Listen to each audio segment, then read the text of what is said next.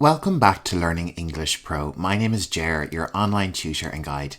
In today's video, I'm excited to present the Complete Science Vocabulary English Masterclass. This comprehensive 6-hour lesson includes a curated collection of my best science-related vocabulary guides, perfect for ESL learners, students, and science enthusiasts. I've broken the lessons down into 7 sections. Each section is time-stamped on the video scroll, and you'll find the start time for each specific lesson in the video description if you want to skip ahead. We'll start with beginner's vocabulary and explore English vocabulary relating to physics, chemistry, engineering, and much more. In the second section of our science lessons, we'll delve into biology. You'll be learning biology and anatomy for plant life and the human body. In section 3, we'll turn our attention to the earth sciences. You will learn essential phrases and vocabulary for geography topics like rivers and mountains, along with environmental issues like habitats and world geography. In section 4, we take things up a notch and delve into intermediate science topics, building on the knowledge and learning from the previous sections. You'll also gain introductions to metals, geology, and the sophisticated world of AI. Sections 5 and 6 bring us into the advanced realm of science. Here you'll cover general topics like chemistry and biology, along with specialized topics like dinosaurs, primates, space, and cell biology. Finally, in section 7, we'll explore a specialty of Learning English Pro, medical science. From surgery to medicine, you'll learn fundamental words and phrases for the medical field. Get ready to become a master of science in English. It's time to begin with section 1, where you'll learn fundamental vocabulary for physics, chemistry, engineering, geography, space exploration, sociology, and climate change. This section is perfect for those new to science or looking to strengthen their foundational knowledge. Today we are diving into the fascinating world of basic physics vocabulary. Whether you're a science enthusiast or just looking to expand your English language skills, this video is perfect for you. If you're ready, sit back, relax, and let's learn some English together. And let's begin with the foundation of our topic, physics. Physics is the study of matter, energy, and the fundamental forces that shape the universe. Physics. Next up, we have force. A force is a push or pull that can change the motion or shape of an object. Force. Speaking of motion, motion refers to the change in position of an object over time. Motion. When we talk about how fast an object's position changes, we use the term velocity. It's a vector quantity that includes both speed and direction. Velocity. And acceleration is the rate of change of velocity. It tells us how quickly an object's velocity is changing, whether it's speeding up or slowing down. Acceleration. Now let's explore mass. Mass is the amount of matter in an object. It's a measure of how much stuff is there. Mass. Weight is the force exerted on an object due to gravity. It depends on the mass of the object and the strength of the gravitational field. Weight. Moving on to energy. Energy is the ability to do work. It comes in various forms, such as kinetic, potential, and thermal energy. Energy.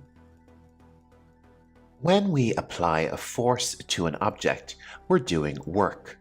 Work is done when a force acts on an object and causes a displacement. Work. Friction is the force that opposes the motion of an object when it's in contact with another surface. It's what slows things down. Friction. Next up, we have the force that keeps our feet on the ground. Gravity. Gravity is the attraction between two masses and is responsible for weight. Gravity. Inertia is the tendency of an object to resist changes in its state of motion. Objects at rest stay at rest, and objects in motion stay in motion unless acted upon by an external force. Inertia. Now let's explore magnetism. It's a force that can attract or repel certain materials due to the alignment of their atoms. Magnetism. Electric charge is a fundamental property of matter that can be positive or negative. Like charges repel and opposite charges attract. Electric charge. Last but not least, we have circuit. A circuit is a closed path through which electric current flows, allowing devices to receive power. Circuit. And there you have it, a whirlwind tour of some basic physics vocabulary. Remember, these terms are the building blocks of understanding the world around us. I hope you found this video informative and engaging.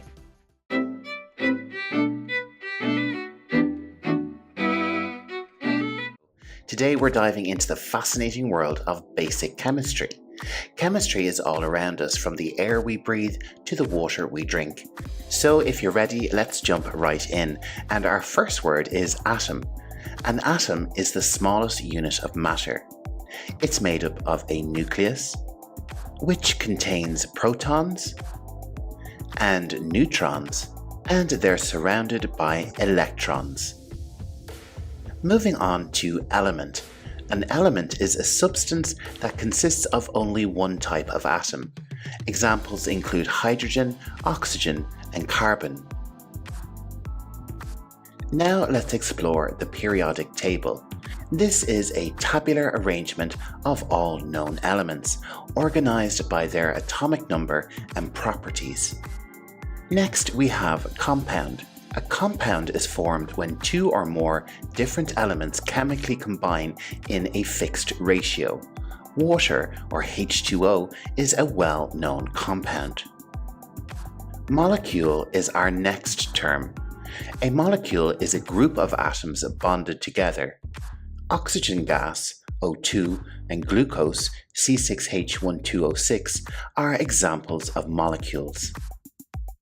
Moving on to chemical reaction. A chemical reaction occurs when substances interact to form new substances with different properties. Think of burning wood to produce heat and ash. pH measures the acidity and alkalinity of a solution. It's a scale ranging from 0 to 14, where 7 is neutral, lower values are acidic, and higher values are alkaline. Catalyst is another good term to know. A catalyst is a substance that speeds up a chemical reaction without being consumed itself. Next up is ion. An ion is an atom or molecule that has gained or lost electrons, resulting in a net electric charge.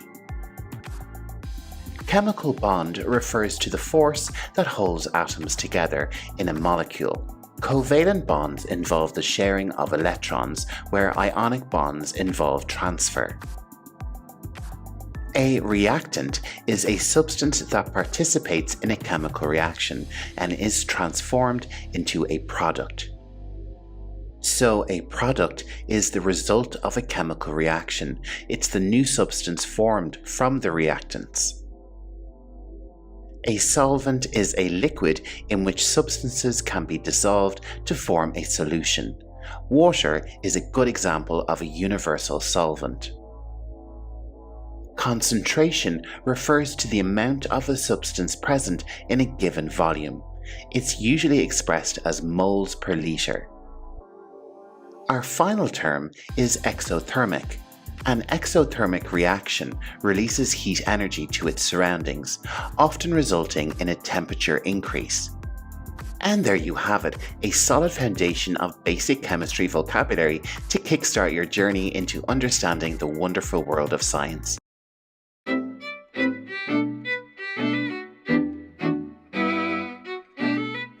Today we embark on an exciting journey through the world of engineering. It's a field that powers innovation and shapes the world around us. Engineering is the application of scientific and mathematical principles to design, construct, and maintain structures, systems, and processes. It plays a crucial role in our lives, from the buildings we inhabit to the technology we use. Civil engineering focuses on the design and construction of infrastructure, like roads, bridges, and buildings. It ensures that these structures are safe, efficient, and durable.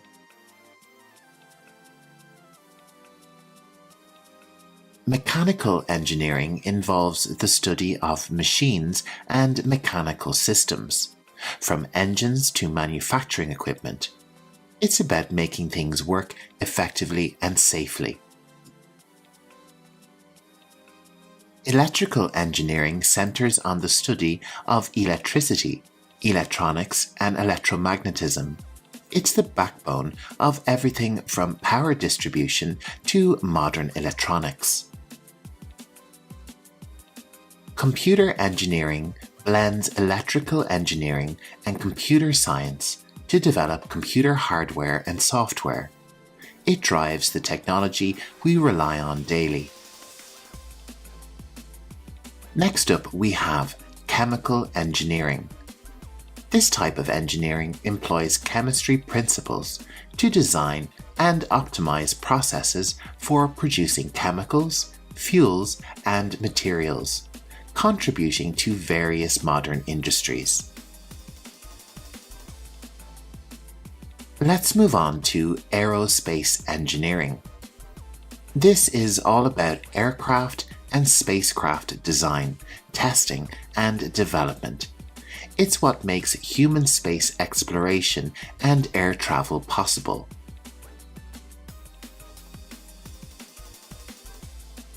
Structural engineering specializes in designing and analyzing structures to ensure their safety, stability, and integrity. Moving along to environmental engineering, this focuses on environmental protection and sustainability, addressing issues like pollution control and resource conservation. Material science studies the properties and applications of materials, like metals, ceramics, and polymers, paving the way for innovations in various industries. Our next engineering term is CAD. CAD is an acronym of Computer Aided Design. CAD is the use of specialized software to create detailed 2D and 3D models and designs for engineering projects. A prototype is an early model or sample of a product used for testing and refining the design before mass production. An important term for any engineer is innovation. Innovation is the process of introducing new and improved ideas, products, or processes. Innovation drives progress and change. Sustainability involves using resources in a way that meets current needs without compromising future generations. It's about responsible resource management. Robotics is the design and creation of robots to perform various tasks, from manufacturing to exploring challenging environments. Let's move on to thermodynamics. This is the scientific study of heat, energy transfer, and the relationship between heat, work, and energy. Friction is the force that opposes motion when two surfaces are in contact. It's a critical factor in mechanical design, affecting the efficiency and wear of moving parts. The term load-bearing refers to a structure or material's capacity to support a weight or force without failing. It's a fundamental consideration in construction and engineering design. Voltage measures electrical potential difference, which drives current flow in electrical circuits. It's a key concept in electrical engineering. A blueprint is a detailed technical drawing or plan used in construction and engineering projects to communicate precise information about the design and structure. And there you have it, my essential engineering vocabulary for beginners. Each term is a building block in this exciting field of knowledge and innovation.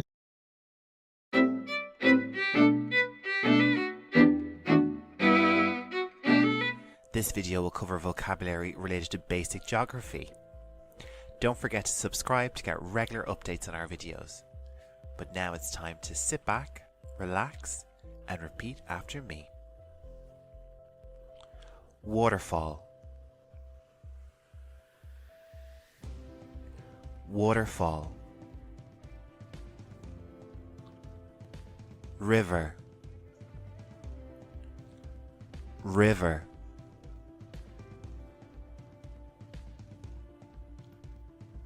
Lake. Lake. Stream. Stream. Beach. Beach. Sea. Sea. Island. Island. Coral reef. Coral reef. Volcano. Volcano. Lava. Lava.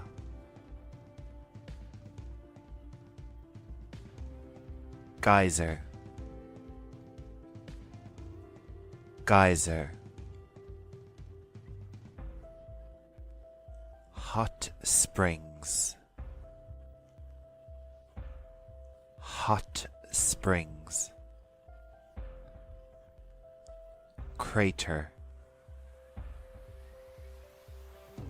Crater.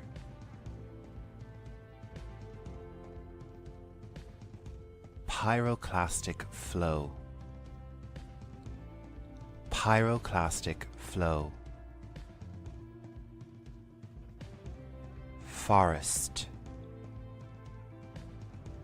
Forest. Jungle.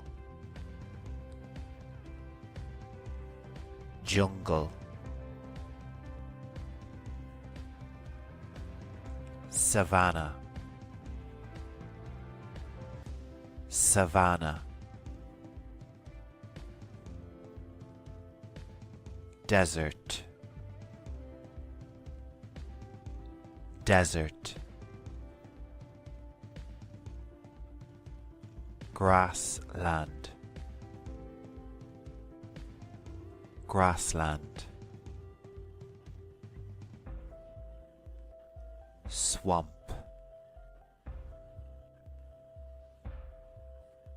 Swamp. Rainforest. Rainforest. tundra, tundra, polar landscape, polar landscape, mountain range, mountain range, mountain, mountain, hill, hill,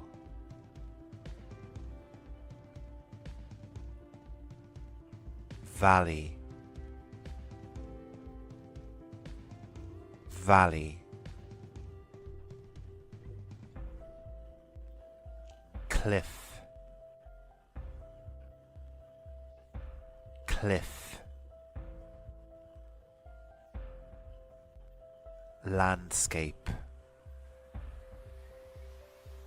landscape,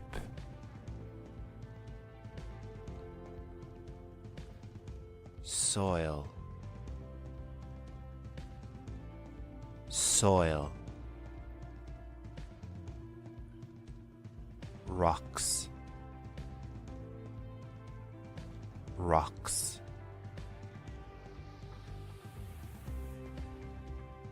sand, sand,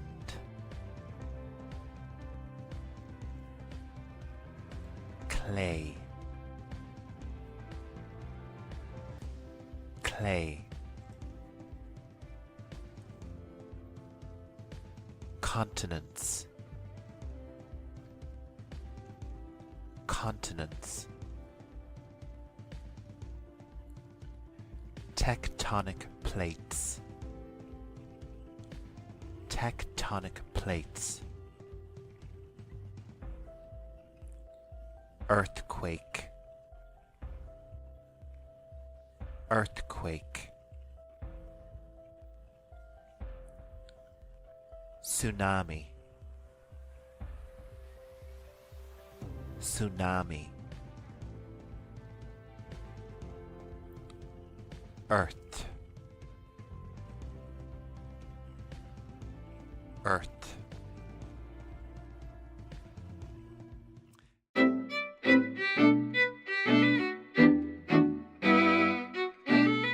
We can find lots of useful English vocabulary within the topic of space.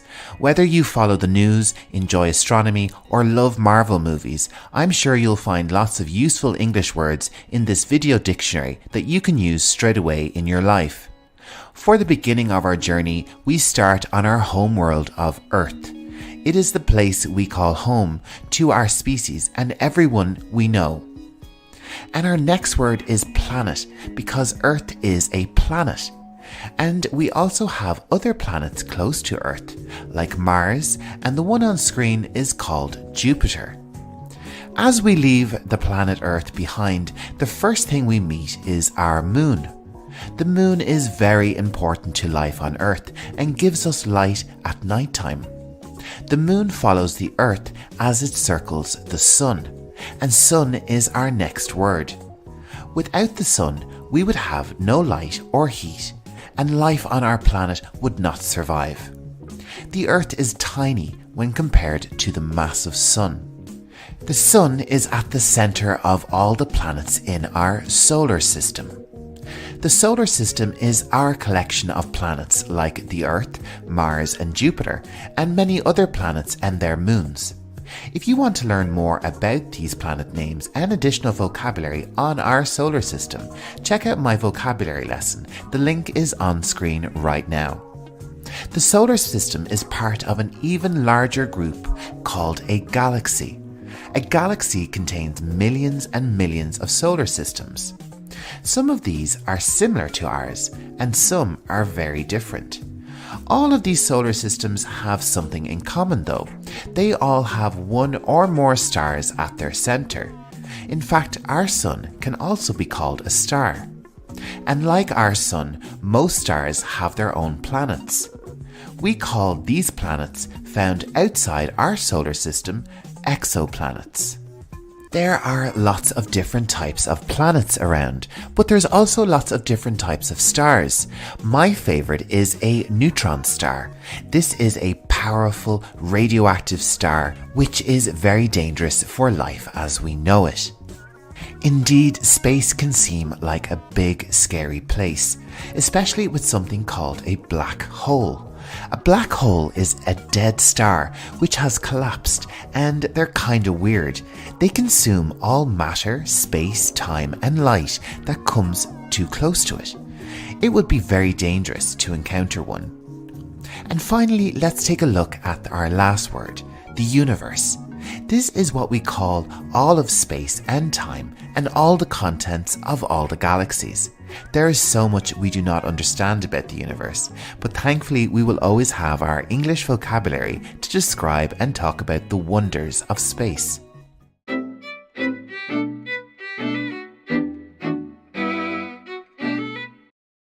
So in this video, you will learn lots of words related to sociology, and we'll bring you some profiles on some famous sociologists. In this video, we will first look at some profiles of sociologists, and then follow up with an in-depth vocabulary. For our first word, we have sociology. Repeat after me. Sociology. Sociology is the study of the development, structure, and functioning of human society. Our first sociologist we will look at is Auguste Comte, who is said to have defined the science of sociology. He was interested in positivism and was influenced by the French Revolution, industrialization, and the secularization of society. Our next sociologist is Karl Marx. It is said that Marx rejected Comtean positivism, and he is recognized as a founder of sociology. He wrote the Communist Manifesto in 1848 with Friedrich Engels, and this focused on class struggle, conflicts of capitalism, and the capitalist mode of production. The third sociologist we will look at is Emil Durkheim. Durkheim wrote The Division of Labour in Society, and he is said to have refined positivism. He published his famous study on suicide in 1897 and is said to have pioneered modern social research. He also established the sociological journal L'Année Sociologique. Our last sociologist is Max Weber. Weber was interested in the sociology of religion and published The Protestant Ethic and the Spirit of Capitalism, as well as publications such as The Religion of China and The Religion of India. Now it's time to have a more in-depth look at some of these words we've just heard. The first is one I find difficult to pronounce: positivism. Repeat after me. Positivism. One more time. Positivism. This is defined as a philosophical system recognizing only that which can be scientifically verified or which is capable of logical or mathematical proof, and therefore rejecting metaphysics and theism. Next up we have the French Revolution. Repeat after me. The French Revolution. The French Revolution was an important moment in human history and was a period of far-reaching social and political upheaval in France and its colonies beginning in 1789. Another word which is important to human development is industrialization. Repeat after me. Industrialization. This is defined as: industrialization is the period of social and economic change that transforms a human group from a gregarian society into an industrial society, involving the extensive reorganization of an economy for the purpose of manufacturing. Our next word is secularization. Repeat after me. Secularization. Secularization is the transformation of a society from close identification with religious values and institutions towards non-religious values and secular institutions. Functionalism. Repeat after me. Functionalism. Functionalism is a framework for building theory that sees society as a complex system whose parts work together to promote solidarity and stability. Up next, we have communism. Repeat after me. Communism.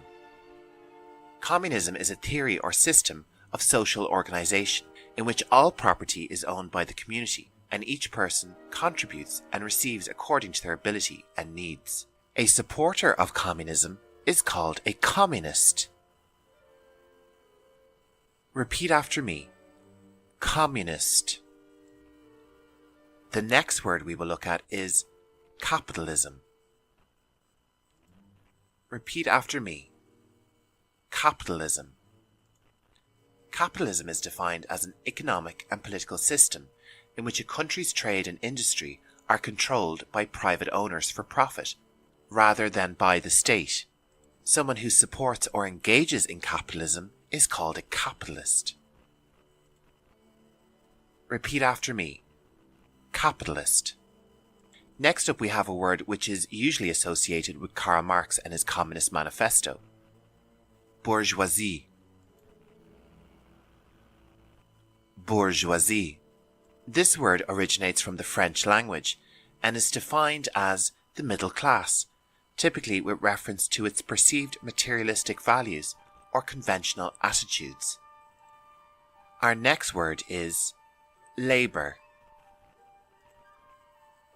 Labor. The definition is simply work, especially physical work.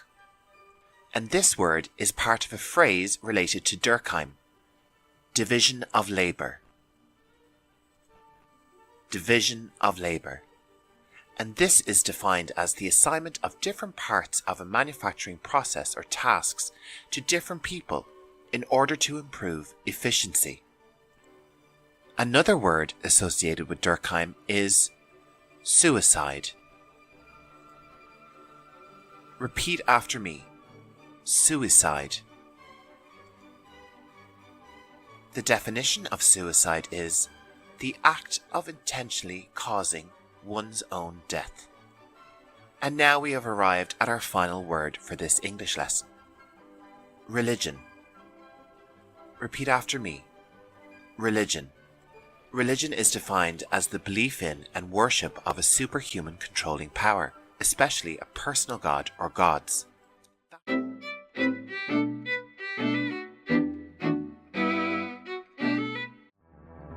Hello, you are very welcome to this English vocabulary lesson on climate change.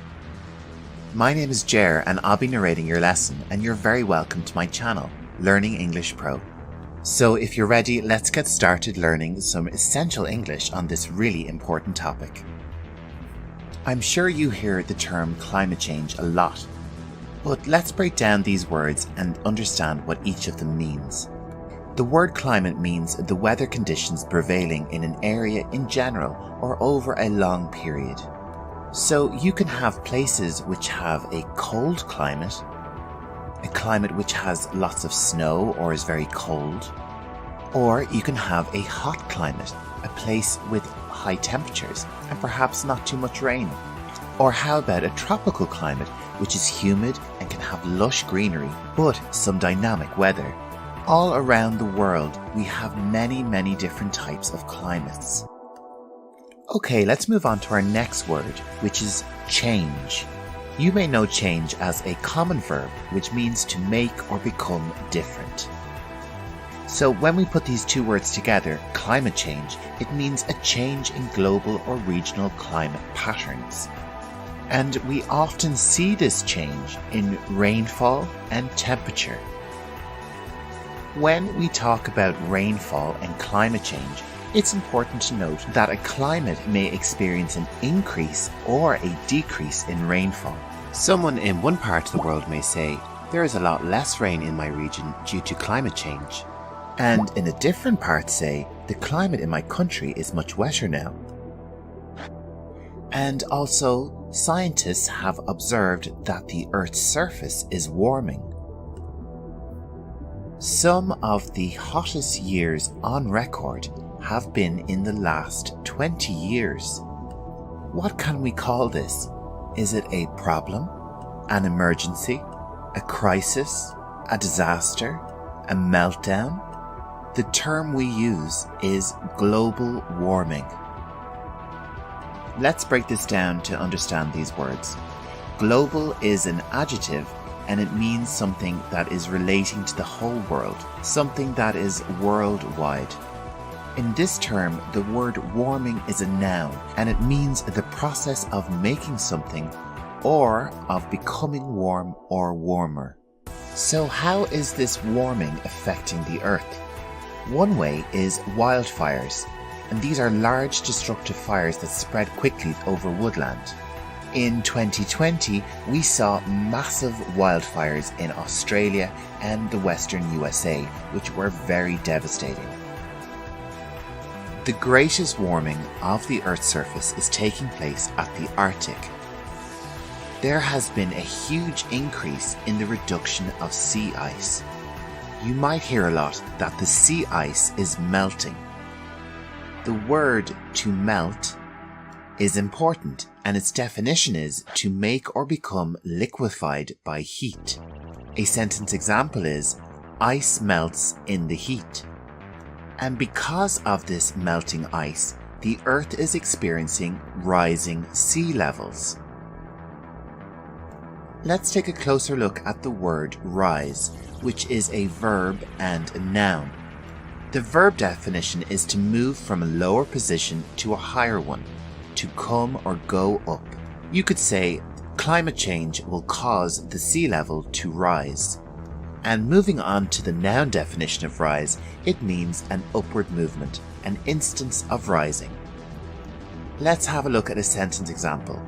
The recent rise in temperature is concerning. A question you may ask is, if the Earth is getting warmer, why do we sometimes still have very bad winters? Answer is that we have also more intense or extreme weather with climate change. Like we can have much colder winters with much heavier snow. Another problem is that the planet is experiencing a lot more storms and extreme conditions.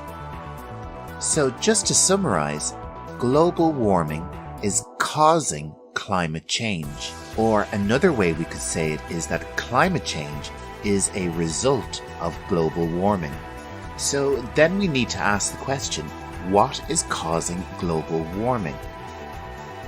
I'm sure you know the reason why, but to say it in English, we would say the emission of gases which damage the atmosphere is causing climate change. Let's take a closer look at this word emission, which is a noun which means the production and discharge of something, especially gas or radiation. Another important word is atmosphere. This noun means the layer of gases surrounding the Earth or another planet. The two gases which are causing the problem of climate change are carbon dioxide and methane. To understand climate change, you need to know a lot of the heat from the sun should bounce off the Earth into space.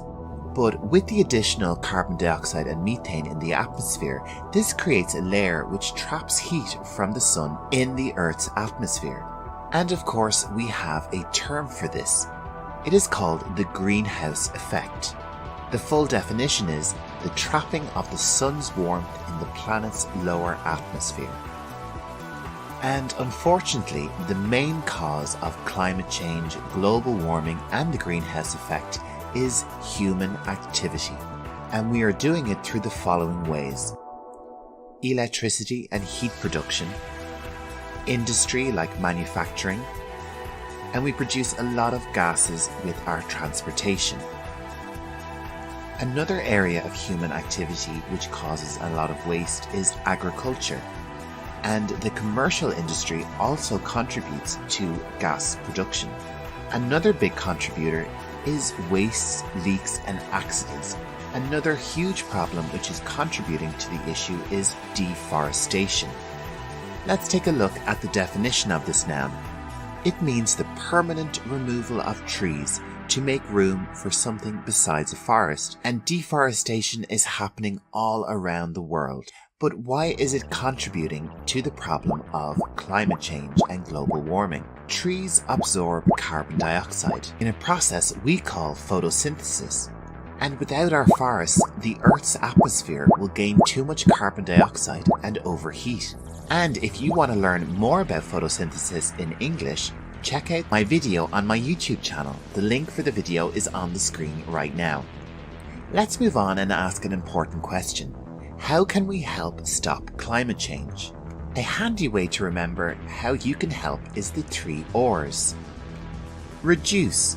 Use less things in your daily life. Reuse. Use things again or more than once. And you should always recycle.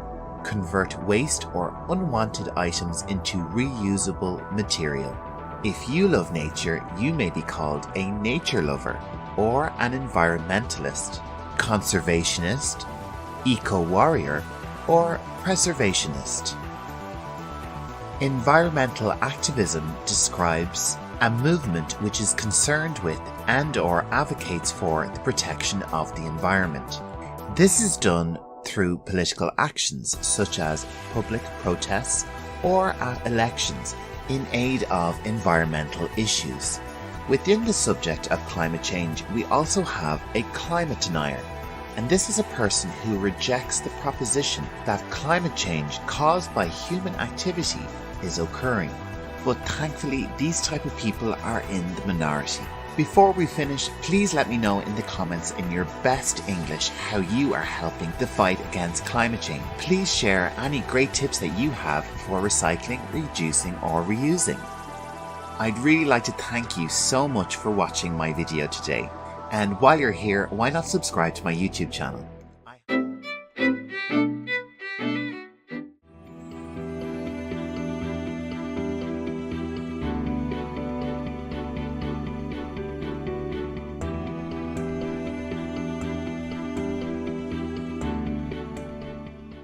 Hello, you're very welcome to Learning English Pro. In this video, we will look at English vocabulary relating to plant biology.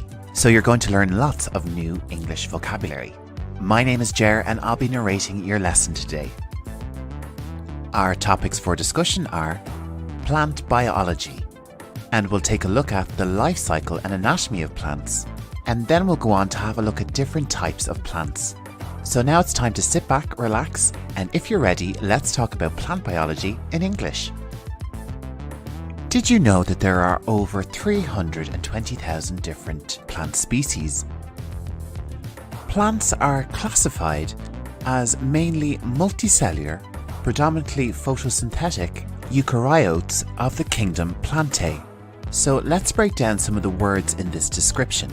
If a life form is multicellular, it means that it has many cells. And eukaryotes are organisms whose cells have a nucleus enclosed within a membrane. Plants are the basis of most of the Earth's ecosystems, and a big reason for this is because of photosynthesis. This is a process used by plants and other organisms to convert light energy into chemical energy. In fact, green plants provide a substantial proportion of the world's molecular oxygen. Let's move on to our next topic, which is the life cycle and anatomy of plants. And we're going to begin with the very first stage of a plant's life. Our first English word for this topic is seed. Repeat after me. Seed. The next stage for the plant is a seedling. Repeat after me. Seedling. And then we move on to the adult plant stage. Repeat after me. Adult plant. And after this stage, a plant may flower. Repeat after me. Flower. A plant can also produce fruit. Repeat after me. Fruit. Let's move on to the different parts of a plant. These are the roots. Repeat after me. Roots. Our next anatomy part is the stem. Repeat after me. Stem. The equivalent for a tree is the trunk. Repeat after me. Trunk. And the part of the tree that grows out from the trunk is called the branch. Repeat after me. Branch. And an even smaller part that grows from a branch is called a twig. Repeat after me. Twig. The equivalent for a plant is a shoot. Repeat after me. Shoot. Our next word is leaf, which is singular. Repeat after me. Leaf. This is the plural form, leaves. Repeat after me. Leaves. We have already had the word flower, but a flower grows from a bud. Repeat after me. Bud. To describe a piece of grass, we use the word blade, or we would say a blade of grass. Repeat after me. Blade of grass. Okay, let's move on to our final topic for our video and look at different types of plants. The first type of plant we will look at is flowering plants or flowers. And their scientific designation is angiosperms. An angiosperm means that flowers are seed-producing plants. And characteristics of angiosperms include flowers, endosperm within seeds, and the production of fruits that contain seeds. And flowers are the most common type of plant, with over 300,000 species. The next type of plant we will look at are conifers.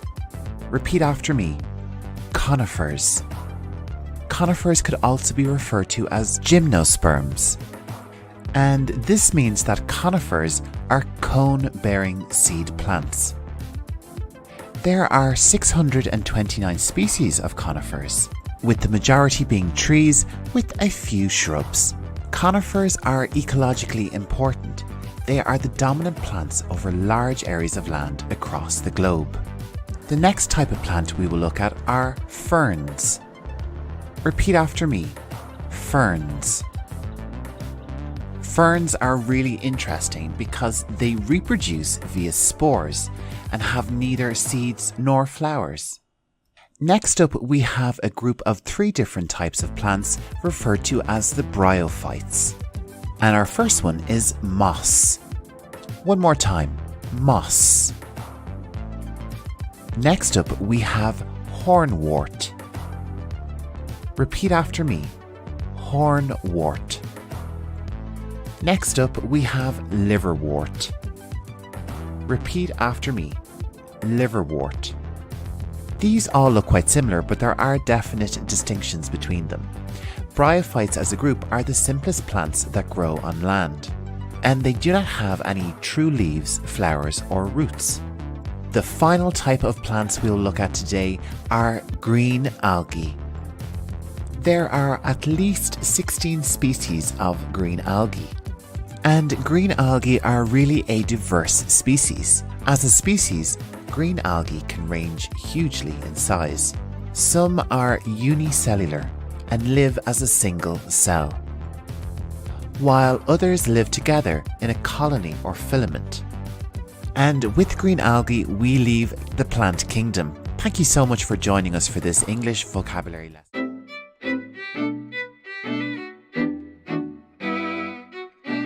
Vocabulary. In this week's video, I am covering the respiratory system and lots of additional English vocabulary like different parts of the lungs, medical terminology, verbs, nouns, and lots of medical context for you. And the first part of the respiratory system we will take a look at is, of course, the lungs. Repeat after me, lungs. And this is the plural form of this noun, as we generally talk about them as a pair. And below the lungs we have the diaphragm, and the G here is silent, diaphragm. Our next body part is the nose, and this is where the air enters our bodies through the nostrils. And behind the nose, we have the nasal cavity. And here you can also find the paranasal sinuses. And air can also enter our bodies through the oral cavity. Next up, we have the pharynx, which is located at the back of the throat, and this is where air and food enter into the body. Next up, we have the larynx, commonly known as the voice box, and when air passes through this, it gives us our voice. And from here, air then passes through the trachea, also known as the windpipe. Let's take a closer look at the internal structure of the lungs. At the carina of trachea, the windpipe branches out into these two separate lungs, the right lung and the left lung. Next up, we have the right and left bronchus. And from these, air passes into the bronchi. And from the bronchi, air then passes through the alveoli. The alveoli are the endpoint of the respiratory system.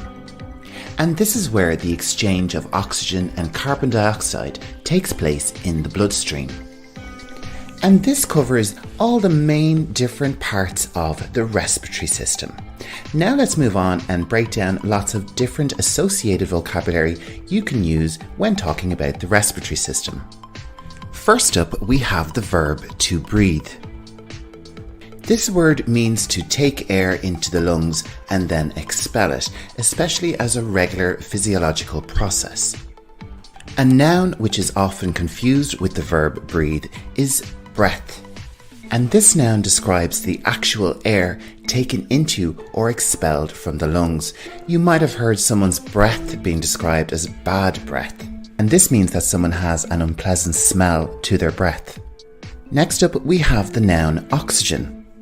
And this of course describes the colourless, odourless gas and the life-supporting component of the air.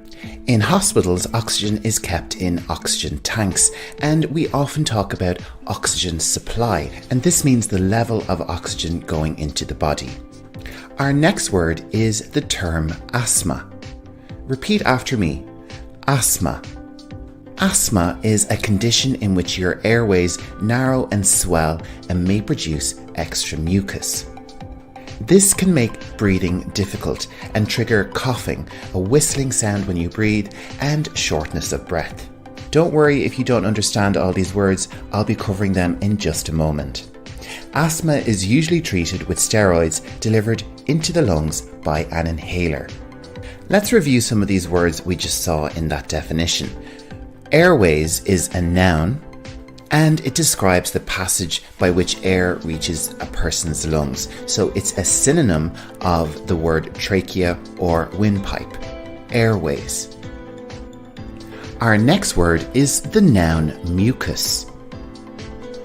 Mucus is a normal, slippery and stringy fluid substance produced by many lining tissues in the body. We also have the word phlegm, which is a type of mucus produced in the lungs and the lower respiratory tract. Let's take a closer look at the pronunciation of phlegm, and as you can see on screen, the PH is pronounced as an F. And we have a silent G, so this word is quite deceptive. Phlegm. Next up, we have the term shortness of breath. And this means an uncomfortable condition that makes it difficult to fully get air into your lungs. You could say the patient is suffering with a shortness of breath. Next up, we have the noun pulmonologist. Now, what is a pulmonologist? This word describes a physician who specializes in the respiratory system. So if you have a problem with your respiratory system, you go to the doctor called a pulmonologist. If you'd like more vocabulary on different types of doctors, check out my video. The link is on screen for that right now. Our next English word is cough. A cough is a voluntary or involuntary act that clears the throat and breathing passage of foreign particles, microbes, irritants, fluids, and mucus. It is a rapid expulsion of air from the lungs. Coughing can be done deliberately or as part of a reflex. The word cough is both a noun and a verb. A noun sentence example would be, she has a cough. She has a cough. Let's take a look at a verb sentence example. The patient coughed a lot this morning. The patient coughed a lot this morning. Our next word is sneeze. A sneeze is a semi-autonomous, convulsive expulsion of air from the lungs through the nose and mouth, usually caused by foreign particles irritating the nasal membrane. And like the word cough, sneeze is both a noun and a verb. So again, let's have a look at two separate sentence examples. Our noun example is, a sneeze can help clear your nose. A sneeze can help clear your nose. Our verb example is, she sneezed a lot this morning. She sneezed a lot this morning. Let's move on to our next term, which is chest infection. A chest infection is an infection of the lungs or large airways. Some chest infections are mild and clear up on their own, but others can be severe and life-threatening. The main types of chest infection are bronchitis and pneumonia.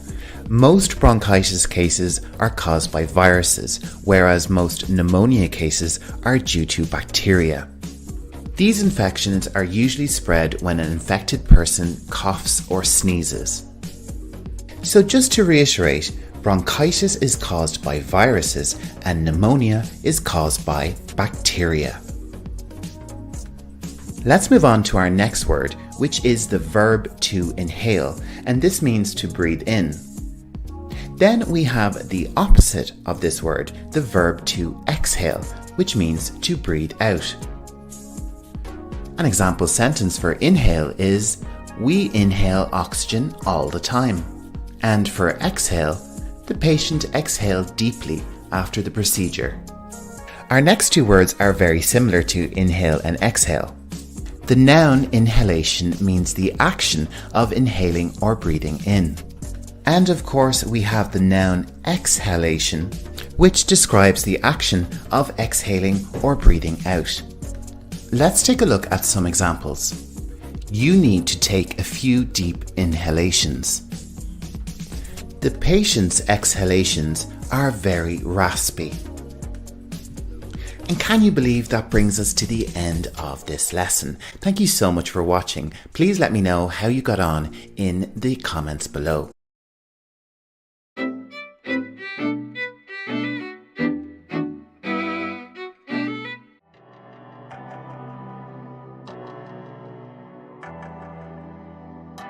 Hello and welcome to Learning English Pro. In this video, we're going to look at English vocabulary relating to photosynthesis. The topics for discussion are photosynthesis explained with lots of new English words for you.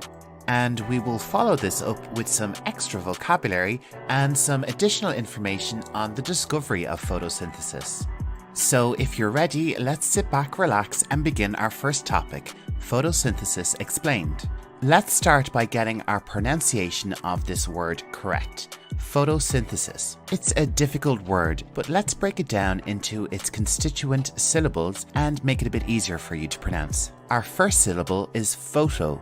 Then we have syn, followed by the, and finishing with cis. And altogether, photosynthesis. One more time. Photosynthesis. So let's move on and look at a definition of photosynthesis. It is a process by which plants, some bacteria, and some protists use the energy from sunlight to produce glucose from carbon dioxide and water. And of course, oxygen is also produced in this process.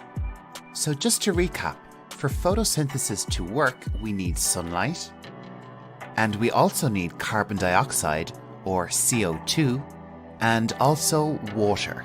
or H2O. And on screen you can see that the water molecule has 2 hydrogen atoms and 1 oxygen atom. So once we have these 3 essential ingredients, photosynthesis can take place. But what does photosynthesis produce? I have already mentioned that a product of photosynthesis is oxygen. And of course, oxygen is the life-supporting component of the air. But oxygen is a byproduct of photosynthesis. What benefit do plants gain from the process of photosynthesis? Plants gain energy, which they store in carbohydrates, which can also be called sugars. Organisms like plants, algae, and some bacteria store carbohydrates and burn them for energy. This process, called cellular respiration, breaks down the carbohydrate molecules produced during photosynthesis, releasing energy to power the plant's life processes. Let's move on and look at some additional vocabulary that you will require if you're studying photosynthesis, along with a few interesting facts. Photosynthesis begins when energy from light is absorbed by proteins called reaction centers that contain green chlorophyll pigments. So repeat this word after me: chlorophyll. One more time: chlorophyll. In bacteria, the protein reaction centers are embedded in the plasma membrane, while in plants, these proteins are held inside organelles called chloroplasts. Repeat after me: chloroplast. One more time: chloroplast. The next word we will look at is photoautotrophs. Let's do that one more time. Photoautotrophs. A photoautotroph is any organism which can perform photosynthesis, like plants and bacteria. Our next scientific term is the Calvin cycle. Repeat after me: Calvin cycle. The chemical reactions that convert carbon dioxide and other compounds into glucose during photosynthesis is called the Calvin cycle. Before we finish our video, let's quickly talk about 2 men associated with the discovery of photosynthesis. In 1771, Joseph Priestley observed that plants excrete a gas, and this was later identified as oxygen. And this led to the discovery of photosynthesis by Jan Ingenhousz in 1778, when he exposed submerged plants to light and then to darkness. And that brings us to the end of our video. Thank you so much for watching.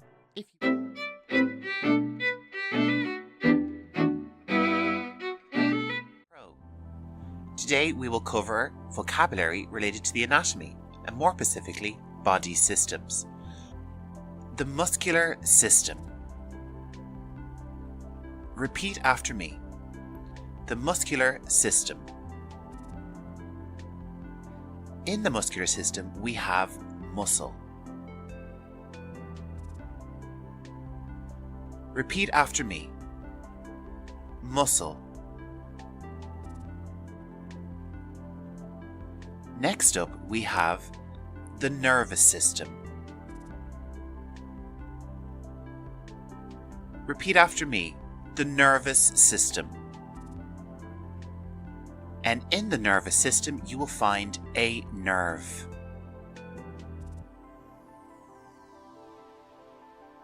Nerve.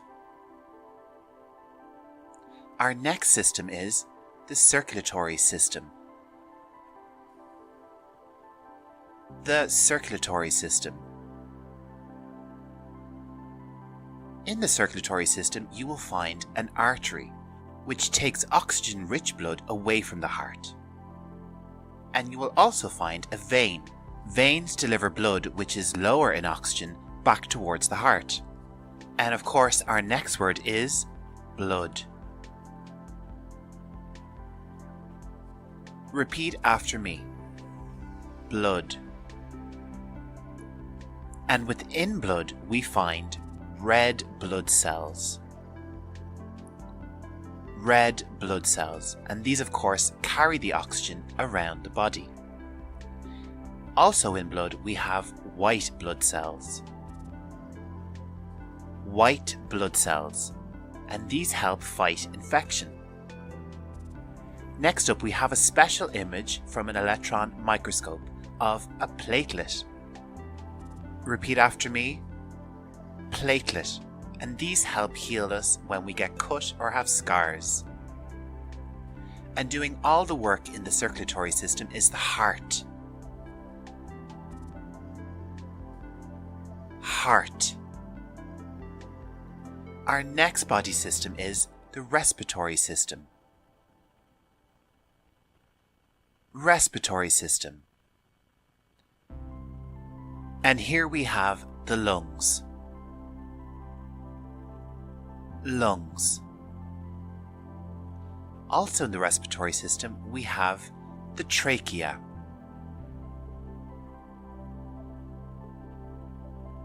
Trachea. Our next body system is the digestive system. The digestive system. And the first part of the digestive system we'll look at is the stomach. Repeat after me. Stomach. This is the large intestine. Large intestine. And here we have the small intestine. Small intestine. And the next part of the digestive system we'll look at is esophagus. Repeat after me. Esophagus. And the last part of the digestive system we'll cover today is the mouth. Mouth.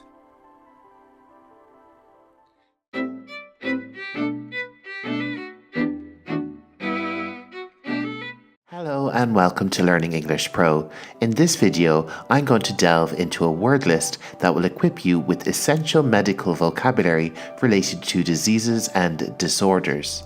The first word on our list is asthma. Asthma is a chronic respiratory condition that causes difficulty in breathing due to narrowed airways and increased mucus production. Next up, we have hypertension. Hypertension, also known as high blood pressure, is a condition where the force of blood against artery walls is consistently too high, increasing the risk of heart disease and stroke. Moving on, let's talk about diabetes. Diabetes is a metabolic disorder characterized by high blood sugar levels, often resulting from the body's inability to produce or use insulin effectively. Arthritis is another term on our list. It's used to describe various inflammatory joint diseases that cause pain, stiffness, and swelling. Now let's learn about influenza, or the flu. Influenza is a contagious respiratory illness caused by influenza viruses, presenting symptoms like fever, cough, and body aches. Next word is depression. Depression is a mental health disorder characterized by persistent sadness, loss of interest, and lack of energy. Alzheimer's disease is a progressive neurological disorder that affects memory and cognitive functions, primarily occurring in older individuals. Cancer refers to a group of diseases characterized by the uncontrolled growth and spread of abnormal cells in the body. Another term is obsessive-compulsive disorder, or OCD. OCD is a mental health condition where individuals experience recurring unwanted thoughts and engage in repetitive behaviors to alleviate anxiety. Now let's understand epilepsy. Epilepsy is a neurological disorder that causes recurrent seizures due to abnormal brain activity.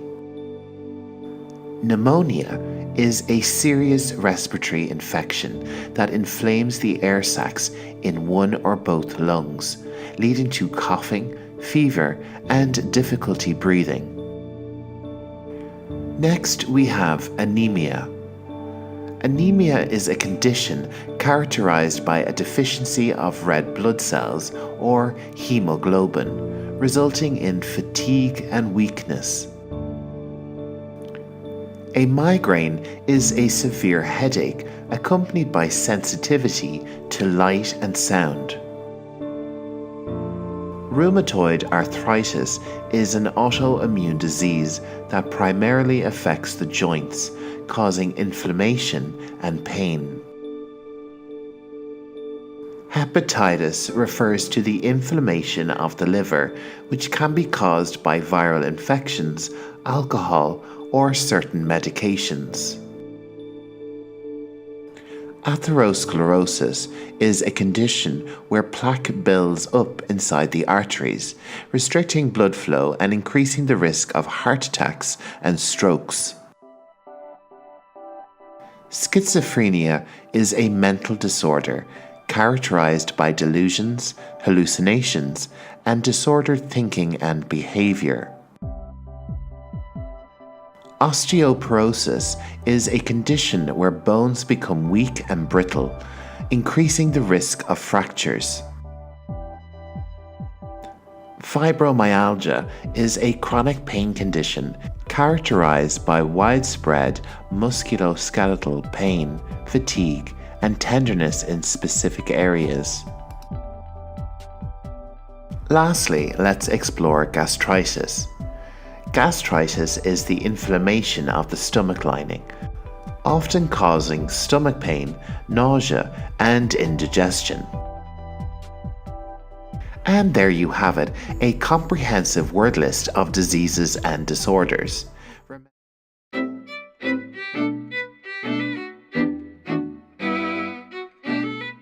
Hi everyone, and welcome back to another English lesson by Learning English Pro. In this lesson, we'll be taking a look at the ear and lots of related English vocabulary, so get ready for a really interesting lesson. Let's jump straight into our lesson, and this of course is the ear. It may be referred to as the outer ear, and in medical English it can be called the auricle or the pinna. And when it comes to parts of the ear, there aren't really a lot known in common English, except for the lobe and for cartilage. This is the organic substance which the ear is mostly made from. If you're looking for more English words relating to the anatomy of the ear, make sure to stick around because I'll be covering those at the end of this lesson. But first up, we're going to take a look at some verbs and grammar that are related to the ear. And the most common verb associated with the ear is the irregular verb hear. It is irregular in the past tense, heard. As you can see, we add a D onto the end of the word in the past tense. And in the future tense, we simply use will hear. Let's take a look at some example sentences, and first up we're going to look at the past simple tense. I heard the dog barking last night.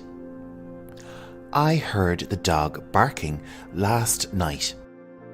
Let's move on and take a look at a sentence example in the present simple tense.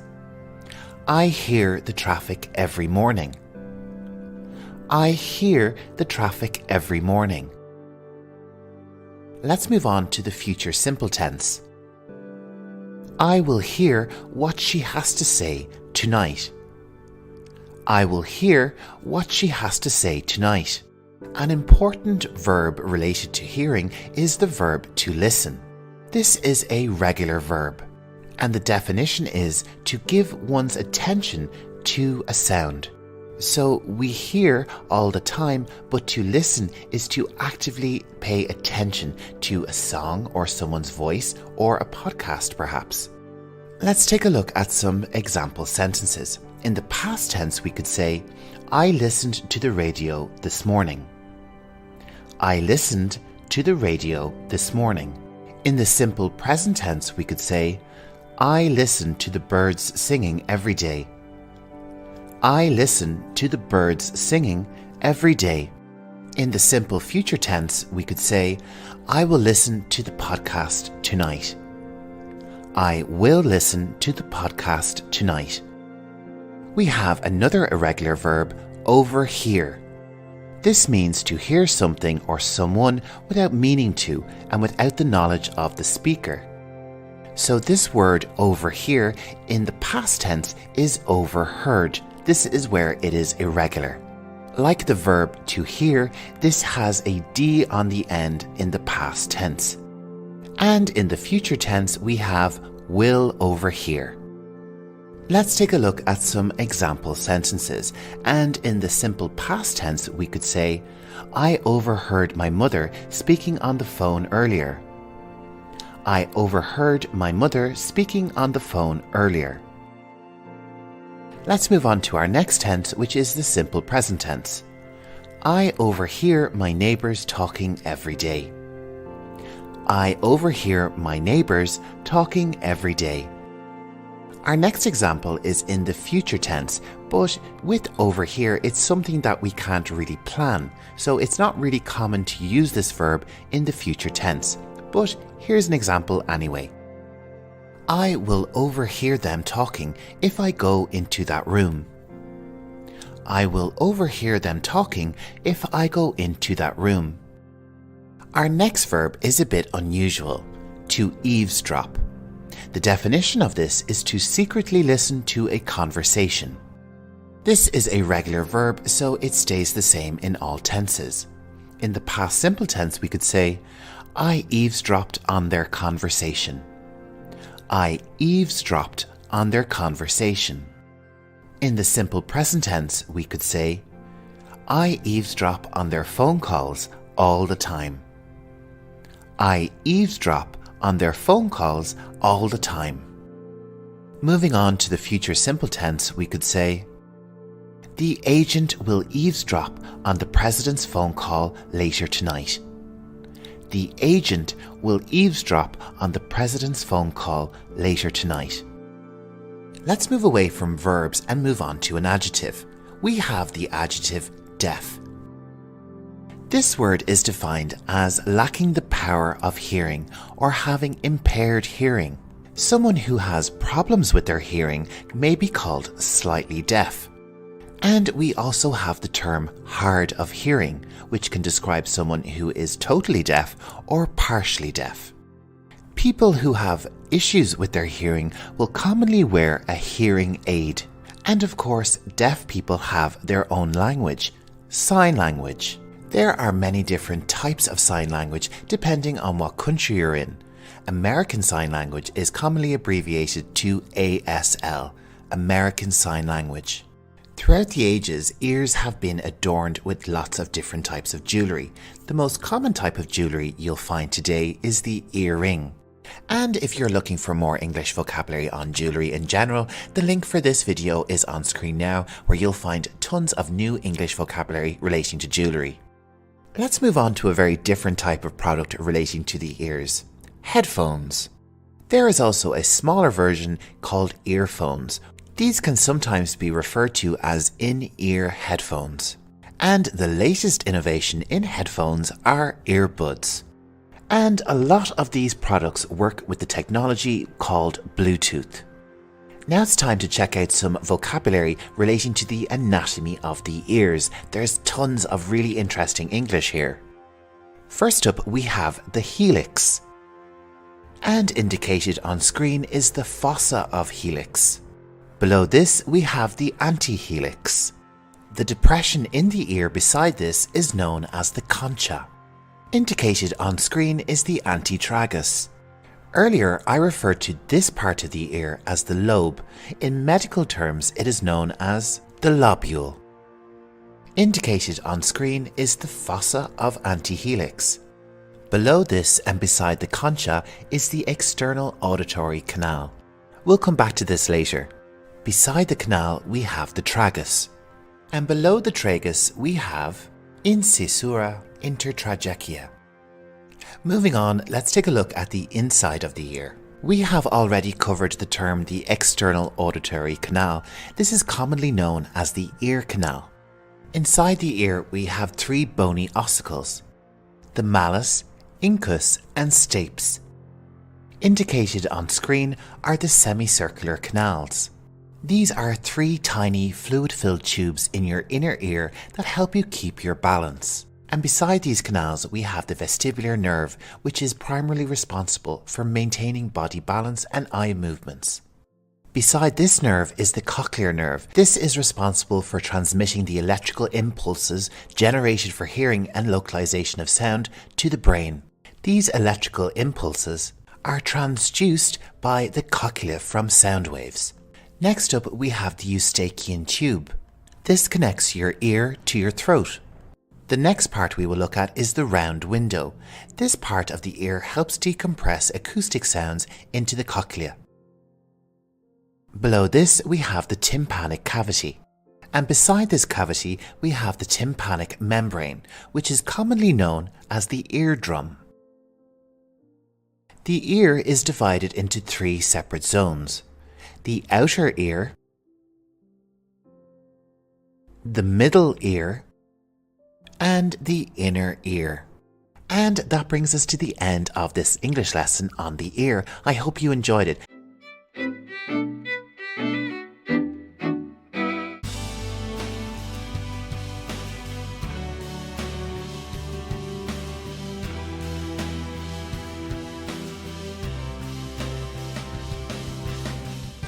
Hey everyone, get ready to expand your academic English with this video on habitats in English.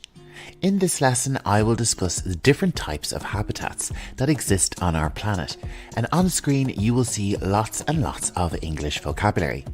This video is really useful for students studying geography, the environment, or for anyone looking to describe a location or region in English. Okay, are you ready to begin learning some English?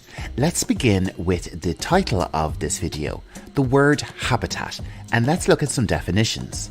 A simple definition we could use is the natural home or environment of an animal, plant, or other organism.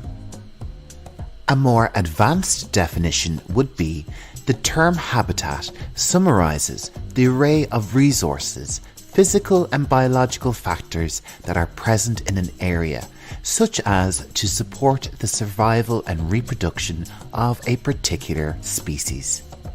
Let's move on and take a look at some synonyms of habitat. We could use the terms local environment or local area as a good replacement for the word habitat. Another word is home, but think of this more as in your home city and not your house. And another word we have is territory. And this word imparts the ownership and relationship of the animal to the area. Other synonyms include domain, terrain, surroundings, locality, and natural environment. Now it's time to take a trip around the world and have a look at all the different habitats that exist on our beautiful planet. So first up, we're going to have a look at the habitat which we call desert. Deserts are areas that receive very little rainfall.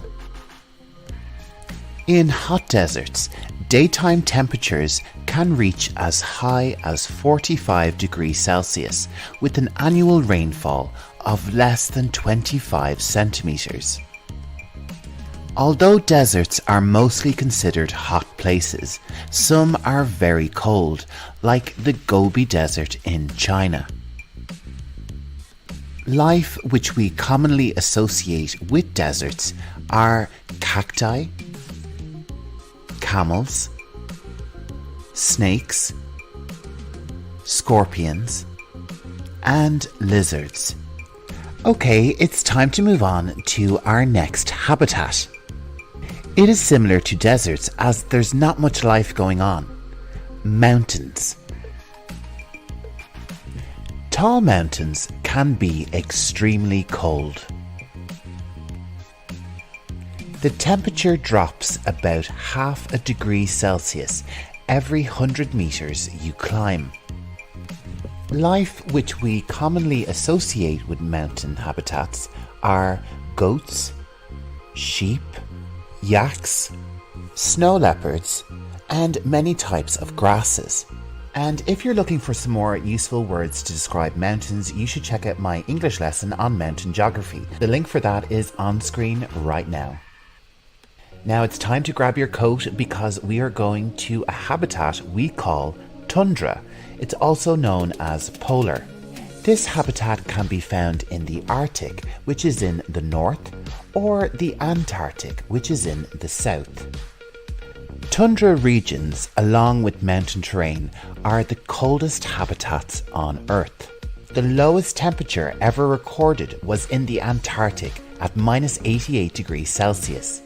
And tundra life includes polar bears, seals, penguins, walrus, and Arctic foxes.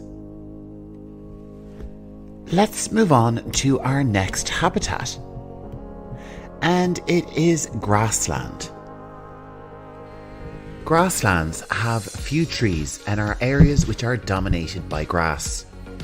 There are two types of grassland: tropical grassland or savanna, which is found in Africa or Australia. On screen there are links for videos for Africa and Australia covering the geography vocabulary for each of those regions. The other type of grassland is temperate grassland, and this can be found in Midwest USA, Eastern Europe or Russia. These are often called prairies or plains. Now it's time to move on to a really big habitat, aquatic habitats, and these can also be called water habitats. These habitats include rivers, lakes,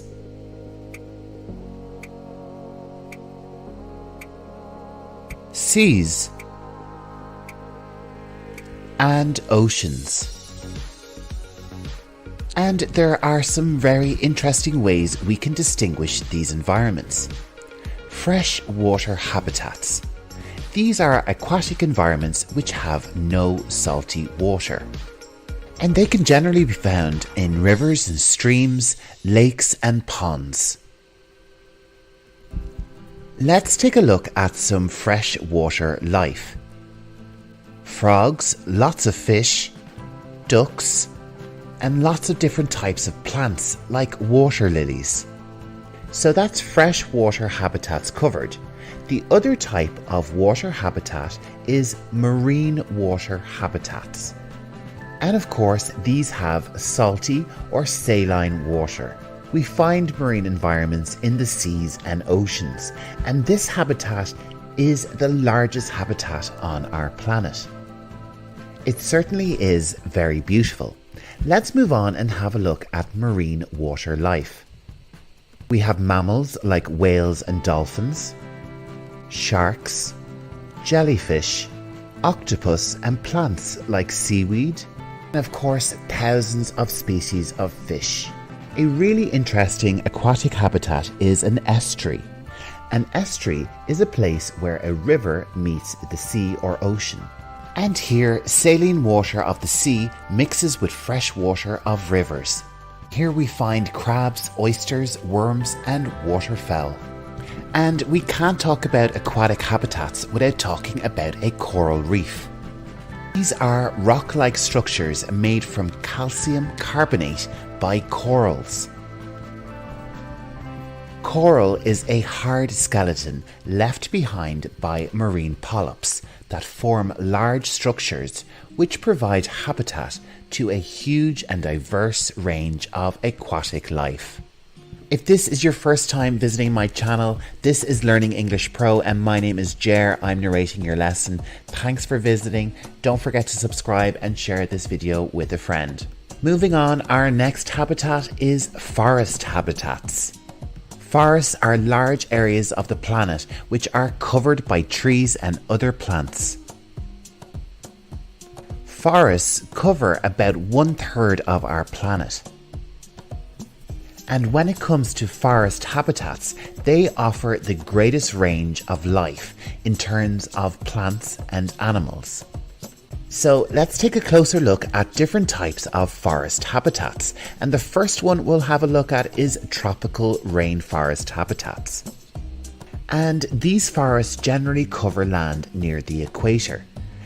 The equator is an imaginary line around the middle of the planet.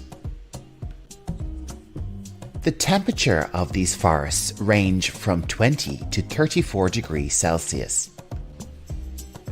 And these regions receive heavy rainfall throughout the year, with annual rainfall of more than 200 centimetres. There is lots and lots of life to be found here, like insects, and in some forests you can find primates like gorillas and monkeys. And you can also find some big cats like tigers. Unusual creatures like bats, and plenty of plants and birds like the exotic parrot. Let's move north from the equator to our next habitat, which is the temperate forest.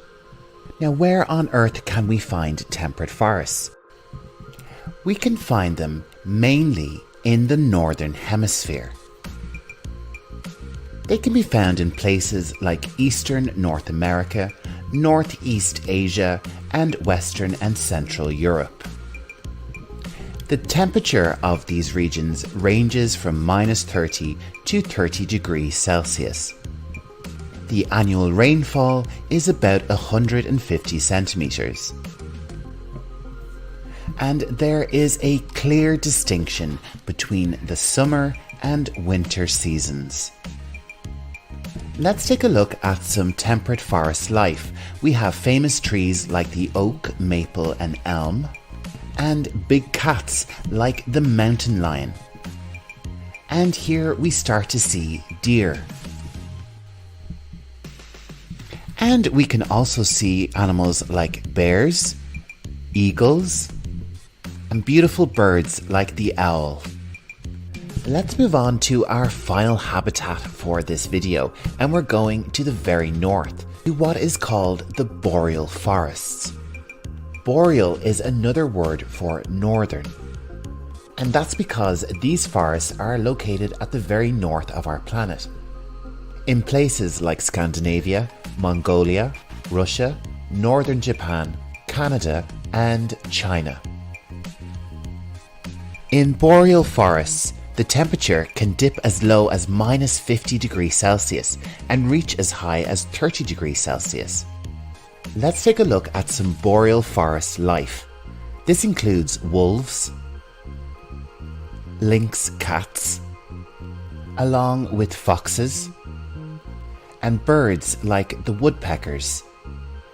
And boreal forests are famous for their evergreen trees.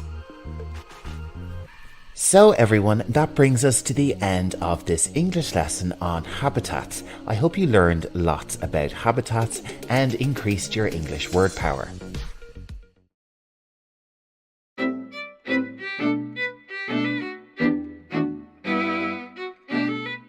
Rocks are everywhere you look in life, from our rocky planet to the buildings we live in and the products and items that are part of our everyday lives. In this video, I will talk you through the different categories of rocks and the names in English of different rock materials. And get ready for lots of additional vocabulary in this video. As we discuss rocks, I will be highlighting lots of additional words for you. After the lesson, stay tuned for an extensive glossary on all these highlighted words, where you'll learn the definition of each word. So we've got lots to learn on rocks and English in this lesson. So let's get started. Our first category of rock is igneous rock. This word is a little tricky for English beginners, so let's try it one more time. Igneous rock. Where do we get this strange word? Igneous comes from ignis, which is the Latin for fire. So this may tell you something very interesting about these types of rocks. Igneous rock is formed by the cooling and solidification of lava or magma. Now you can see that we've highlighted two of these words, which will be included in the glossary later in the video.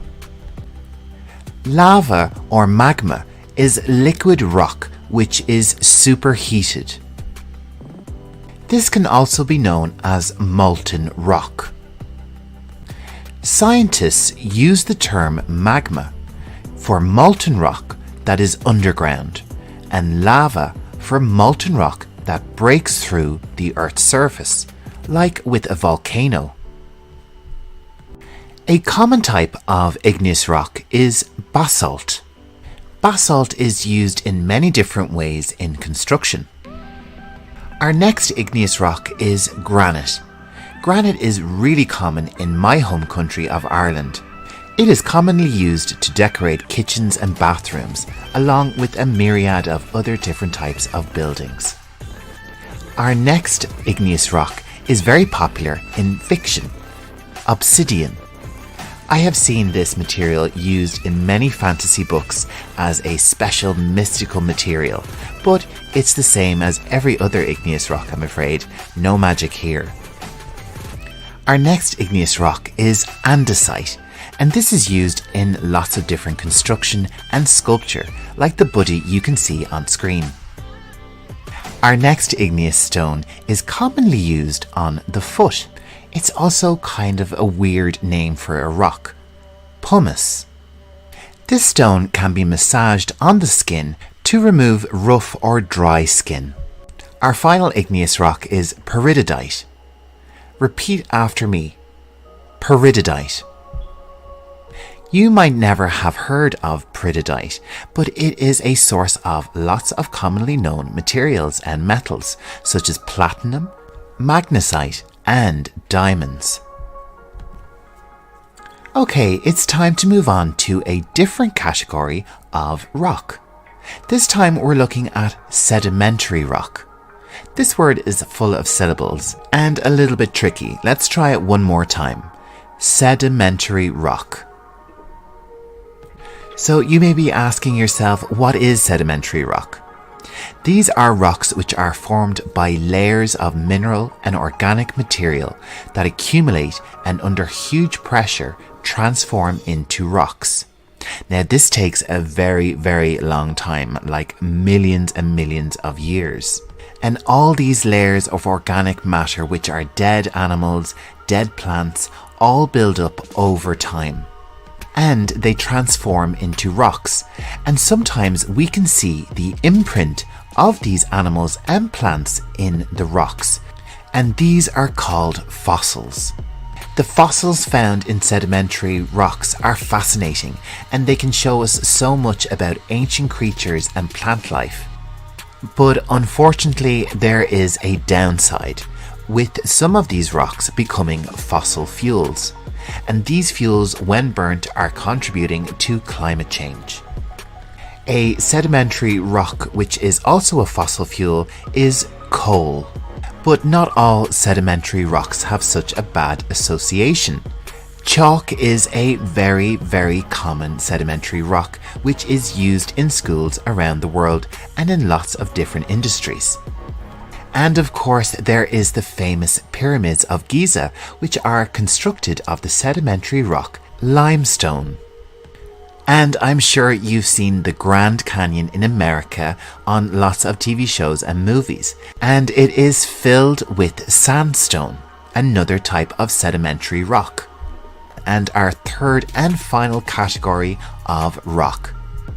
And it is metamorphic rock. Let's say that one more time. Metamorphic rock. Metamorphic rocks arise from the transformation of existing rock types in a process called metamorphism, which means change in form. The original rock is subjected to heat or pressure, which causes a profound physical or chemical change.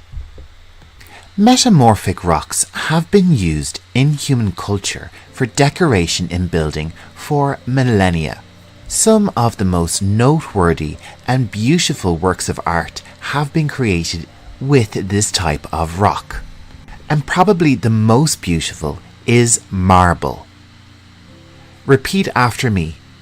Marble. Marble is very expensive, but it does give a beautiful finish to a statue or fireplace. Our next metamorphic rock is quartzite, and this is mainly used in construction in relation to floors, tiles on roofs, that kind of thing. It's a hard, durable stone with a nice colour. Another metamorphic rock which is also used in very much the same way is slate. This has a much darker appearance than quartzite, and is usually almost black or a dark grey. Okay, let's move on to our final metamorphic rock, which is phyllite.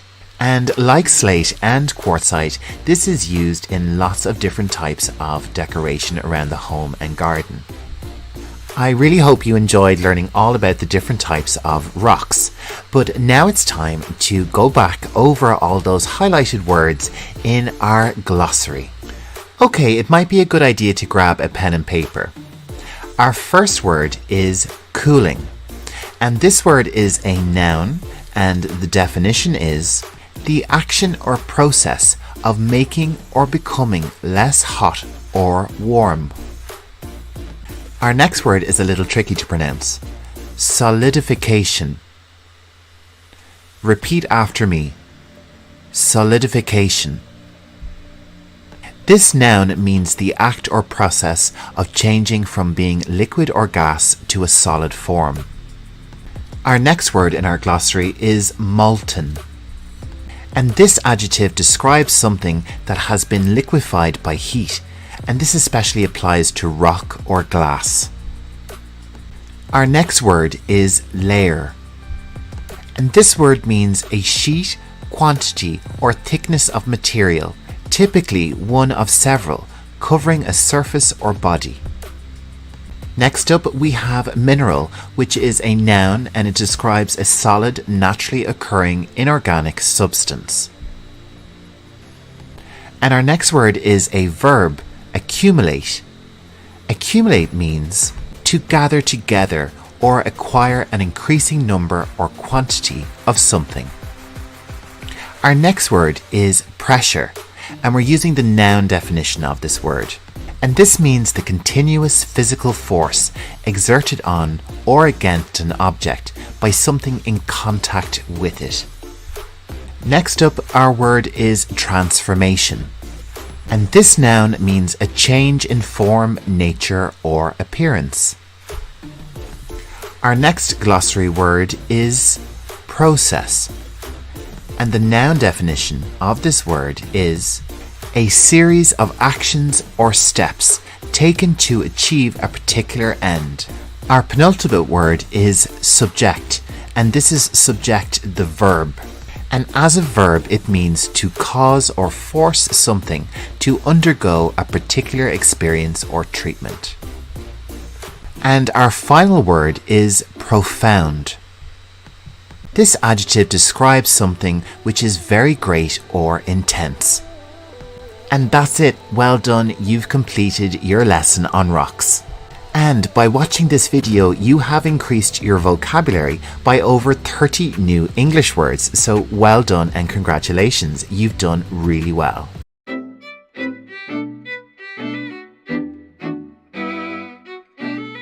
Hello and welcome back to Learning English Pro.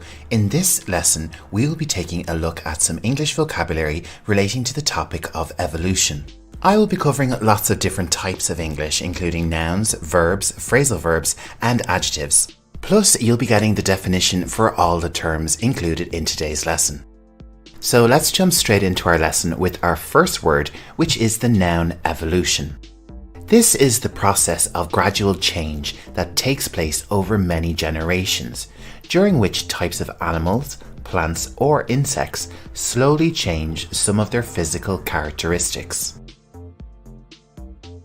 We also have the verb to evolve. This verb means to develop gradually or to develop over successive generations as a result of natural selection. Natural selection is a term you will hear a lot if you are studying evolution.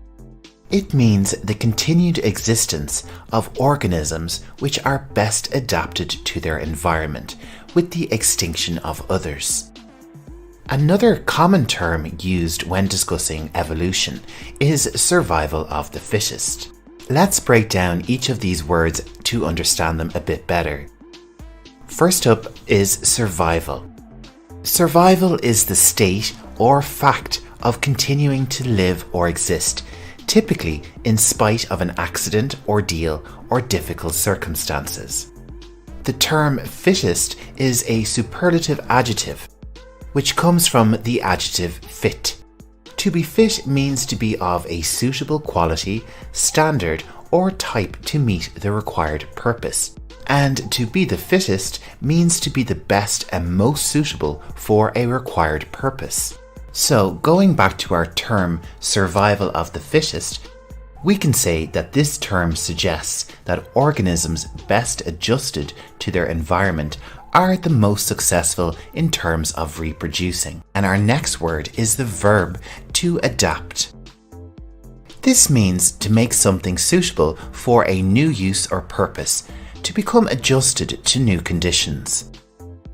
And from this verb we have the noun adaptation.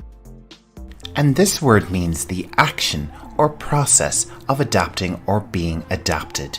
So a successful species will adapt to their environment and their bodies will have made lots of adaptations. These adaptations can change a characteristic. Now this word can be a noun or an adjective. First up, let's take a look at the adjective definition.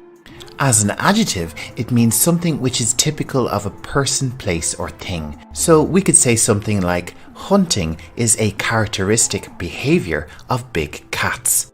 Let's check out the noun definition, which means a feature or quality belonging typically to a person, place, or thing and serving to identify them. So we could say, hunting is a characteristic of big cats. And when it comes to the word characteristic, we have lots of synonyms. We have trait, feature. We also have the words attribute and aspect.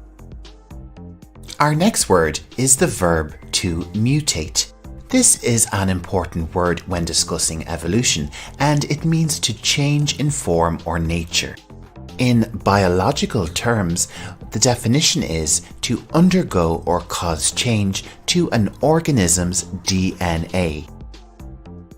We have the noun mutation, and this word describes the action or process of mutating.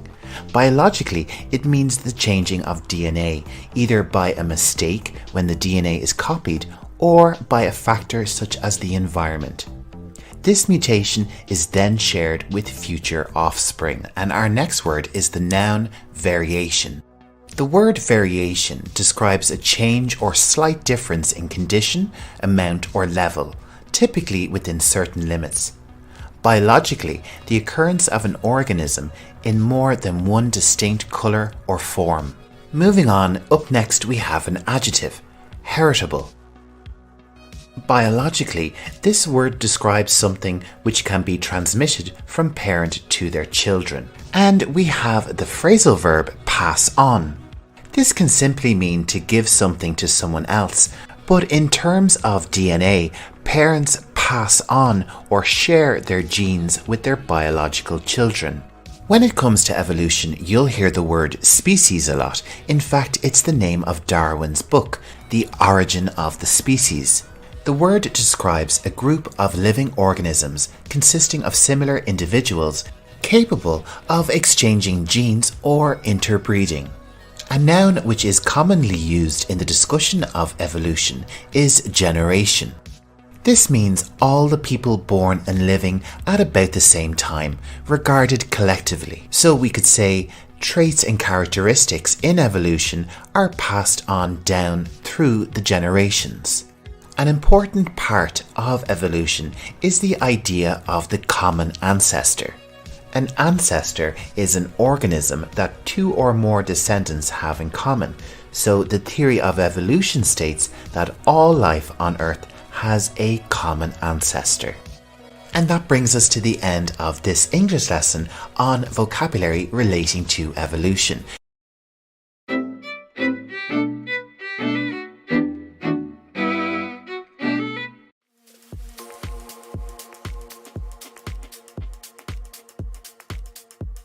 Hello and welcome to Learning English Pro. In this video, you will learn geography vocabulary relating to rivers. The topics for discussion are river geography, and we'll also look at some vocabulary relating to the stages of a river. So lots of interesting English ahead in our video. So if you're ready, let's begin with our first topic, river geography. Let's begin with a definition of a river. A river is a naturally flowing watercourse, and rivers are usually comprised of fresh water, not salt water. And rivers generally flow towards an ocean, sea, lake, or another river. And most major cities are located on rivers. In fact, rivers are really important to human civilization. Let's take a look at some of the reasons why. The first reason is because a river can be a source of water. And also a food source. Humans consume many products from rivers like fish and plants. Rivers can also be used for transport, and this can include transporting humans or cargo. Another use for rivers is that they can be used as borders between countries or different land areas.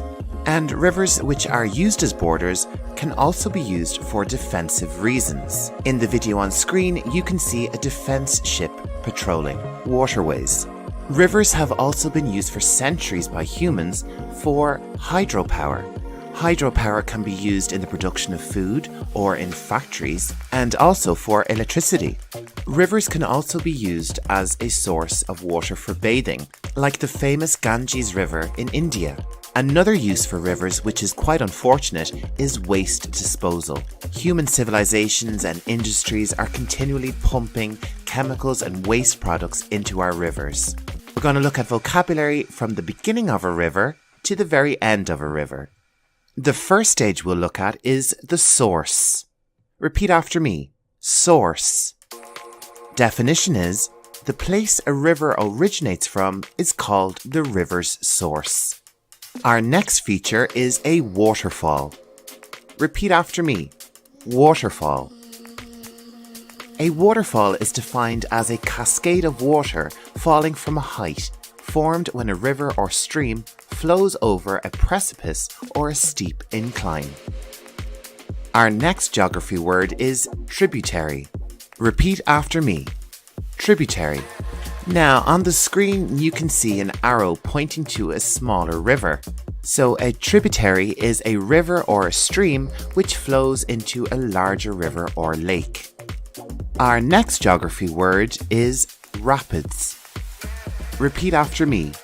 Rapids.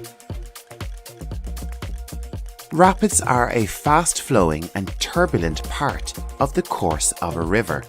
It's a popular location on a river if you enjoy white water rafting. Our next word is meander. Repeat after me. Meander. A meander is a winding curve or bend of a river. Next up, we have a word which is kind of related to a meander, an oxbow lake. Repeat after me. Oxbow lake. And this is a curved lake formed from a bend in the river where the main stream has cut across the narrow end and no longer flows around the loop of the bend. Our next river word is marsh. Repeat after me. Marsh. A marsh is an area of low-lying land which is flooded. Marshes can be found often where a river empties into the sea or along the side of a low, flooded river. Another word for marsh is swamp. This word is more commonly used in America. Our next word is estuary. Repeat after me. Estuary. An estuary is a partially enclosed coastal body of brackish water with one or more rivers or streams flowing into it, and with a free connection to the open sea. Our next word is river delta. Repeat after me. River delta. A river delta is a landform where the mouth of a river flows into an ocean, sea, estuary, lake, or another river. It is formed by sediment carried by the river being deposited in the wider mouth. The flow of water is often slower moving there. Our last term is river mouth. Repeat after me. River mouth. A river mouth is the part of a river where the river enters into another river, a lake, a reservoir, a sea, or an ocean.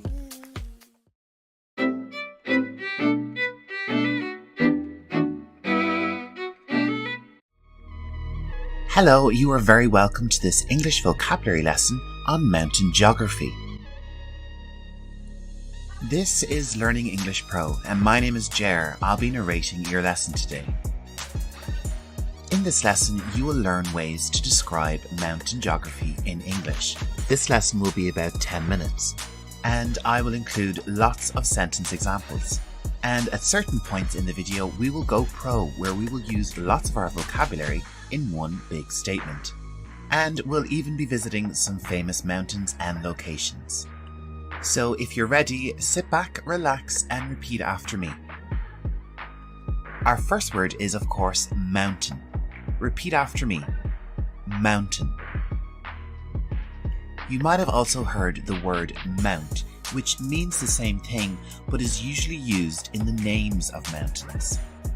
Let's take a look at our first mountain. Do you recognize it? It is Mount Everest. So we call it Mount Everest and not Mountain Everest or Everest Mountain. Mount Everest can be found in Nepal, and its height is 8,848 meters. When we talk about height in relation to mountains and structures, a better word to use academically is elevation. Repeat after me. Elevation. Okay, let's have a look at our first sentence example. Repeat it after me.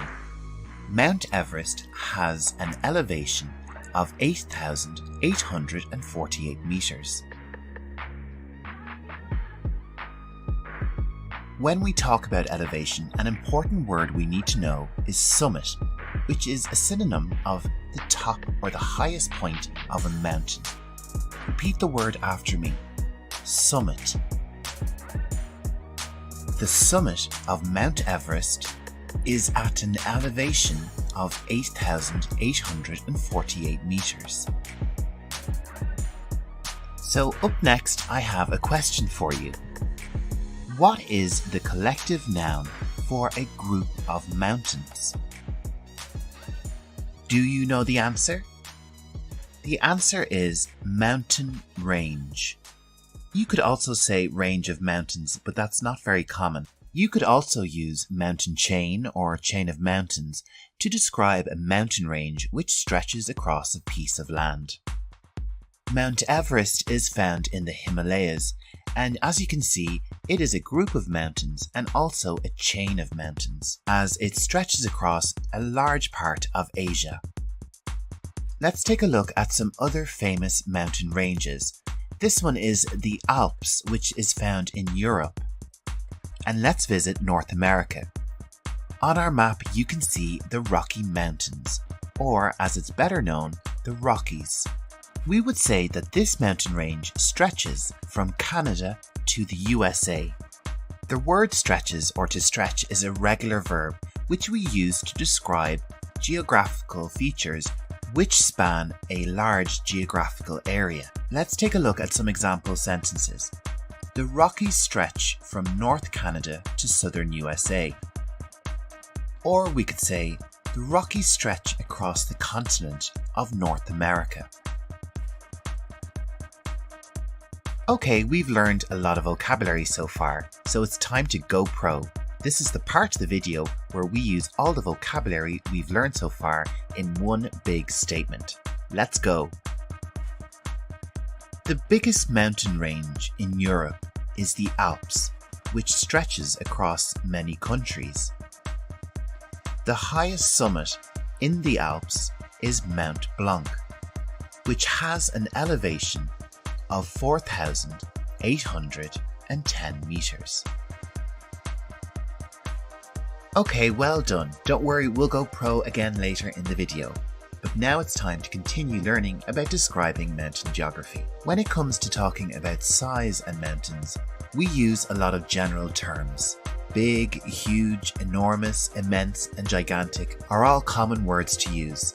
A sentence example would be, I saw some huge mountains on my trip to Spain. When it comes to describing smaller mountains, words we can use are little, or terms like not so big, or using a comparative like smaller than. Let's take a look at some sentence examples. The animals graze on the little mountain. The animals graze on the little mountain. The mountain range in my country is much smaller than the Alps. The mountain range in my country is much smaller than the Alps. Well done, you're learning lots of new English geography vocabulary, and don't worry, here's some more right now. And coming up next, I have another question for you. What do you call the side of a mountain? In English, we call it a mountainside. And another term you can use is slope. Mountainside is more general and slope is more specific. Let's take a look at some example sentences. The hotel is located on the mountainside. The hotel is located on the mountainside. The slopes in the mountain range have a lot of snow and are perfect for skiing. When we talk about a mountainside or a slope, what word can we use to better describe the angle relative to the ground level? The word we use is incline. Repeat after me. Incline. Another word we could use is steepness. Let's take a look at the different ways we can describe the incline of a mountainside or slope. This type of incline we would call a gentle incline or a steady incline. Let's take a look at these words in action. The mountain has a gentle incline. Or how about, for our hike, we decided to take the steady slope. Moving on, how would we describe a slope or a mountainside which had a greater angle or incline? We would use the adjective steep and say the mountain has a steep incline. An example in a sentence is, near the summit, the mountainside is quite steep. So what would we say when the mountainside is impossible to climb? We could use the word vertical, and you could say it has a vertical drop. Or you could say it is sheer and has a sheer drop. Okay, let's have a look at another example. The mountainside has several sheer drops and is very steep. The mountainside has several sheer drops and is very steep.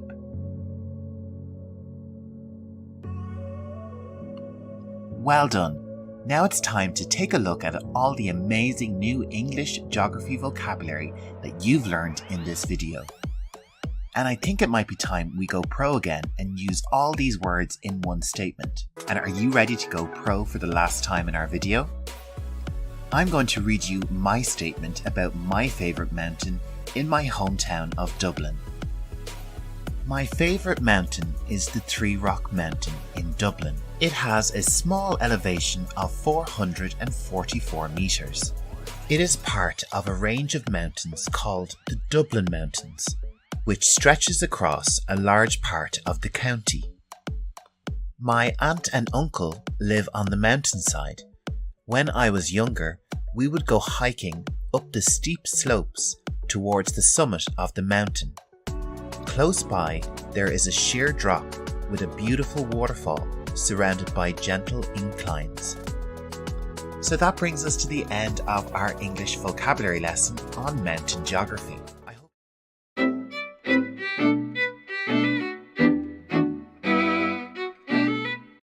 Hello and welcome to Learning English Pro. In this video, we will be covering world geography, and in our first part, we will be covering geography related to Africa. This is Africa, a beautiful continent, home to amazing animals and some fantastic geography. The first place we will look at is in the north of the continent. It is a place called the Sahara Desert, and as you can see from the image, it takes up a lot of space. Let's take a closer look at the Sahara Desert. Here you can see lots and lots of sand. The Sahara Desert is mainly comprised of sand, and this sand gathers into big hills. You can see them in the image, and we call these sand dunes. So let's talk a little bit about the Sahara Desert and deserts in general. They are dry or arid places, and there is little wildlife. Deserts can have extreme temperatures, and conditions are generally harsh or difficult for life. The Sahara Desert covers 9.2 million meters square and has a tiny human population. In the desert you might find an oasis, a place where there is water, and water makes the land fertile. And this can attract wildlife and humans. It is interesting to note that 75% of the human population in the Sahara lives at an oasis. Okay, let's move on to our next location, and it's one I'm sure you've heard of. The River Nile. It is a very famous river, and it is considered to be the longest river in the world. The Nile is a massive river and carries lots of water. The Nile is fed by many other rivers in an area called the River Basin, and you can see that on the map on the screen. The Nile is very long. In fact, it's 6,695 kilometers long, and it flows through 11 countries. The Nile also drains into the Mediterranean Sea in Egypt.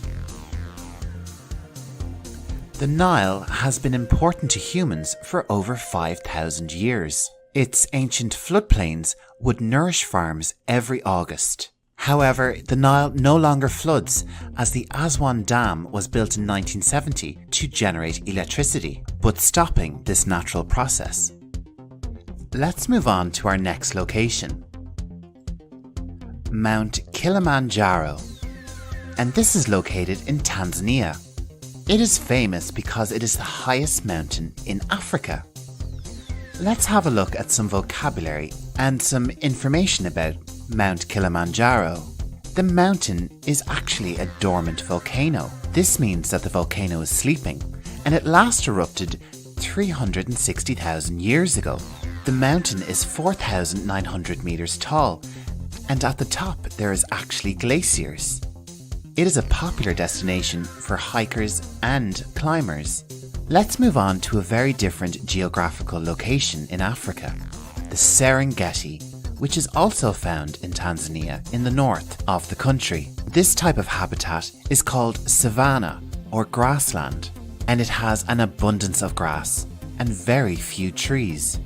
Would you like to visit the Serengeti?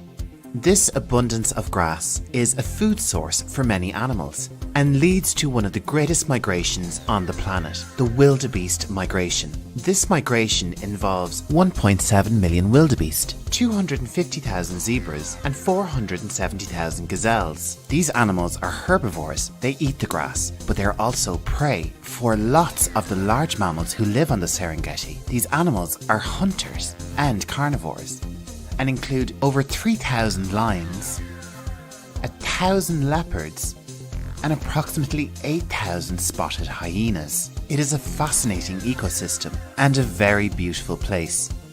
Okay, we have time for one more geographical location from Africa. Table Mountain, and this can be found in Cape Town in the country of South Africa. Table Mountain is famous because it is flat-topped. On top of the mountain is a 3-kilometer long plateau, and this flat area gives the mountain its name, like a table. The mountain is comprised of rocks made mostly of sandstone and granite. Table Mountain is a beautiful place, and it is said to have a rich biodiversity. This means that there are lots of different types of plants and animals to be found in the location. The beauty of the area has made it a popular tourist destination, with human activities including hiking, caving, rock climbing, and mountain biking.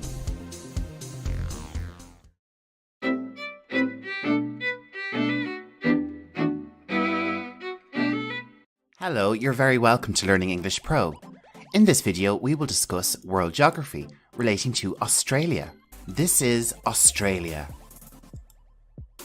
It is the oldest, flattest, and lowest continent in the world. And it's also an island and a country.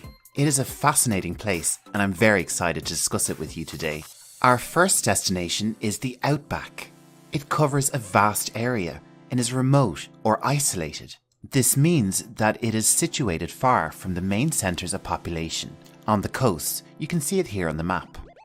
The outback is an amazing place, and it has many different types of climatic zones, like the coast and monsoon. It also has tropical zones and semi-arid zones, along with temperate zones, and the famous red centre, which we will cover in detail later in the video. Australia, and the outback in particular, has lots of well-adapted wildlife, including many different species of marsupials, creatures who rear their young in a front pouch. And the outback is one of the largest remaining intact natural areas on Earth. This means that it has mostly been untouched by man. In our last video, we saw the savannas in Africa in the Serengeti, but the savanna in northern Australia is actually the largest intact savanna region in the world. Okay, it's time to move on to our next location in Australia.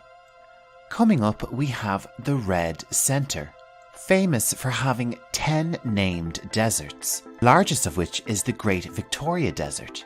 Australia has lots of deserts. In fact, deserts cover 35% of the continent. And in these deserts, vegetation is limited in both height and density.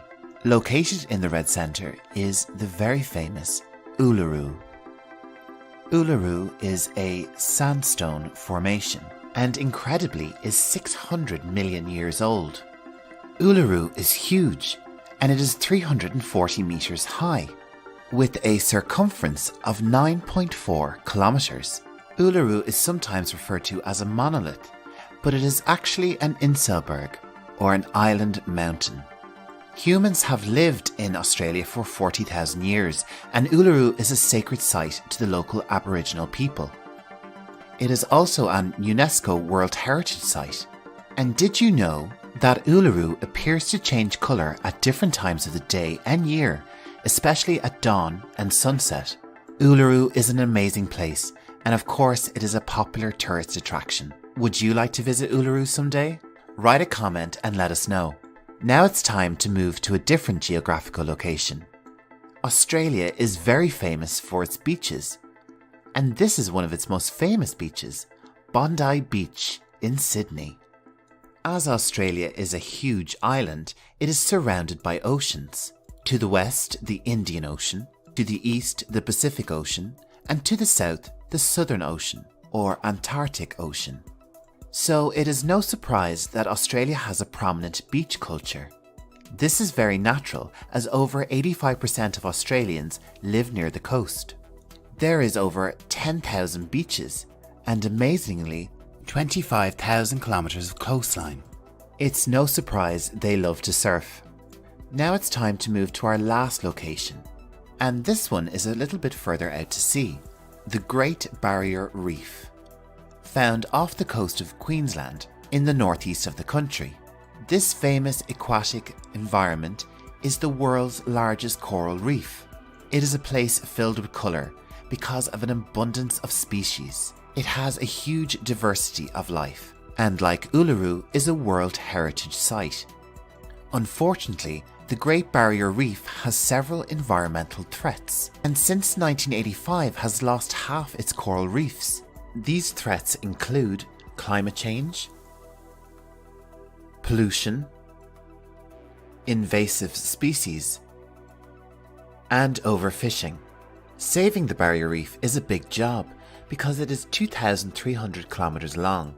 It contains 2,900 individual reefs and 900 islands. You can help the Great Barrier Reef and the planet, so make sure to recycle and limit your use of single-use plastics. That's the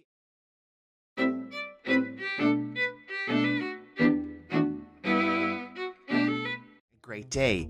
In this video, we will be discussing more world geography. This is part 3 in our series on world geography, and we will look at Europe in this video. This is Europe. It has been a center of civilization for thousands of years. It has interesting geography like peninsulas, plains, lots of islands, and lots of mountain ranges. So let's dive right in with peninsulas. A peninsula is a landform surrounded by water on the majority of its border, while being connected to the mainland from which it extends. The Italian peninsula is a very good example. It is a strip of land which sticks out from the bulk of mainland Europe. Let's have a look at some notable European peninsulas. This is the Scandinavian peninsula, and it contains the countries Norway and Sweden. Just below Scandinavia is the peninsula called Jutland. In this peninsula, we have a little part of Germany and a big part of Denmark. Okay, let's move down to southern Europe and look at the Balkan Peninsula. It contains about 11 countries, including Greece, Montenegro, Bulgaria, Albania, and many others. Next up, we have Crimea. This peninsula was recently annexed by the Russian Federation, so at the moment it has some political instability. Let's pass by the Italian peninsula and move over to the west of Europe to the Iberian Peninsula, home to the nations of Spain and Portugal. Those were the major peninsulas in Europe, but there are many more. But let's move on to our next subject, plains, and in particular, the East European Plain. This is also known as the Russian Plain. A plain is defined as a large area of flat land with few trees. Adjectives associated with a plain would be flat and expansive, and we could describe it as something that does not change much in height or elevation. It really is a massive area. It covers an area of over 4 million kilometers square. Most of the Baltic states are located inside the plain, and it is one of the greatest uninterrupted expanses of plain on the Earth's surface. It is also the location of the Volga, Europe's longest river. Well done, you are learning lots of new geography. But don't worry, we still have lots more to come. Europe has lots of islands, and an island is defined as a piece of land surrounded by water.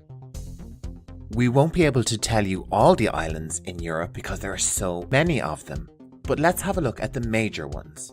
This is Iceland, found in the northwest of Europe. Iceland can be described as an Arctic desert, with vegetation mostly near coastal areas. The landscape is punctuated by mountains, glaciers, geysers, hot springs, some active volcanoes, and lots of waterfalls. It is an incredible landscape, and in our next video we will visit Iceland and explore this fascinating and dynamic island. But right now, let's get back to more European islands. Moving away from Iceland and heading south, we come to my homeland, Ireland. And I think I will probably do a video on my home country as well in the future for our geography series. Across from Ireland, we have the island of Great Britain. Great Britain is home to the countries Scotland, Wales, and England. Some of the most breathtaking geography can be found in the Highlands, which are located in Scotland. Let's move on to our next islands, which are the Faroe Islands, a nation which is found north of Great Britain. To the southeast of the Faroe Islands, we have Zealand, located beside the Jutland Peninsula, also located in the country of Denmark. To the south in Spain, we have the Balearic Islands. Famous tourist destination, also in the Mediterranean, is Sardinia, an Italian island. To the north, we have Corsica, which is a French territory. And south of these two islands, we have the biggest Italian island, Sicily. Let's take a closer look at Sicily. Sicily is famous for its Mount Etna, a very active volcano. In fact, it is Europe's most active volcano. And it is huge, with its base having a circumference of 140 kilometers. And as we mentioned, it is very active. As a consequence of this activity, the volcano fertilizes the soil in the surrounding areas. This enables the humans living close to Mount Etna to produce high-quality produce from vineyards and orchards, producing everything from pistachio nuts to olive oil. There are just a few more islands we need to cover before we move on to our last section. South of Sicily, we have the island nation of Malta. To the east of Malta, we have the island of Crete. This island has a rich history, stretching back thousands of years. To the east of Crete, we have our last major island, Cyprus, located south of mainland Turkey. Okay, let's move back to the mainland of Europe for our final location, a huge mountain range called the Alps. The Alps are the highest and most extensive mountain range in Europe. It is a very large mountain range, and it stretches across 1,200 kilometers and 8 countries. The highest mountain in the Alps is called Mont Blanc. Mont Blanc is also Europe's highest mountain. It has a height of 4,810 meters. That brings us to the end of our geography lesson.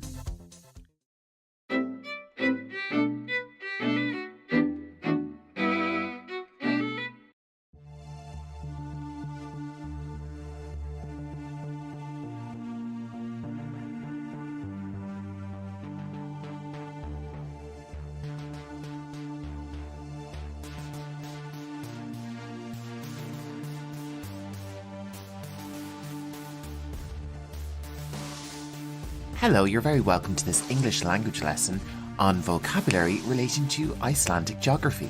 This lesson is brought to you by Learning English Pro, and I'm Jer. I'll be narrating your lesson today. The topics for discussion are Icelandic geography, glacier vocabulary, and glacial erosion.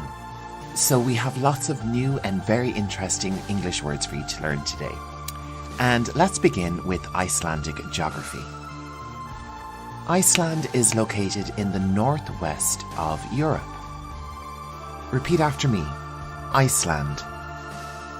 Adjectives commonly used to describe Iceland are beautiful, stunning, unique, and active. Iceland is an island country and is located just south of the Arctic Circle. The population of Iceland is over 360,000, and there are only 3 people per square kilometre. So we would say that Iceland has a low population density. The ratio of people to land area is very low. 20% of the land in Iceland is used for grazing. This means that the land is used to feed livestock or animals. The island of Iceland straddles or sits on the mid-Atlantic ridge. This means that the North American and Eurasian tectonic plates are coming apart and causing a lot of geothermal activity or volcanic activity. Let's have a look at some features of this volcanic landscape. A geyser is a spring characterized by an intermittent discharge of water ejected turbulently and accompanied by steam. A hot spring is a spring produced by the emergence of geothermally heated groundwater that rises from the Earth's crust. And there are approximately 130 volcanoes in Iceland. And of these, there are 30 active volcanoes. All this geothermal and volcanic activity can cause some trouble. In 2010, an eruption by an Icelandic volcano disrupted air travel across Europe for 6 days. And in 1783, the Laki eruption released poisonous gases which caused the deaths of thousands of people across Europe.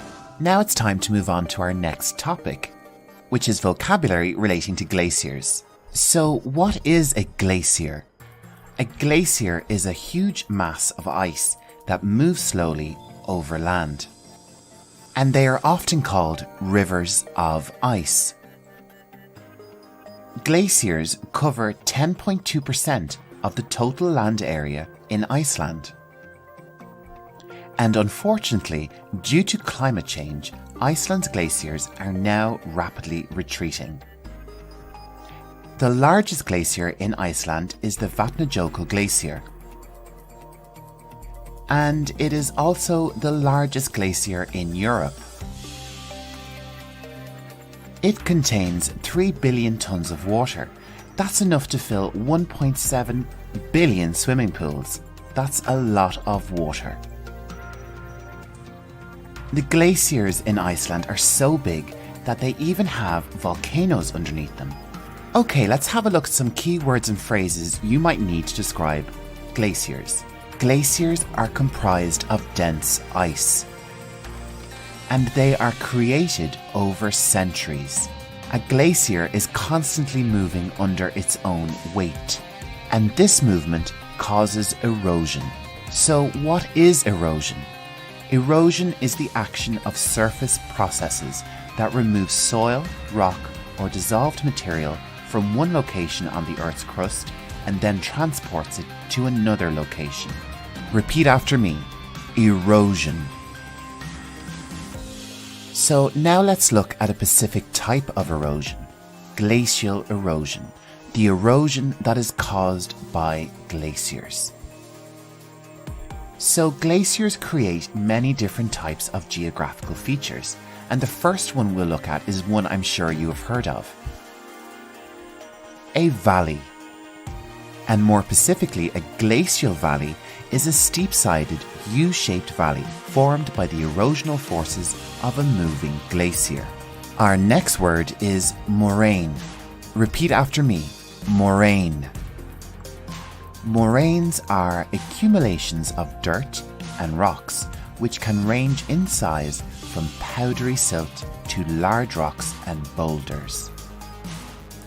Drumlin. One more time. Drumlin. Drumlins are teardrop-shaped hills of rock, sand and gravel that form under moving glacier ice. They can be up to 2 kilometers long. Our next word is fjord. Repeat after me. Fjord. A fjord is a long, narrow inlet with steep sides or cliffs created by a glacier. Our next word is cirque. Repeat after me. Cirque. A cirque is an amphitheatre-like valley formed by glacial erosion, so it only has 3 sides. Repeat after me. Cirque. And now for our last word. Plucking. Repeat after me. Plucking. Plucking is a process which is responsible for the erosion and transportation of individual pieces of bedrock. So the glacier picks up rocks and moves them somewhere else. And that brings us to the end of our video. Thank you so much for watching. We really appreciate your support. Don't forget.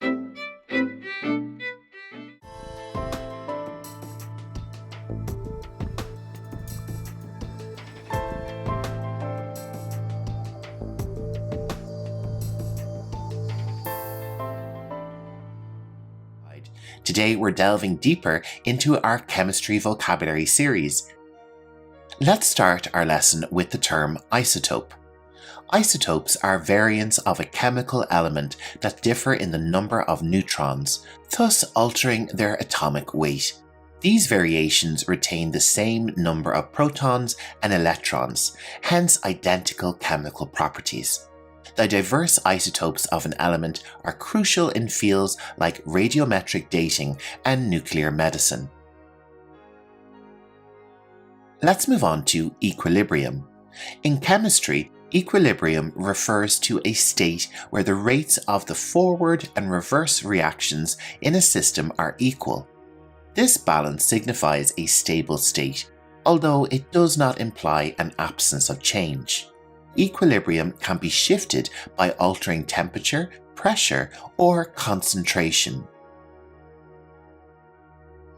Avogadro's number, approximately 6.022 by 10 to the power of 23, represents the number of particles, meaning atoms, ions, or molecules, in 1 mole of a substance. This foundational constant plays a crucial role in understanding and calculating quantities in chemistry. Hybridization occurs when atomic orbitals combine to form new hybrid orbitals during the formation of chemical bonds. This process helps explain the molecular structure and bonding properties of compounds, particularly in organic chemistry. Let's move on to titration. This is a laboratory technique used to determine the concentration of a solution by reacting it with a solution of known concentration. This process involves carefully adding one solution to another until a chemical reaction between the two is complete, allowing for precise measurements of concentration. Electronegativity measures the tendency of an atom to attract shared electrons in a chemical bond. This property aids in understanding the nature of bonds formed between different elements, elucidating trends in reactivity and polarity. Let's move on to endothermic reaction. Endothermic reactions absorb heat from their surroundings, resulting in a temperature drop in the immediate environment. These reactions are vital in various industrial processes and are often used in cold packs and certain chemical reactions. Oxidation refers to the loss of electrons by a molecule, atom, or ion. It's an essential process in various chemical reactions, including combustion and rusting, and is crucial in understanding redox reactions. In chemistry, reduction is the gain of electrons by a molecule, atom, or ion. It's integral to redox reactions and is often paired with oxidation, resulting in the transfer of electrons between reactants. Organic chemistry studies the structure, properties, composition, reactions, and synthesis of carbon-containing compounds. This branch of chemistry is foundational in understanding living organisms and various industrial processes. Hydrocarbons are organic compounds consisting solely of hydrogen and carbon atoms. They form the basis of petroleum and natural gas and are crucial in various industrial applications. Van der Waals forces are weak intermolecular forces of attraction between molecules. They include dipole-dipole interactions, London dispersion forces, and hydrogen bonding. Next up, we have activation energy. This is the minimum amount of energy required to initiate a chemical reaction. It determines the rate of a reaction and influences the feasibility of the reaction. If you're enjoying this deep dive into intermediate chemistry, you'll love my channel. I have lots of science vocabulary videos waiting for you. Check out the links in the video description to really boost your English science vocabulary. Let's get back to our lesson with our next term, which is concentration. This refers to the amount of a substance present in a given volume. It is vital in understanding solution properties and the behavior of chemical reactions. Enzymes are biological catalysts that speed up chemical reactions in living organisms. They are specific to their substrates and play a crucial role in metabolism. Stoichiometry is the calculation of reactants and products in chemical reactions. It involves the quantitative relationships between substances involved in a reaction. Our next term is molar mass. This is the mass of 1 mole of a substance and is expressed in grams per mole. It is a crucial concept in chemistry calculations and stoichiometry. Polymerization is the process of combining small molecules to form a larger molecule known as a polymer. This process is crucial in the production of plastics, fibers, and other materials. Reactivity is the tendency of a substance to undergo chemical reactions. It's an essential property in understanding the behavior of elements and compounds. Electrolytes are substances that conduct electricity when dissolved in water. They are vital in various biological processes and in the functioning of batteries and other electrical devices. Thank you for joining me on this exploration of intermediate chemistry terms. I hope these comprehensive definitions have enriched your understanding of these fundamental concepts. Don't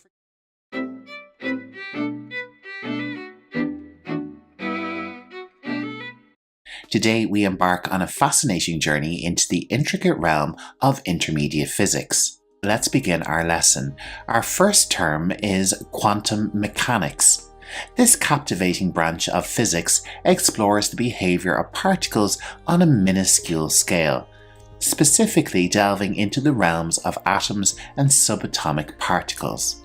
What makes it truly fascinating is it's a departure from classical physics, introducing uncertainties and probabilities into our understanding of fundamental physics. Let's check our pronunciation one more time. Quantum mechanics. Moving on, we encounter relativity. Conceived by the brilliant mind of Einstein, this theory interlaces space and time, revealing that they are not independent entities but intricately woven together. Particularly relevant at high speeds or in the presence of strong gravitational fields, relativity challenges our conventional notions of the universe. Relativity. Now let's explore thermodynamics, a discipline focused on the study of heat and energy transfer. This intricate field unveils the laws governing energy exchanges, shedding light on phenomena such as heat engines and the flow of energy within systems. Repeat after me. Thermodynamics. Venturing further, we encounter the dynamic force of electromagnetism. This phenomenon is the intricate dance between electricity and magnetism, shaping everything from the magnets on your refrigerator to the expansive power grid that illuminates our cities. Electromagnetism. Delving into the quantum realm, we confront the mind-bending concept of quantum entanglement. Here, particles become entwined and the state of one instantaneously influences the state of the other, defying our classical intuition and illustrating the interconnectedness of the quantum world. Quantum entanglement. Transitioning to the fourth state of matter, we encounter plasma. Distinct from solid, liquid, and gas, plasma is an electrified gas characterized by free-flowing charged particles. This state is prevalent in stars and other high-energy environments. Plasma.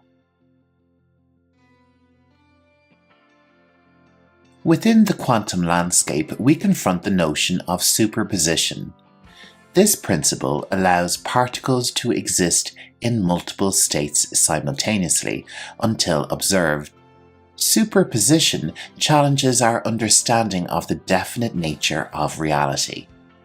Superposition.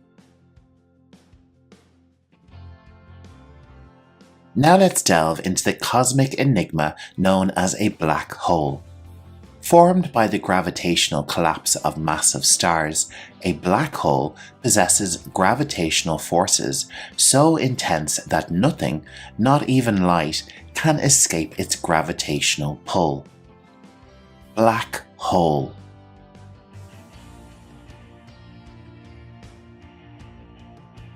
Turning our attention to the mysterious dark matter, we enter the invisible realms of the cosmos. Though it doesn't interact with light, its presence is inferred through gravitational effects on visible matter, showcasing the unseen forces shaping our universe. Dark matter. Let's move on to our 10th term. Unveiling the fabric of reality, we encounter string theory. This theoretical framework suggests that the fundamental building blocks of the universe are not particles but tiny vibrating strings, providing a harmonious explanation for the diversity of particles. String theory. Journeying to the heart of celestial power, we encounter nuclear fusion. This process powers stars where atomic nuclei combine, releasing prodigious amounts of energy. It's the cosmic engine that sustains the brilliance of our own sun. Repeat after me. Nuclear fusion. In the curious realm of antimatter, we encounter particles with opposite charges to regular matter. When matter and antimatter collide, they annihilate each other, leaving behind a burst of energy. Antimatter. Let's move on to the frontiers of particle physics, where we encounter the elusive Higgs boson. This particle is associated with the Higgs field, believed to endow other particles with mass, offering a profound understanding of the origins of mass in our universe. Higgs boson. Now let's move on to quantum tunneling. In this quantum phenomenon, particles can traverse barriers that classical physics would deem impassable. Quantum tunneling showcases the probabilistic nature of quantum mechanics. Repeat after me. Quantum tunneling. Our next term is neutrino, a tiny, nearly massless particle. The neutrino interacts weakly with matter, making its detection a challenging but crucial pursuit in the study of particle physics. Repeat after me. Neutrino. Adding a cutting-edge dimension, quantum computing harnesses the principles of quantum mechanics to perform computations that would be practically impossible for classical computers, opening up new frontiers in information processing. Quantum computing.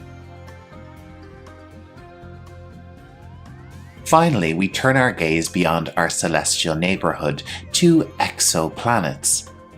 These planets orbit stars outside our solar system, expanding our understanding of the complex nature of planetary systems in the cosmos. Exoplanet. And there you have it, fellow explorers, a comprehensive expedition into the captivating world of intermediate physics vocabulary.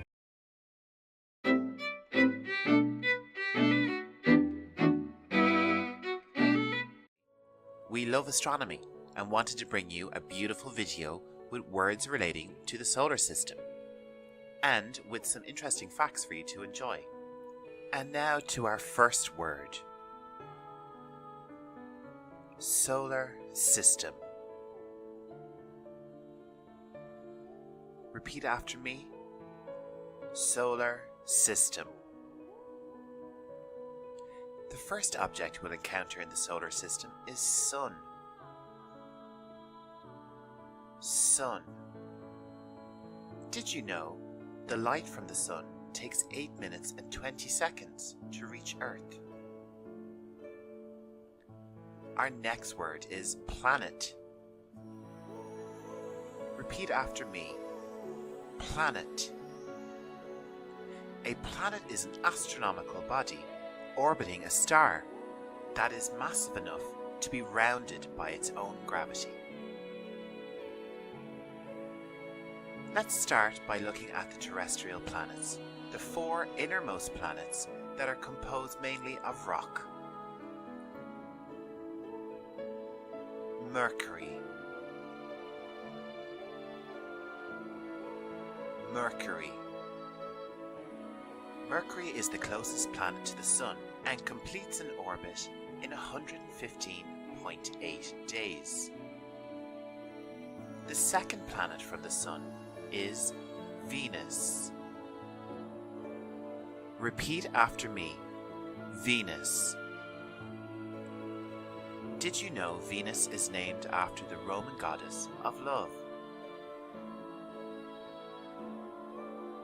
Our next planet is Earth.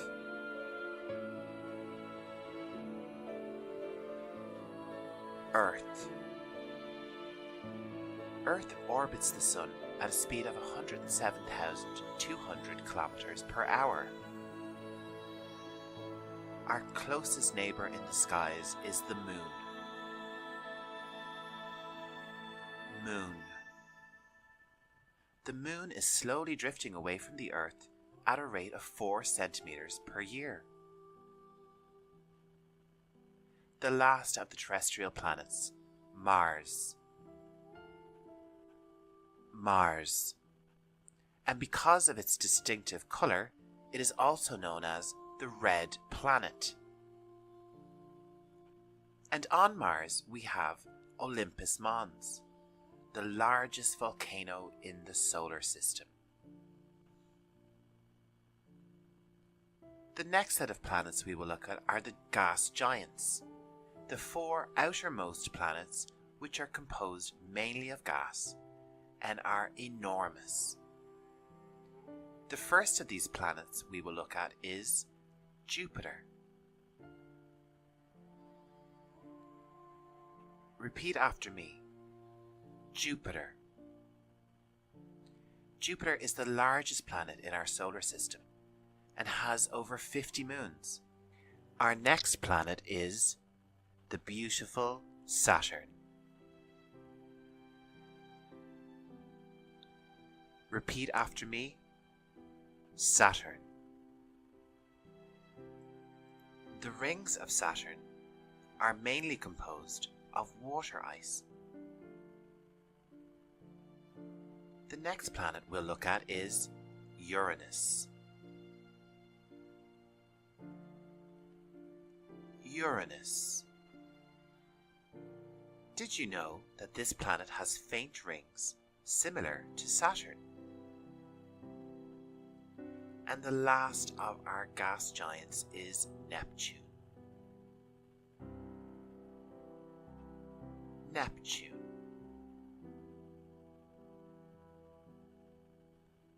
Neptune was discovered through mathematical prediction rather than empirical observation. Next, let's look at dwarf planets, which are very, very small planetary bodies that orbit the Sun, and they're too small to be classified as normal planets. The first you will know, it's quite famous. Pluto.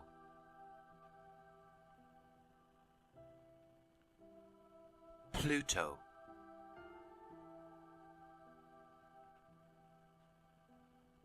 Coming into view, we have Ceres. Ceres. And this is located between Mars and Jupiter. Next up is Makemake. Repeat after me. Makemake. This is Haumea. Haumea.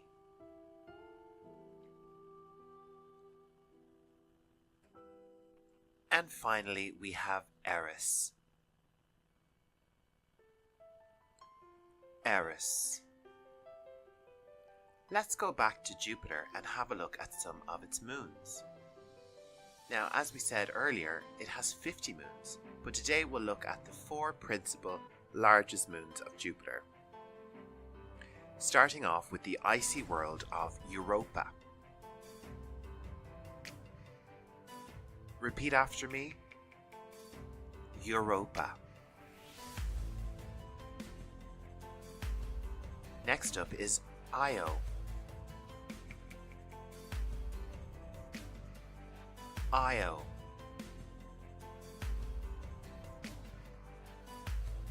And we have Callisto. Callisto. And finally, we have Ganymede. Ganymede.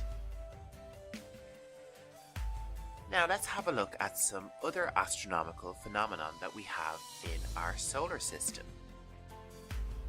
First up, we have the icy comet.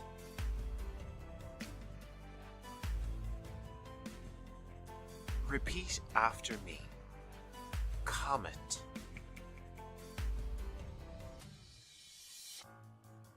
Asteroid. Asteroid. And you can find lots of asteroids in the asteroid belt. Asteroid belt. This is located between Mars and Jupiter. Finally, we have the solar eclipse. Solar eclipse. Solar eclipses occur between 2 to 4 times every year. Now that's the end of our video.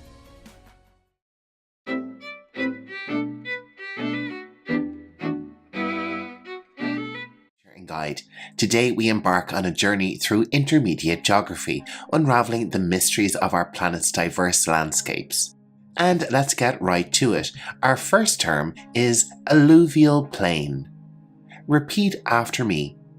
Alluvial plain. So what is an alluvial plain? This is an expansive, flat terrain adjacent to rivers or beside rivers which owes its existence to the deposition of sediment carried by that river.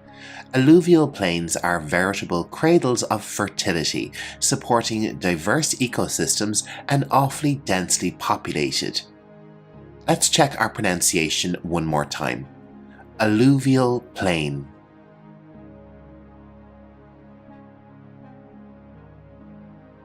Let's move on to our next term, which is prairie.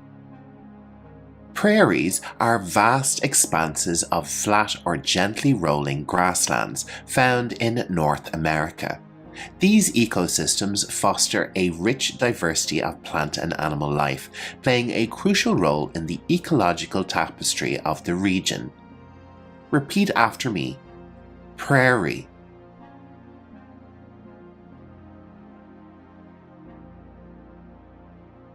Our next term is monsoon. This is a seasonal wind pattern that brings copious rainfall to specific regions during particular times of the year. Monsoons are important in shaping climate and influencing agriculture, notably in South Asia. Monsoon. Let's move on to cirque. These amphitheatre-like hollows carved in mountains or valleys are the handiwork of glacial erosion. Cirques often cradle serene lakes known as tarns, adding an enchanting dimension to mountainous landscapes. Let's check our pronunciation one more time. Cirque.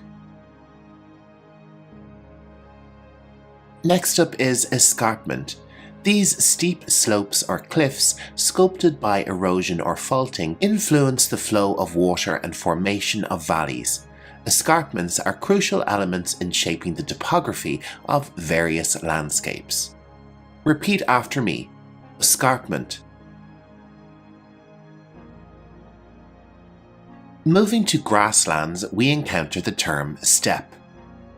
These treeless plains with semi-arid climates are home to short grasses and diverse ecosystems. Steppes are significant contributors to global diversity and often utilized for agriculture. Steppe.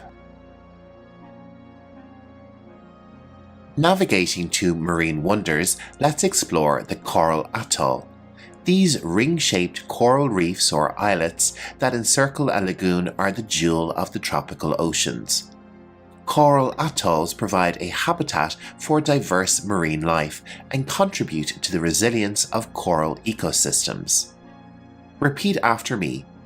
Coral atoll.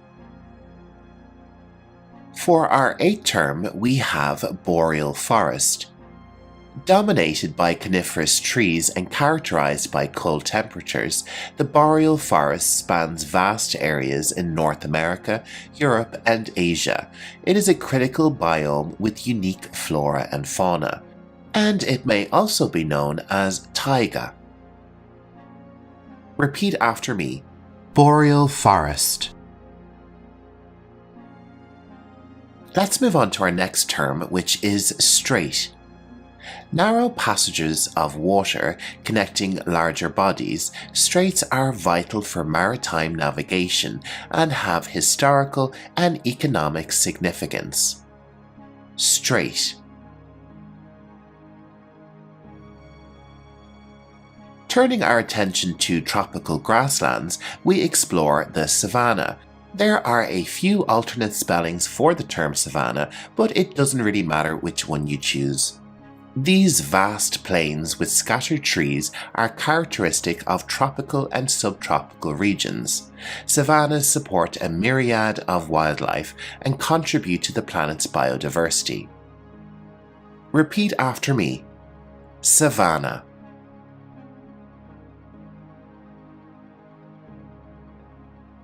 Our next term intersects geography and history. The Fertile Crescent. This region, known for its fertile soil, played a pivotal role in the development of agriculture and the rise of ancient civilizations. This region extends from the Persian Gulf to the Nile River Valley. The people of Mesopotamia, now Iraq, may have settled in villages as long as 8,000 years ago in this region. Fertile Crescent. A focal point in talk of climate change is the permafrost. This permanently frozen ground in cold regions impacts landscapes, ecosystems, and climate patterns, making it a cornerstone in the understanding of Earth's dynamic processes. Permafrost. And if you'd like to learn more vocabulary relating to the permafrost, I have an entire English lesson dedicated to the subject. The link for that is on screen and in the video description below. Our next term is pronounced a little bit differently than you might imagine. Butte. Repeat after me. Butte. A butte is a unique landform and is considered an isolated hill with steep sides and a flat top. Buttes dot the landscape of arid and semi-arid regions, standing as geological sentinels. Let's try the word one more time. Butte. Let's move on to the Isthmus of Panama. This vital land bridge connects North and South America, shaping oceanic currents and facilitating the movement of species between continents.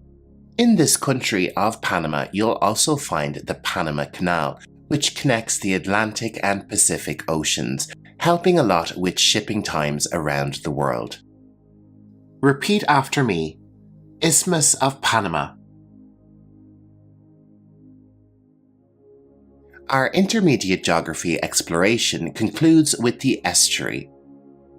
These partially enclosed coastal bodies of water, where fresh water from rivers meets and mixes with salt water, create rich and dynamic ecosystems. Estuaries are crucial habitats supporting diverse marine life. Repeat after me. Estuary. Thank you for joining me on this immersive journey through the intricacies of our planet in intermediate geography.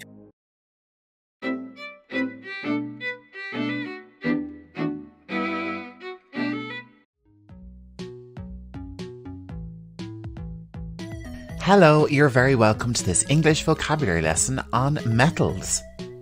If you've ever wondered about the different types of metals in English, this is the lesson for you. Let's take a look at our lesson plan. You'll be learning lots of key vocabulary along with perfect pronunciation, plus some interesting context along with some excellent sentence examples. I don't know about you, but I'm ready to learn lots of interesting vocabulary relating to metals. So grab a pen and paper, sit back, relax, and let's get started. Okay, I'm starting you with a very common metal, and one that's probably a little bit difficult to pronounce initially. Iron. Repeat after me. Iron. One more time. Iron. Now, as I mentioned, iron is a very common metal. In fact, there is lots of it in the Earth's core, in the center of the Earth. Iron is used in lots of different ways, but when iron is exposed to moist air, it gains rust or gets rusty. So we have two new words here, rust, the noun, and rusty, the adjective, the description word. A noun example sentence is, the iron pipes have some rust. Let's take a look at an adjective example sentence. The iron pipes are rusty. We can also use the adjective strong to describe iron. And in very tiny amounts, iron is an important nutrient. In fact, it is essential for health, and it's very important for a healthy brain. Let's move on to our next metal. Gold. Repeat after me. Gold. Gold is very popular throughout world culture, but did you know nearly all the gold on Earth came from meteorites that bombarded the planet over the 200 million years after it was formed? On the periodic table, gold is represented by the letters AU. And AU comes from the old Latin name for gold, aurum, which means shining dawn or glow of sunrise. Gold is popular in jewellery and decoration, but it is also popular in other industries like electronics, dentistry, and medicine. If this is the first time you're visiting my YouTube channel, Learning English Pro, you're very welcome. My name is Jer. Make sure to subscribe and like this video right now. Let's move on to our next metal. Silver. Repeat after me. Silver. An adjective in English that we can use to describe silver very well is reflective. In fact, silver is the best known reflector of visible light. And did you know that silver is commonly used in mirrors? Have you ever wondered where silver comes from? Well, the world's top producer of silver is Mexico. For our next metal, we have two different pronunciations. The American English pronunciation is aluminum. Aluminum. And in British English, it is called aluminium. Repeat after me. Aluminium. It is interesting to note that aluminium or aluminum does not suffer from rust or cannot get rusty. We could say, unlike iron, aluminum will not get rusty in moist air. You could use the adjective rust-proof and say aluminum is rust-proof. Another adjective we could use to describe aluminum is recyclable. Aluminum is a recyclable metal. Our next metal is titanium. Repeat after me. Titanium. The building you can see on screen is the Guggenheim Museum Bilbao in the Basque region in Spain, and it is covered in titanium. Titanium is very strong, but we could also use the English adjective lightweight to describe it. It is very light, it is not heavy when compared to other metals. Did you know that titanium does not occur naturally? It needs to be extracted from certain minerals. And they are anatase, brookite, ilmenite, perovskite, rutile, and titanite. Our next metal is copper. Repeat after me. Copper.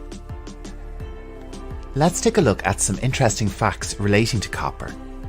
It was one of the first metals used by humans. And an amazing fact about copper is that it is antibacterial.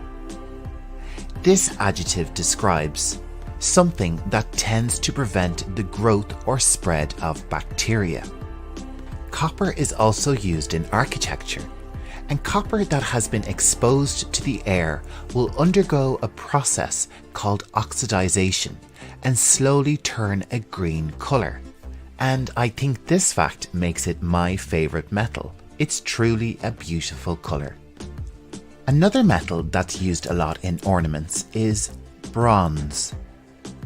Repeat after me. Bronze.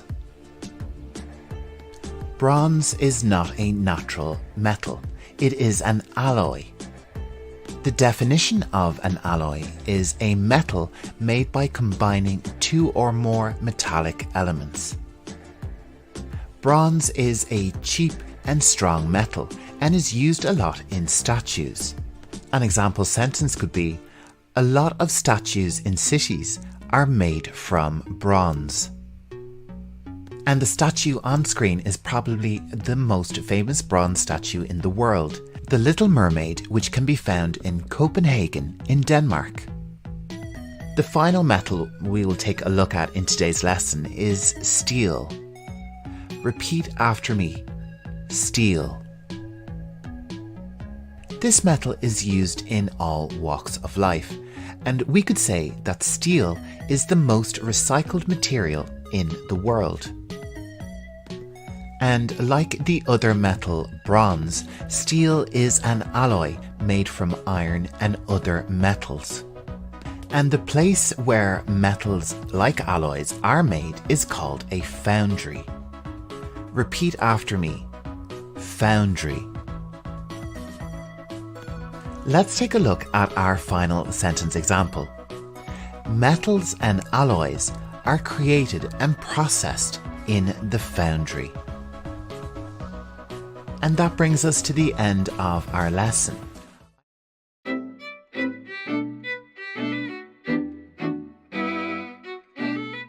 Hey there, welcome back to Learning English Pro. Today we are diving into the fascinating world of artificial intelligence, or AI. If you're ready to boost your English vocabulary while learning about cutting-edge technology, you're in the right place. In this video, we'll explore essential AI terms that will help you navigate this exciting field. Be sure to check out the word list in the video description, which includes dictionary definitions for each term, so you can follow along and enhance your vocabulary. Let's get started. An algorithm is a step-by-step instructions or rules that a computer follows to perform a specific task. In the context of AI, algorithms play a crucial role in data processing, decision-making, and problem-solving. They're like recipes for computers, guiding them through various processes to achieve desired outcomes. Moving on to our second term, machine learning. Machine learning is a subset of AI that involves the use of algorithms and statistical models to enable computers to learn from data. Instead of being explicitly programmed, machines can improve their performance over time by identifying patterns and making predictions based on the information they've gathered. Term number 3 is neural networks. These are a fundamental concept in AI and machine learning. Neural networks are computational models inspired by the structure and functioning of the human brain. They consist of interconnected nodes or neurons that process and transmit information. Neural networks are crucial for tasks like image recognition and natural language processing. Natural language processing, often abbreviated as NLP, is a branch of AI that focuses on enabling computers to understand, interpret, and generate human language. NLP technologies are used in applications like chatbots, language translation, sentiment analysis, and text summarization. Now let's explore deep learning.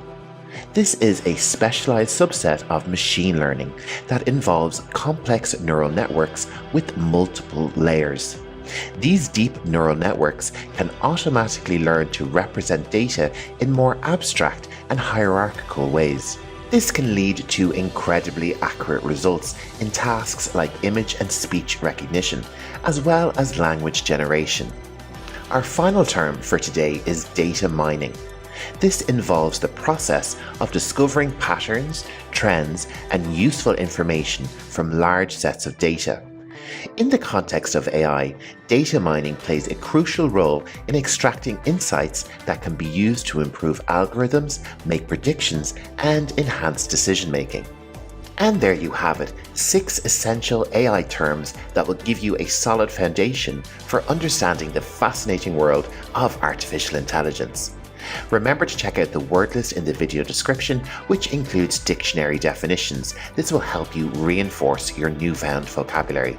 If you enjoyed this video, be sure to give it a thumbs up and subscribe to Learning English Pro for more engaging content. Thanks for learning with me today, and until the next time, remember, keep learning English like a pro.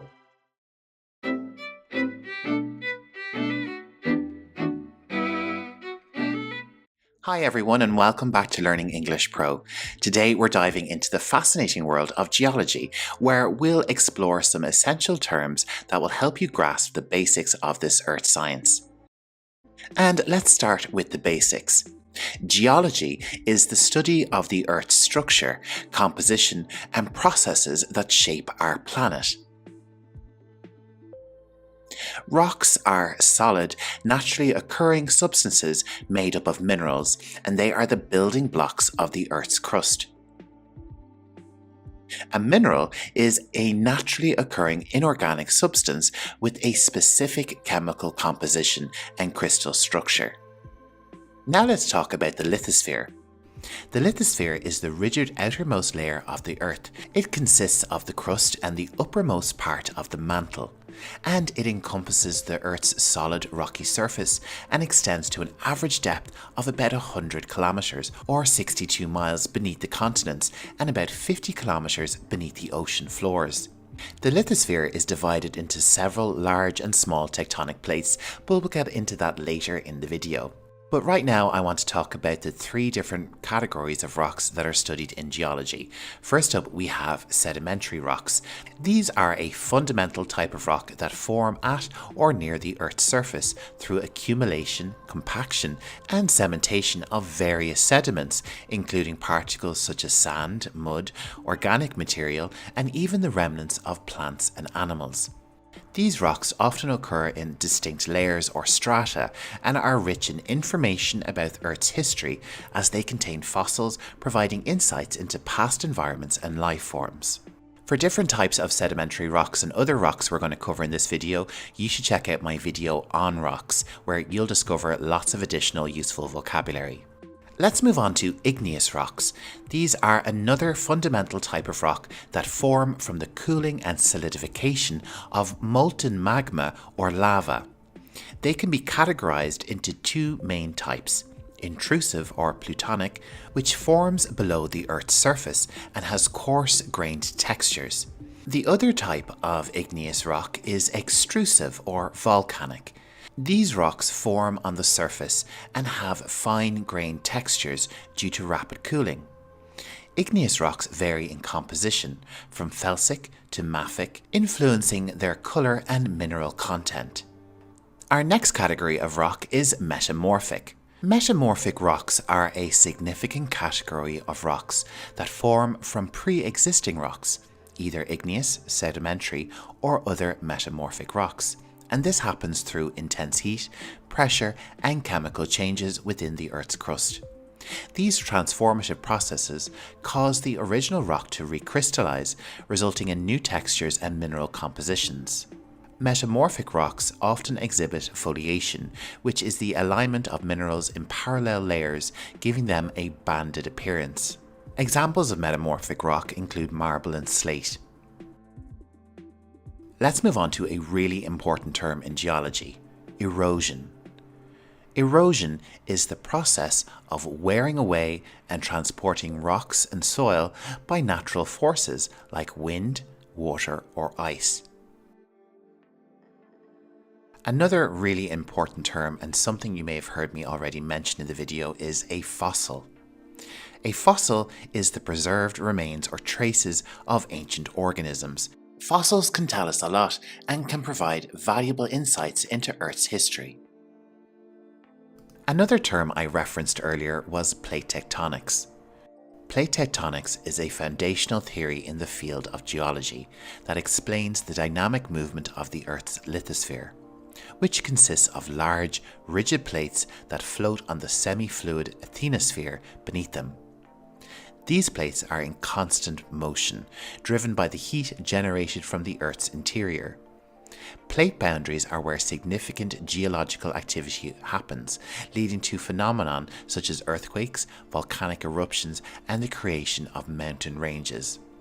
The theory of plate tectonics helps us understand the Earth's ever-changing surface and provides insights into the formation and breakups of continents, the distribution of earthquakes and volcanoes, and the processes that shape our planet's landscape over geological time. A feature of plate tectonics is a fault. This is a fracture in the Earth's crust along which movement can happen. These often cause earthquakes. Volcanoes are geological features that result from the eruption of molten rock, ash, and gases from the Earth's interior onto its surface. They happen at specific locations known as volcanic vents or openings in the Earth's crust. Volcanoes can take various forms, from towering mountains like Mount Fuji to underwater vents on the ocean floor. The eruptions can be explosive or effusive, depending on the type of magma involved and the presence of gases. Volcanic eruptions played a crucial role in shaping the Earth's landscape and can have significant impacts on the environment and human communities. Stratigraphy is a branch of geology that focuses on the study of rock layers or strata and their arrangement in chronological order. It plays a crucial role in deciphering Earth's history and understanding the sequence of geological events that have shaped our planet. Stratigraphers examine the characteristics of these layers, including their composition, fossil content, and relative positions, to determine the relative ages of rocks and the events that have happened over millions of years. When we're talking about millions of years, we're talking about a geological timescale. This is the framework used by geologists and paleontologists to divide Earth's vast history into distinct periods, epochs, and eras, helping us understand and organize the sequence of geological events and the evolution of life on our planet. It is divided into eons, eras, periods, epochs, and ages, each representing specific intervals of time. The largest divisions, eons, encompass billions of years, while the smallest, ages, represent shorter intervals. Notable divisions include the Phanerozoic eon, which covers the last 540 million years, and includes the Paleozoic, Mesozoic, and Cenozoic eras. during which major life forms have evolved and geological events have happened.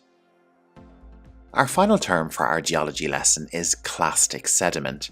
This refers to a type of sedimentary material composed of fragmented pieces of pre-existing rocks and minerals, which are transported by natural agents like water, wind or ice and then deposited. Clastic sediments can vary in size from tiny clay particles to larger sand, silt or gravel-sized fragments. The classification of clastic sediment is often based on the size of these particles, with categories including clay, silt, sand, and gravel. Over time, these sediments can accumulate and become compacted and cemented together, eventually forming clastic sedimentary rocks such as sandstone, shale, or conglomerate. And there you have it. We've covered lots of essential geology terms that are sure to kickstart your journey into the captivating world of geoscience.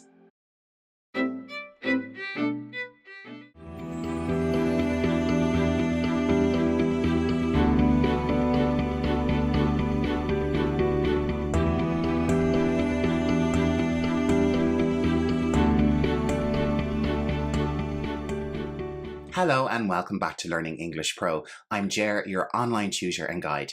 In today's lesson, we're going to look at vocabulary relating to advanced chemistry. So if you're ready, let's get started on our advanced chemistry English vocabulary lesson.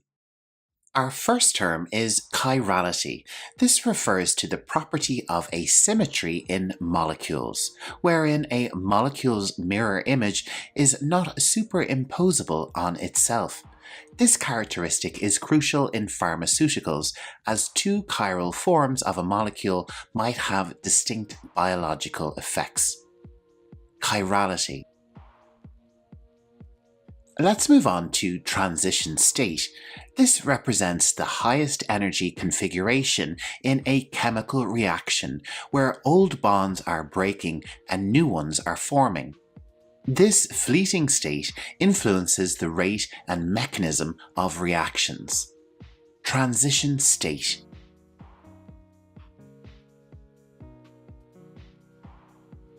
Stereochemistry examines the spatial arrangement of atoms within molecules and the effects on their properties. Understanding stereochemistry is important in fields such as drug design and biochemistry. Stereochemistry.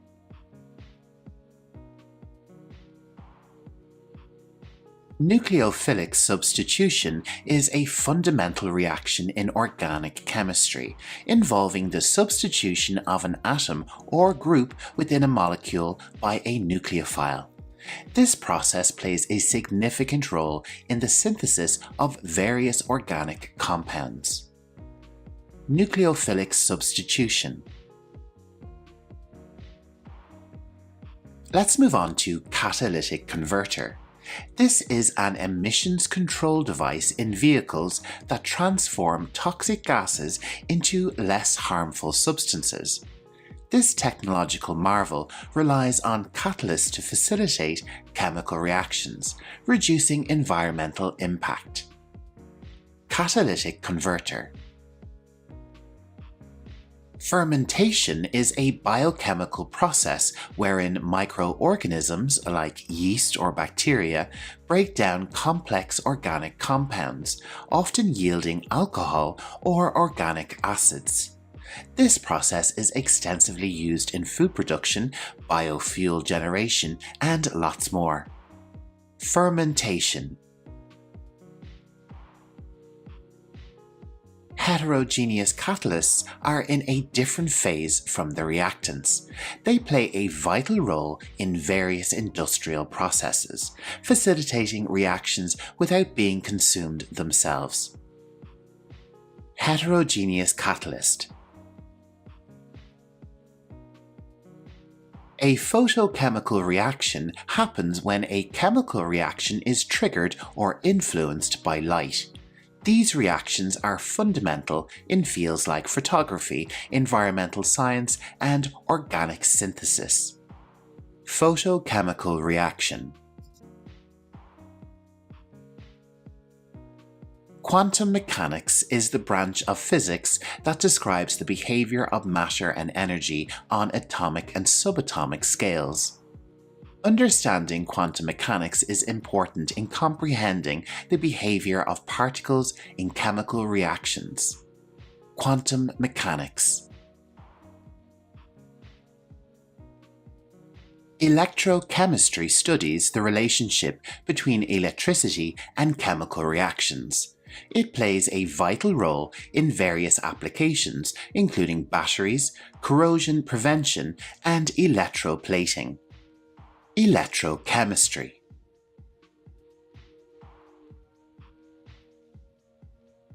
Let's move on to our next term, hemiacetal. Hemiacetals are functional groups formed by the reaction of aldehydes or ketones with alcohols. Understanding hemiacetals is important in the study of carbohydrate chemistry and other organic reactions. Hemiacetal. On screen, you can see the Arrhenius equation. This relates to the rate of a chemical reaction to temperature, providing insights into reaction kinetics and the effect of temperature on reaction rates. Arrhenius equation.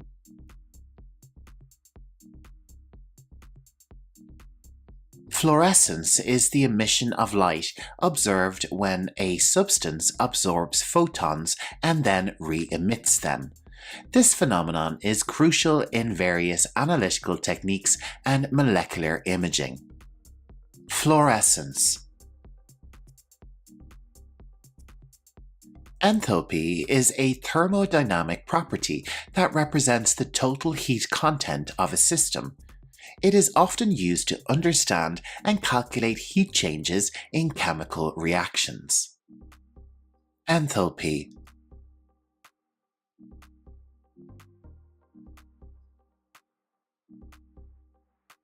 If you're looking for an English vocabulary challenge, head over to the Community tab on Learning English Pro's YouTube page, where you'll find a daily advanced English quiz waiting for you to test your English knowledge, and you can even write me an advanced English sentence in the comments. I'd love to hear from you.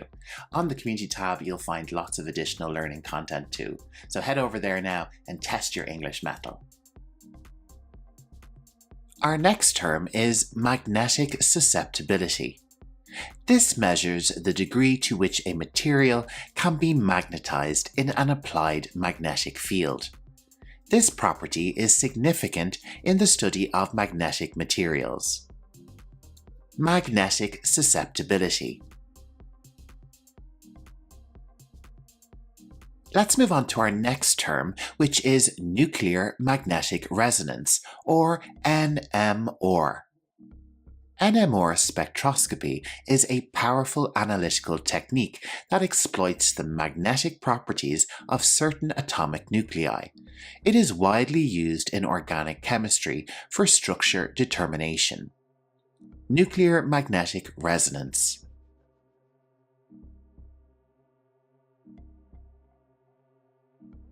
Isomerization is a chemical process in which a molecule undergoes a structural rearrangement to form isomers. This phenomenon is prevalent in various chemical reactions and industrial processes. Isomerization.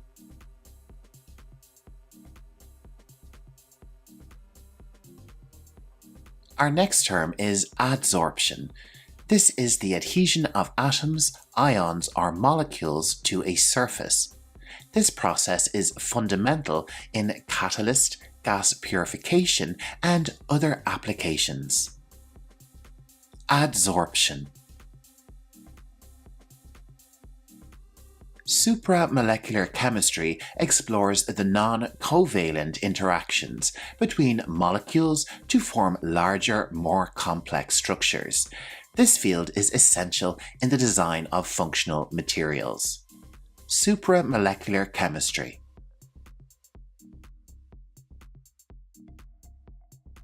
Electron configuration describes the distribution of electrons in an atom's electron orbitals.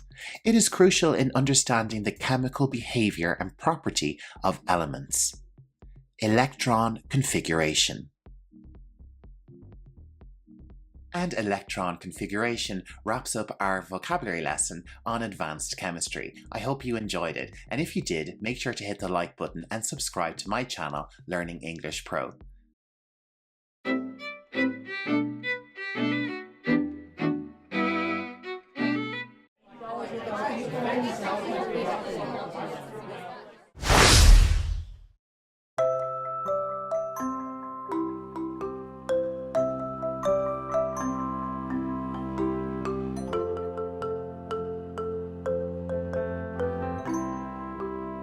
Welcome back everyone, it's Ger. This will be my new lesson on an in-depth journey through the fascinating world of primates.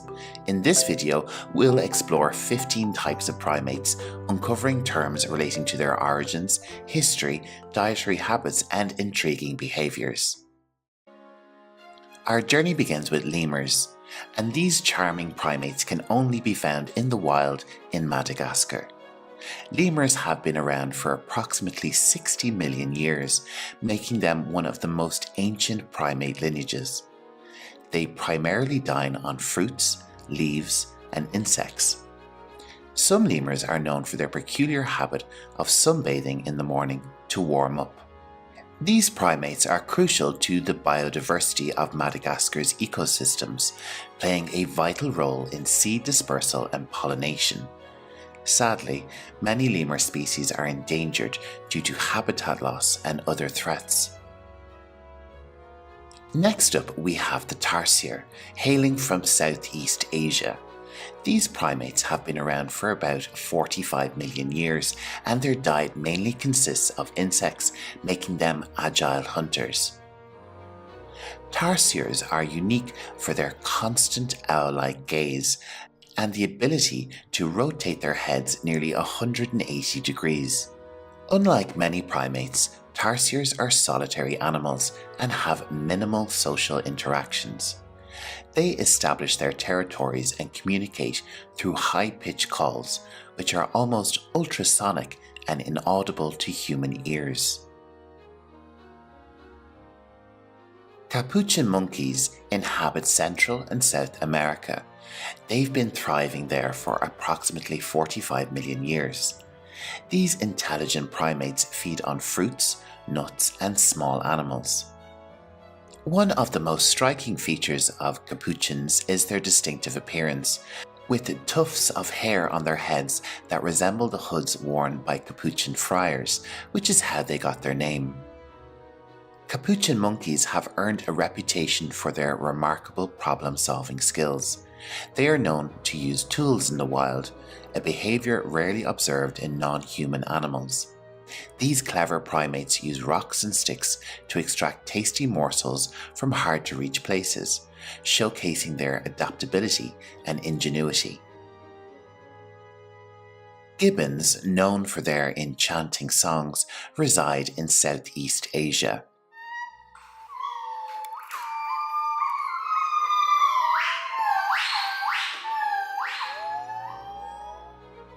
And they've been swinging through trees for around 20 million years. Their diet includes fruits and leaves. Gibbons are masters of brachiation, swinging effortlessly from branch to branch with their long arms. One of the most unique aspects of gibbon behavior is their monogamous family structure. Gibbons typically form lifelong pair bonds with a single mate, and they often sing duets together as a way of strengthening their bond and defending their territory. Howler monkeys are found in the rainforests of Central and South America. They've been calling these jungles home for nearly 15 million years. One of the most remarkable features of howler monkeys is their powerful vocal cords.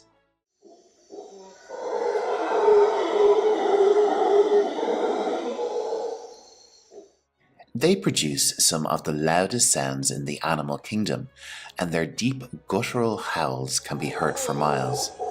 These vocalizations serve to establish territory and communicate with other members of their troop. Howler monkeys are primarily folivores, which means their diet primarily consists of leaves, and they can spend a significant portion of their day eating to meet their nutritional needs. Orangutans are the largest arboreal or tree-dwelling mammals on Earth. Their lineage dates back millions of years, and they represent the only great ape species found outside of Africa. These gentle giants are primarily frugivores, with fruits making up a significant portion of their diet. They also consume leaves, bark, insects, and even small vertebrates when the opportunity arises. One of the most distinctive features of orangutans is their remarkable intelligence. They are known for their problem-solving abilities and can use tools to assist in foraging. Orangutans have been observed fashioning tools from branches to extract insects or honey from tree crevices. Orangutans have a predominantly solitary lifestyle, with males and females coming together only for brief periods during mating. This solitary behavior is unusual amongst the great apes. Female orangutans are known for building elaborate nests high in the trees each night, where they rest and sleep. Male orangutans are recognized by their striking cheek pads, known as flanges, which develop as they reach maturity.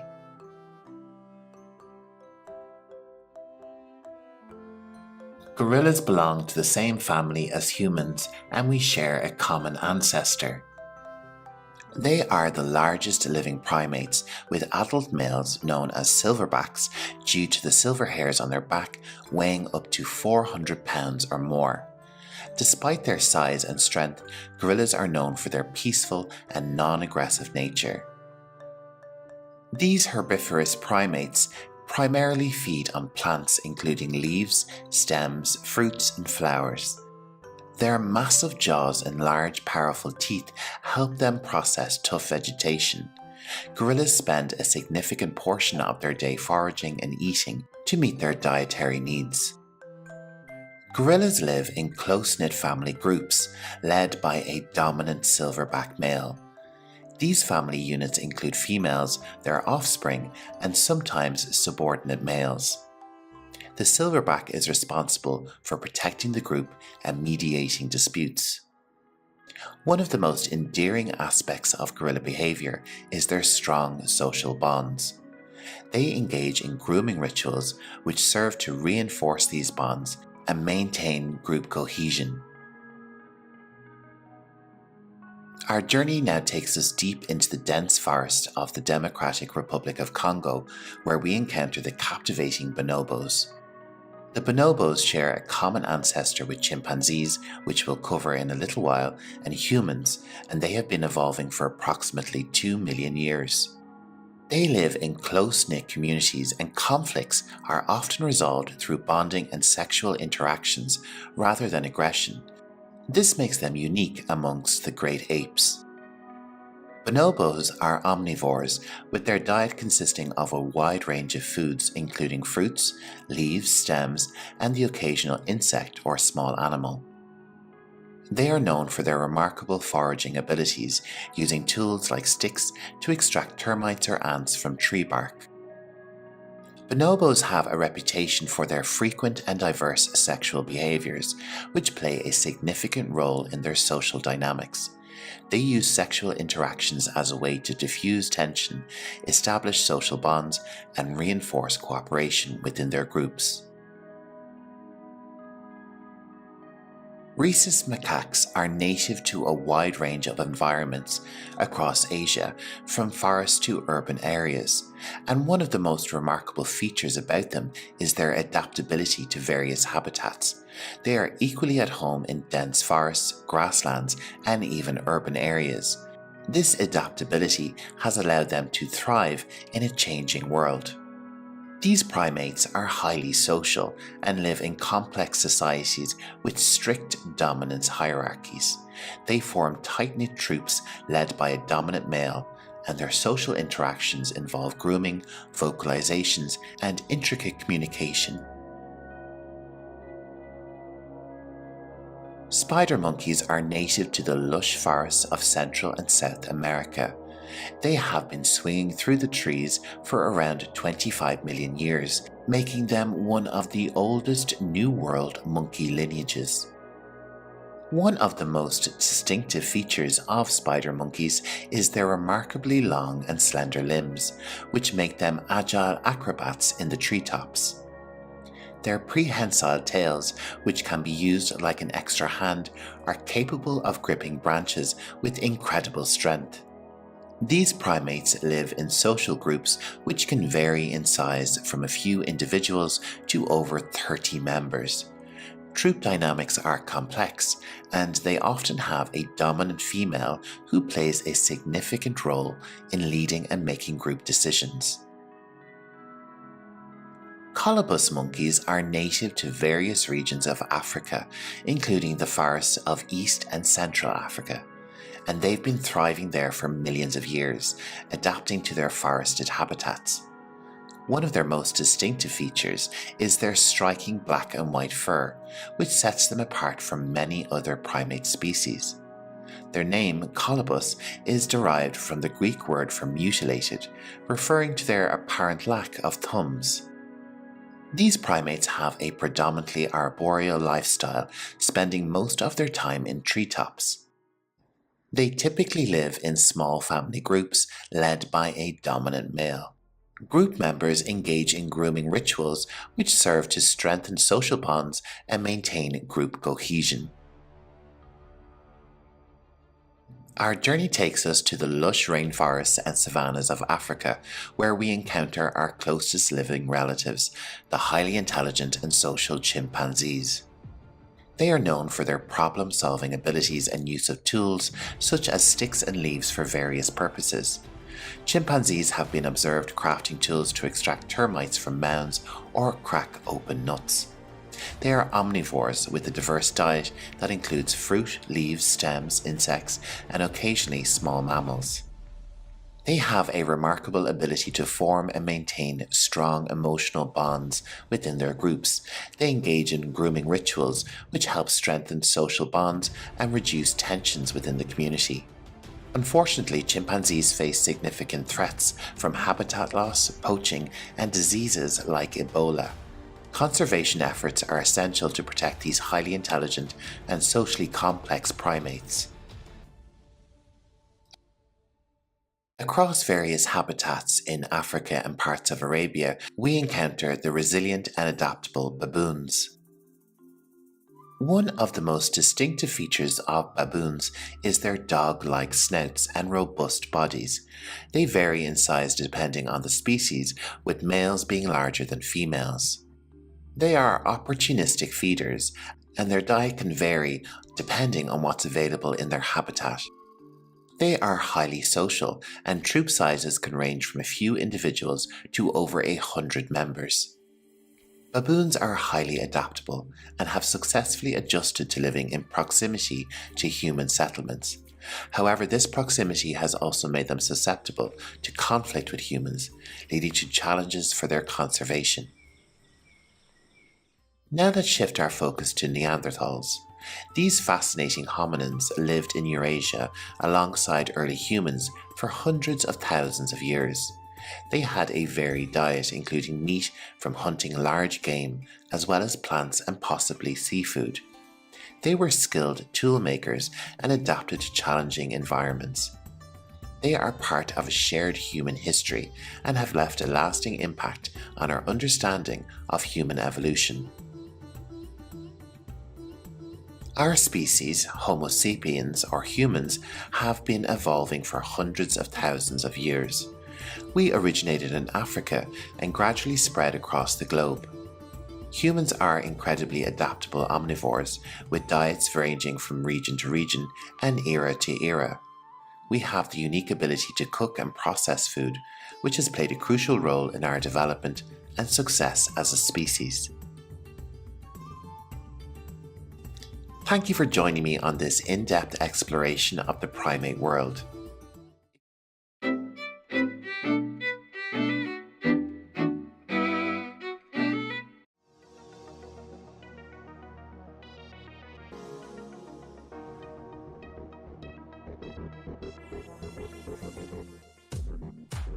This biology vocabulary video is brought to you by Learning English Pro.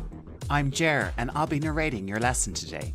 Topics for discussion are: what is a cell, inside the cell, and cell division. So let's begin by answering the question, what is a cell? The cell is the basic structural, functional, and biological unit of all known organisms. A cell is the smallest unit of life, and cells are often referred to as the building blocks of life. And in the human body, there is approximately 37.2 trillion cells. Let's take a closer look at a cell. This is the nucleus at the center of the cell. The inside of a cell is filled with a liquid called cytoplasm, and the walls of the cell are called the cell membrane. Let's take a closer look inside the cell and see what other particles and materials are floating around in the cytoplasm. First up is mitochondria. And mitochondria is responsible for cellular respiration. They are the energy producers of the cell. I'm sure you've heard of the next part of the cell, DNA, also known as deoxyribonucleic acid. DNA is a molecule which takes the shape of a double helix. DNA carries genetic instructions and can be found in all known organisms and many viruses. DNA is essential for development, functioning, and also growth, and for reproduction. Our next item from inside the cell is endoplasmic reticulum. Let's say it one more time. Endoplasmic reticulum. This is a membrane system, and it serves multiple functions, being important particularly in the synthesis, folding, modification, and transport of proteins within the cell. Our next particle is lysosome. Let's try it one more time. Lysosome. Lysosomes are involved in digestion and waste removal within the cell, and they contain digestive enzymes. And they digest other particles within the cell which are worn out and need to be destroyed. Our next cell particle is the Golgi apparatus, which kind of looks like folded towels. The Golgi apparatus is made up of membrane-bound sacs, and in its work it processes and bundles macromolecules like proteins and lipids as they are synthesized within the cell. The next particle we'll look at is the ribosome. Repeat after me. Ribosome. And the ribosome is a protein producer. Protein is needed for many cell functions, such as repair and directing chemical processes. Did you realize there are so many different parts to a cell? It's really incredible. All these different parts which we've discussed are all organelles. Repeat after me. Organelles. And this is what we call all these different parts that reside within a cell. Let's move on and look at cell division. Cell division is the process by which a parent cell divides into two or more daughter cells. And with cell division, there are 5 different distinct stages. The first is called interphase. Next up, we have prophase. The third stage is the metaphase. Following this, we have the anaphase. And the last phase in cell division is the telophase. And with cell division, there are 2 different types that we need to discuss. Firstly, we have mitosis. This is a type of cell division that results in 2 daughter cells, each having the same number and kind of chromosomes as the parent nucleus, and this is typical of ordinary tissue growth. The next type of cell division we'll look at is meiosis. This type of cell division is one that results in 4 daughter cells, each with half the number of chromosomes of the parent cell. This is common in the production of gametes and plant spores. Can you believe we're at the end of our English lesson?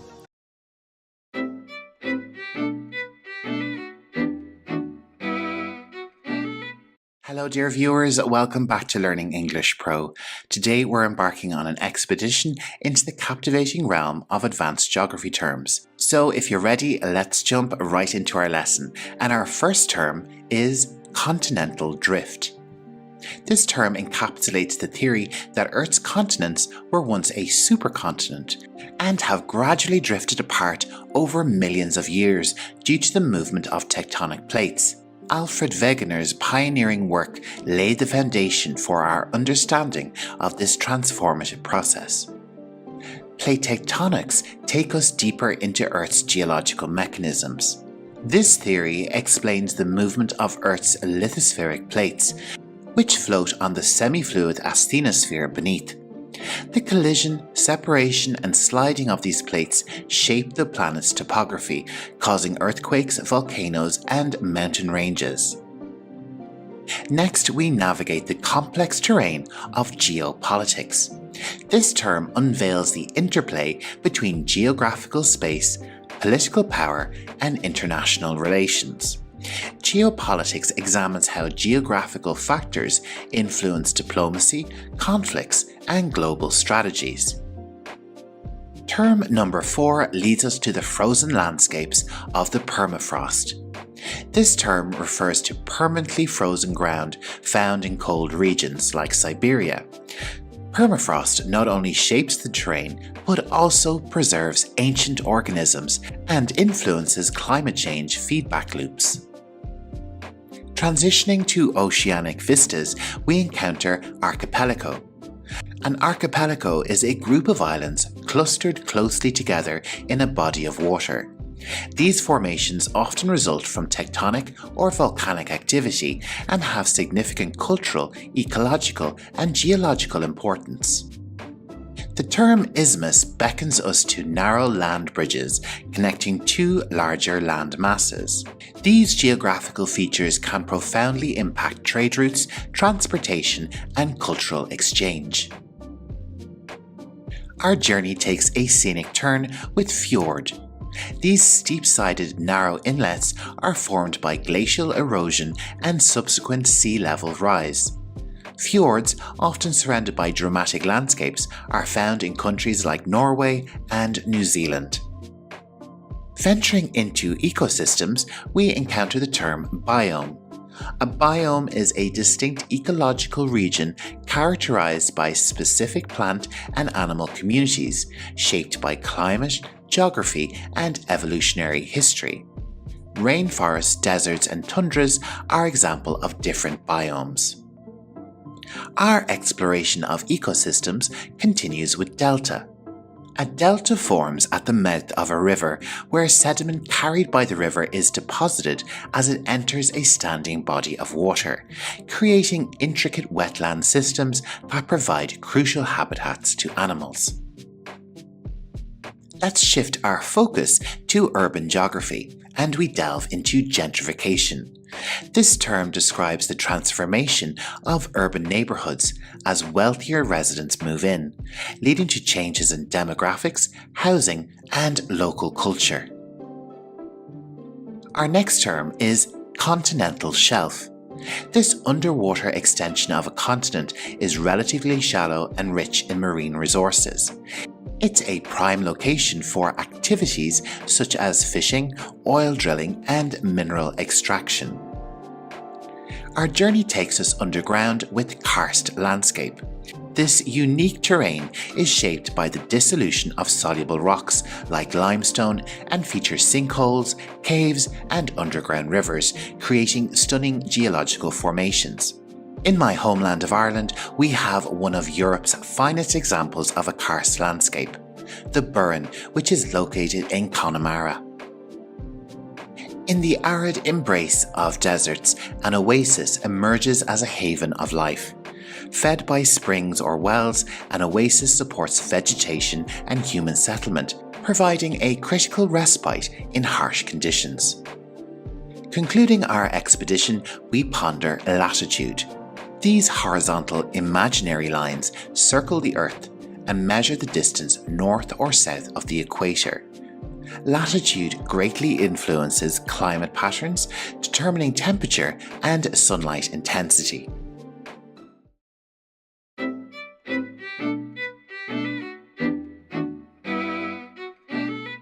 The exploration of space will go ahead, whether we join in it or not.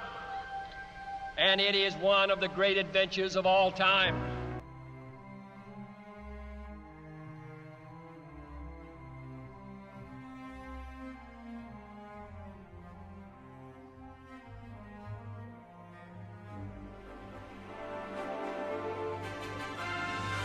You are very welcome to this English vocabulary lesson on the space race. This is Learning English Pro, and I'm Jer. I'll be narrating your lesson today. Our topics for discussion are the space race, to the moon, and of course you will learn lots of important essential English vocabulary. Now, if you're ready, it's time to sit back, relax, and let's learn some English together. Our first topic is the space race, where we will be looking at the beginning of space exploration. In the summer of 1955, the USA and USSR announced they would be launching small satellites into orbit around the Earth. And these announcements were made just 4 days apart. Let's take a look at some of the words we just used in closer detail. The word launch means to start or set something in motion. And you can launch lots of things, like a spaceship, or a boat, or even an event. Our next word is orbit, and this noun describes the curved path of a celestial object or spacecraft round a star, planet, or a moon. We can also use this as a verb to describe the action of orbiting something.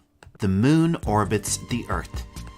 Our next word is the noun satellite, and as you can see on screen, this describes an artificial body placed in orbit around the Earth or moon or another planet in order to collect information or for communication. But satellite can also describe a celestial body orbiting the Earth or another planet, so something that's natural, like the moon, or something like an asteroid that orbits Jupiter. One very famous artificial satellite is Sputnik. In 1957, the Soviet Union successfully launched Sputnik into orbit of the Earth and shocked the world.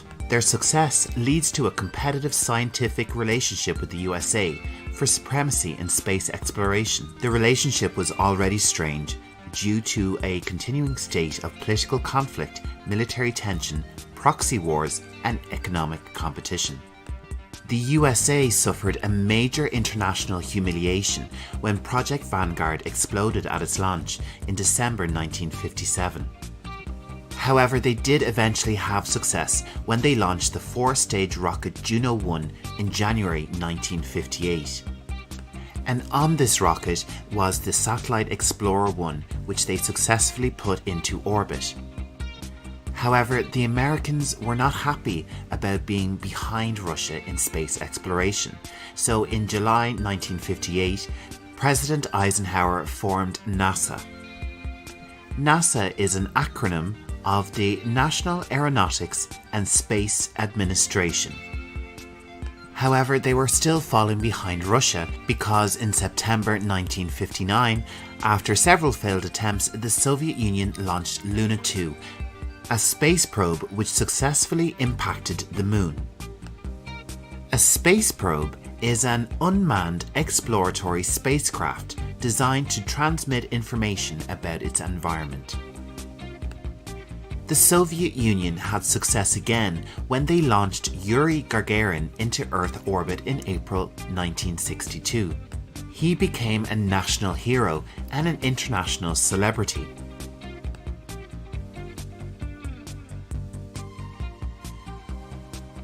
It is interesting to note that American spacegoers are called astronauts, while Russian spacegoers are called cosmonauts. So we have astronauts and cosmonauts.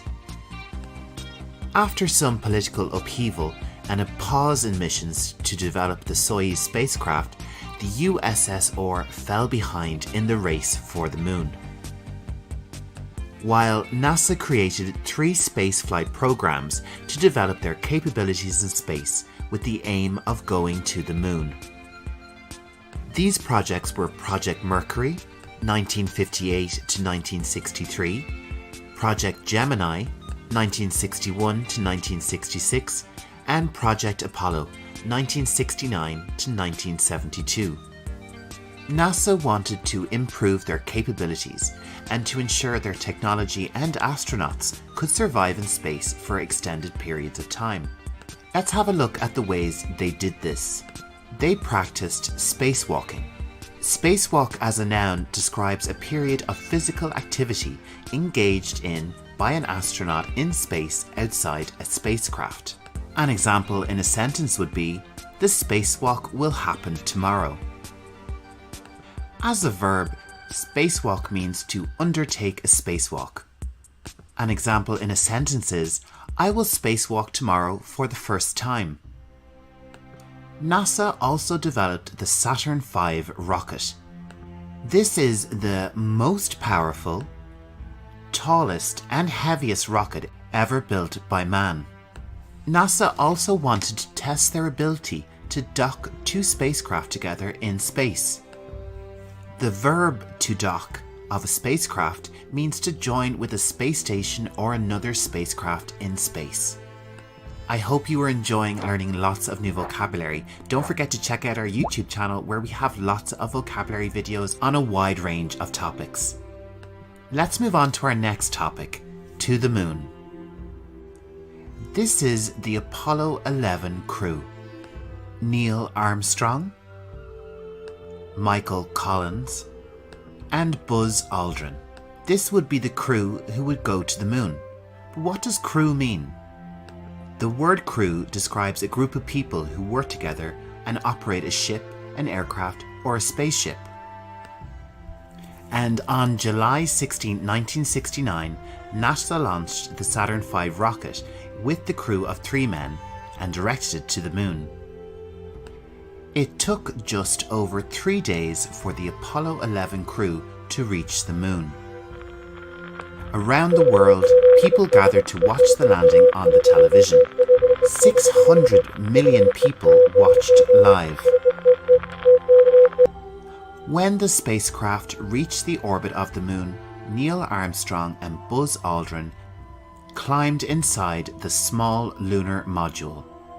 Michael Collins remained in the control vessel, which would stay in orbit, while the 2 crew members left in their lunar module and descended to the moon. Let's take a look at the highlighted words. A lunar module is a detachable compartment of a spacecraft used to land on the moon's surface. And descend is a verb which means to move or fall downwards. As the crew descended in the lunar module, they encountered problems with their speed and computer. However, they overcame these problems and successfully landed on the moon's surface.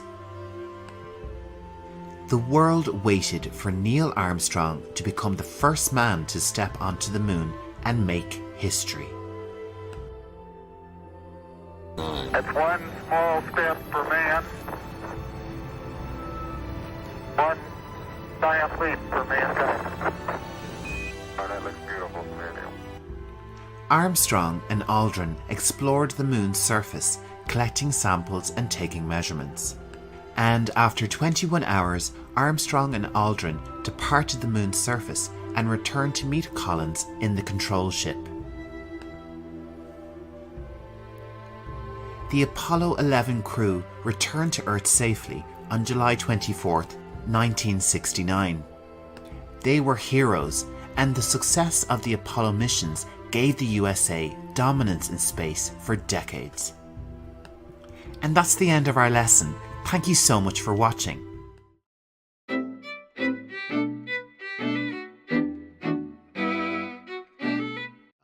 Today we're delving into the captivating world of psychology, exploring essential psychological terms. Whether you're a psychology student or just curious about the human mind, this video is for you. So let's get started with our first term, which is the topic of our lesson, psychology. Psychology is the scientific study of the human mind and behavior. It seeks to understand and explain our thoughts, feelings, and actions. Psychology. Next up, we have the word behavior, which has different spellings in American and British English. Behavior encompasses all actions and reactions of an individual or organism, from simple reflexes to complex interactions. Behavior. Now let's explore cognition. Cognition refers to mental processes such as perception, thinking, reasoning, and problem solving. Repeat after me. Cognition. Emotion is our next term. Emotions are complex psychological and physiological responses to events or situations involving feelings like joy, fear, anger, and more. Emotion. Moving on to memory. Memory is the ability to store, retain, and recall information and experiences. Memory. Consciousness is the awareness of one's thoughts, feelings, and surroundings at any given moment. Consciousness. Next, we have perception. Perception is the process of interpreting sensory information to understand and make sense of the world. Perception. Stress is a psychological and physiological response to challenging situations, often leading to feelings of tension or anxiety. Stress. Now, motivation. Motivation is the internal or external drive that initiates, directs, and sustains behavior towards a goal. Motivation. Personality is a unique set of enduring characteristics, behaviors, and traits that define an individual. Personality. Moving on to intelligence. Intelligence is the capacity to learn, reason, and solve problems effectively. Intelligence. Our next term is abnormal psychology. This is the study of atypical behaviors and psychological disorders, aiming to understand and treat them. Abnormal psychology. Therapy refers to the various treatments and interventions used by psychologists and mental health professionals to help individuals improve their psychological well-being. Therapy. Our next term is social psychology. This focuses on how individuals are influenced by social interactions and the impacts of groups on behavior and attitudes. Social psychology. We also have developmental psychology.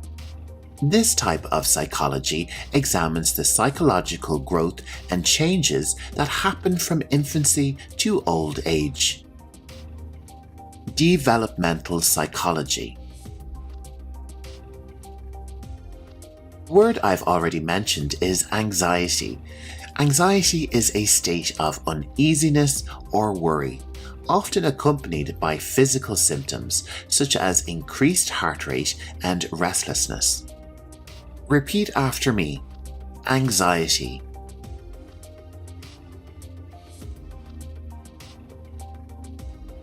Depression is a mood disorder characterized by persistent sadness and a loss of interest or pleasure in activities. Depression. The term self-esteem means an individual's overall evaluation of their self-worth and self-perception. Self-esteem. Schizophrenia is a severe mental disorder characterized by disorganized thinking, hallucinations, and a loss of contact with reality. Repeat after me.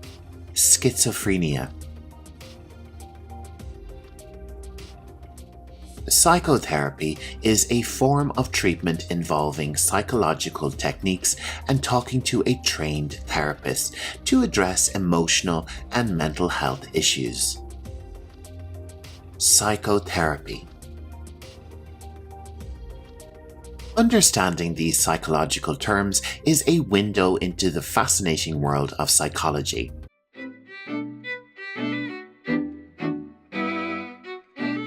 In today's lesson, we're going to run through 10 different terms related to the permafrost, the frozen layer of soil beneath the Earth's surface. These terms will help you better comprehend this fascinating natural phenomenon.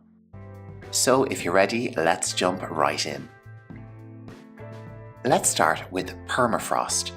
This is a layer of permanently frozen ground found in polar and subpolar regions.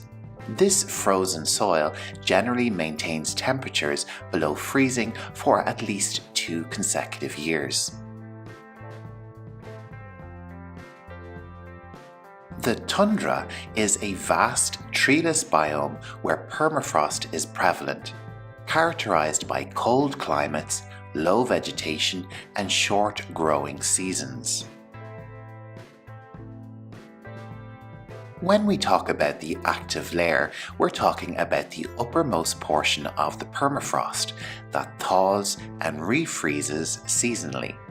This process supports plant and microbial life. Our next term is thermokarst. This refers to the uneven terrain formed when the permafrost thaws, causing the ground to sink and create depressions. The permafrost is part of the Earth's cryosphere. The cryosphere encompasses all the Earth's frozen water, including glaciers, ice caps, and of course the permafrost.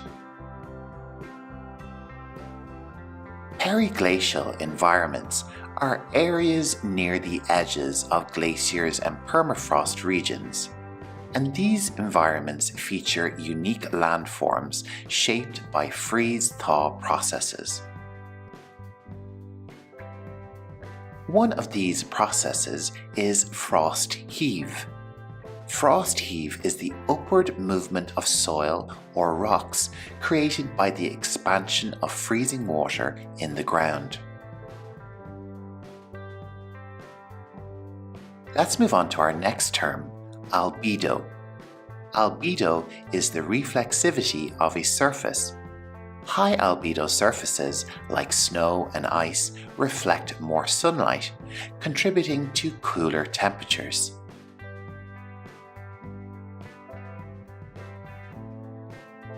Methane hydrates are ice-like compounds containing methane molecules. These are found in the permafrost and deep ocean sediments, which can release methane when they thaw. Our final term for this lesson is geothermal energy. This type of energy harnesses heat from within the Earth, including heat from permafrost, to generate electricity and provide heating. And geothermal energy wraps up our lesson on the permafrost.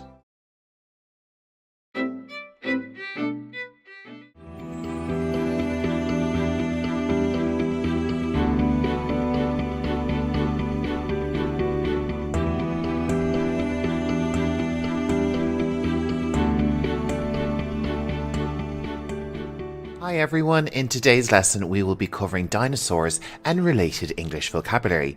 This video is a special request from a subscriber, UmuBot Storytime, and her son, so if you have a request for a video topic, make sure to leave a comment.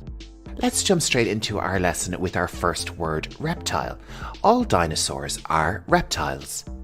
And dinosaurs share common ancestors with all the reptiles that we have on the planet today. They are all part of a natural group of animals called Dinosauria. Dinosaurs first emerged in the Triassic period. This was about 243 to 233 million years ago. One of the earliest known dinosaurs is the Eoraptor. This dinosaur was quite small and a little bit bigger than a chicken. Dinosaurs soon became the dominant terrestrial vertebrates on the planet. This means that they were at the top of the food chain. These dinosaurs that walked on the Earth are best known as non-avian dinosaurs, and they survived until a time period known as the Cretaceous period. This was about 66 million years ago. At this time, an asteroid impact occurred on Earth. This was really bad news for the planet and even worse for the animals who lived during this time. This event is thought to be the main reason for the extinction of the dinosaurs. We would say in English that this is how the dinosaurs went extinct. However, not all dinosaurs went extinct. Did you know that birds are an ancestor of dinosaurs? In fact, in English, scientifically, they can be referred to as avian dinosaurs or flying dinosaurs. So dinosaurs are still very much alive today. Modern birds are descended from dinosaurs such as the raptor.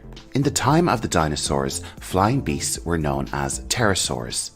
These huge flying beasts were the masters of the skies during the time of the dinosaurs. However, they aren't related to modern birds. And it's now commonly accepted that lots of dinosaurs had feathers. Living at the same time as the dinosaurs were huge sea creatures.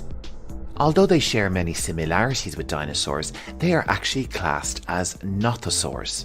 And one of the earliest types of nothosaurs was the plesiosaur, which first appeared around 203 million years ago.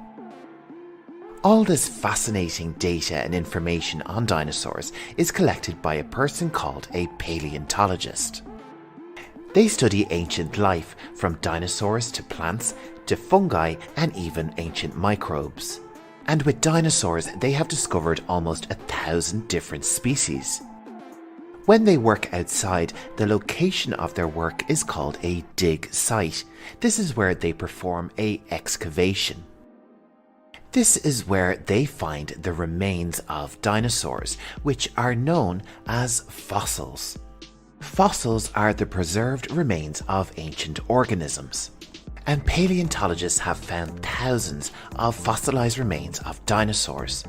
One of the earliest paleontologists was Sir Richard Owen, who coined the phrase of dinosaur in 1841. The word dinosaur means terrible lizard in Greek. Sir Richard Owen was involved in one of the first classifications of dinosaur, the Iguanodon. They lived about 126 to 122 million years ago. They were large, bulky creatures which weighed over 3 tons. Because of the work of paleontologists, dinosaur remains are on display in museums around the world. And they are a big part of popular culture.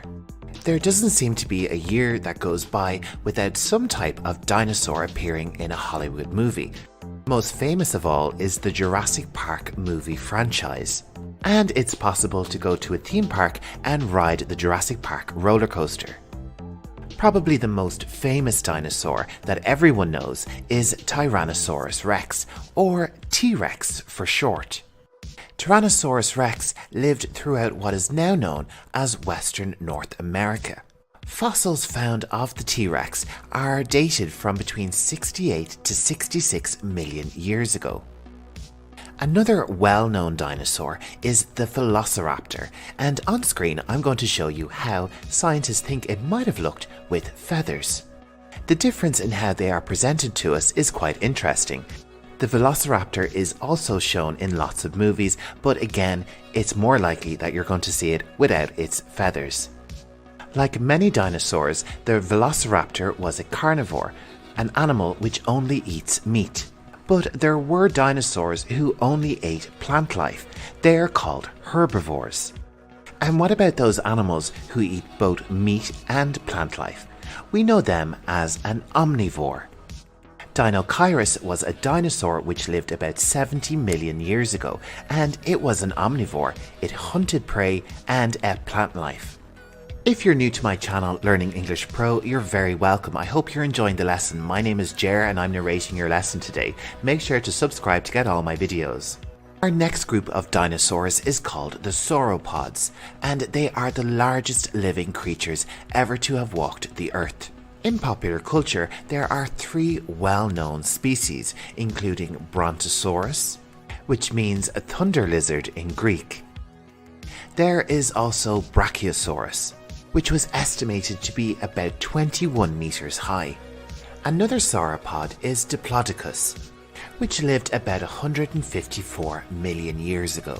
And these are the longest known of the dinosaurs, with a length of up to 27 meters.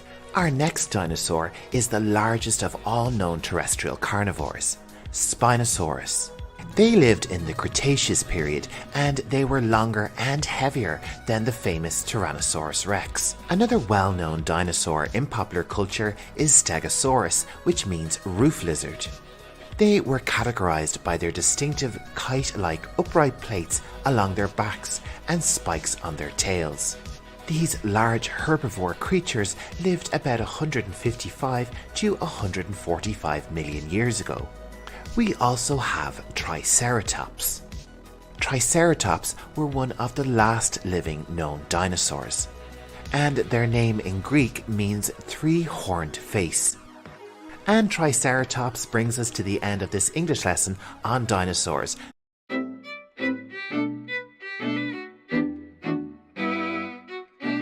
Hey there fellow learners, welcome back to Learning English Pro. Today we're diving into the world of biochemistry. Whether you're a student just starting out or someone looking to brush up on your biochem knowledge, this vocabulary list is your handy guide. If you're ready, let's get started. And our first term is molecule. A molecule is a group of atoms bonded together. It's the smallest unit of a chemical compound that retains its unique properties. Let's move on to enzymes. These are proteins that act as catalysts, speeding up chemical reactions in living organisms without being consumed in the process. A substrate is the specific molecule that an enzyme acts upon during a chemical reaction.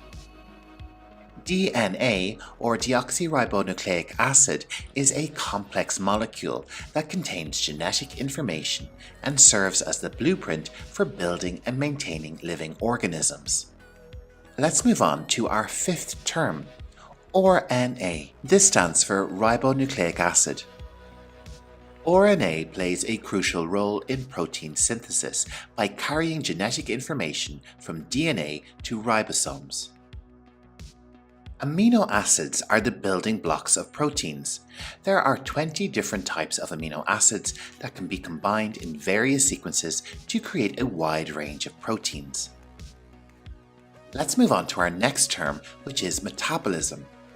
This refers to all the chemical processes that happen within an organism to maintain life. It includes processes like digestion, energy production, and waste elimination.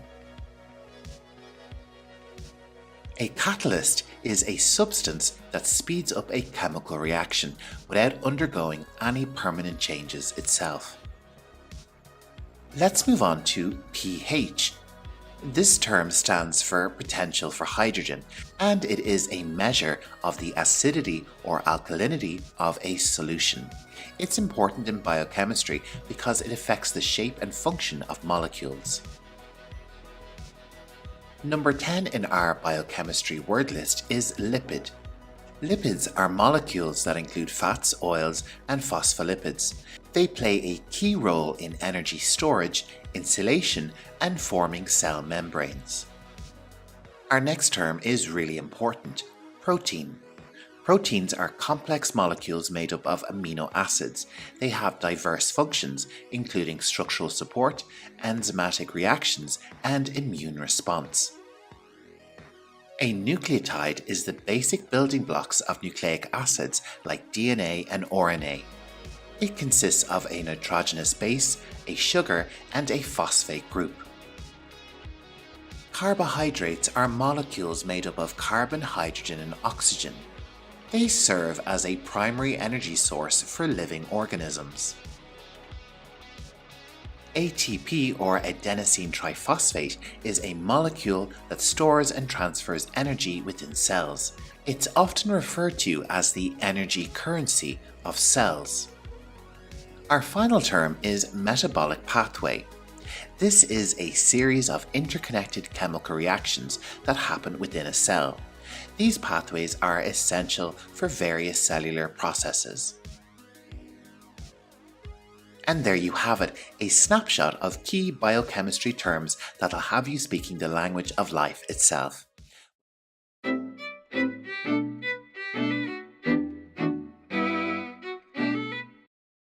Hello everyone, welcome to Learning English Pro. This is Jer.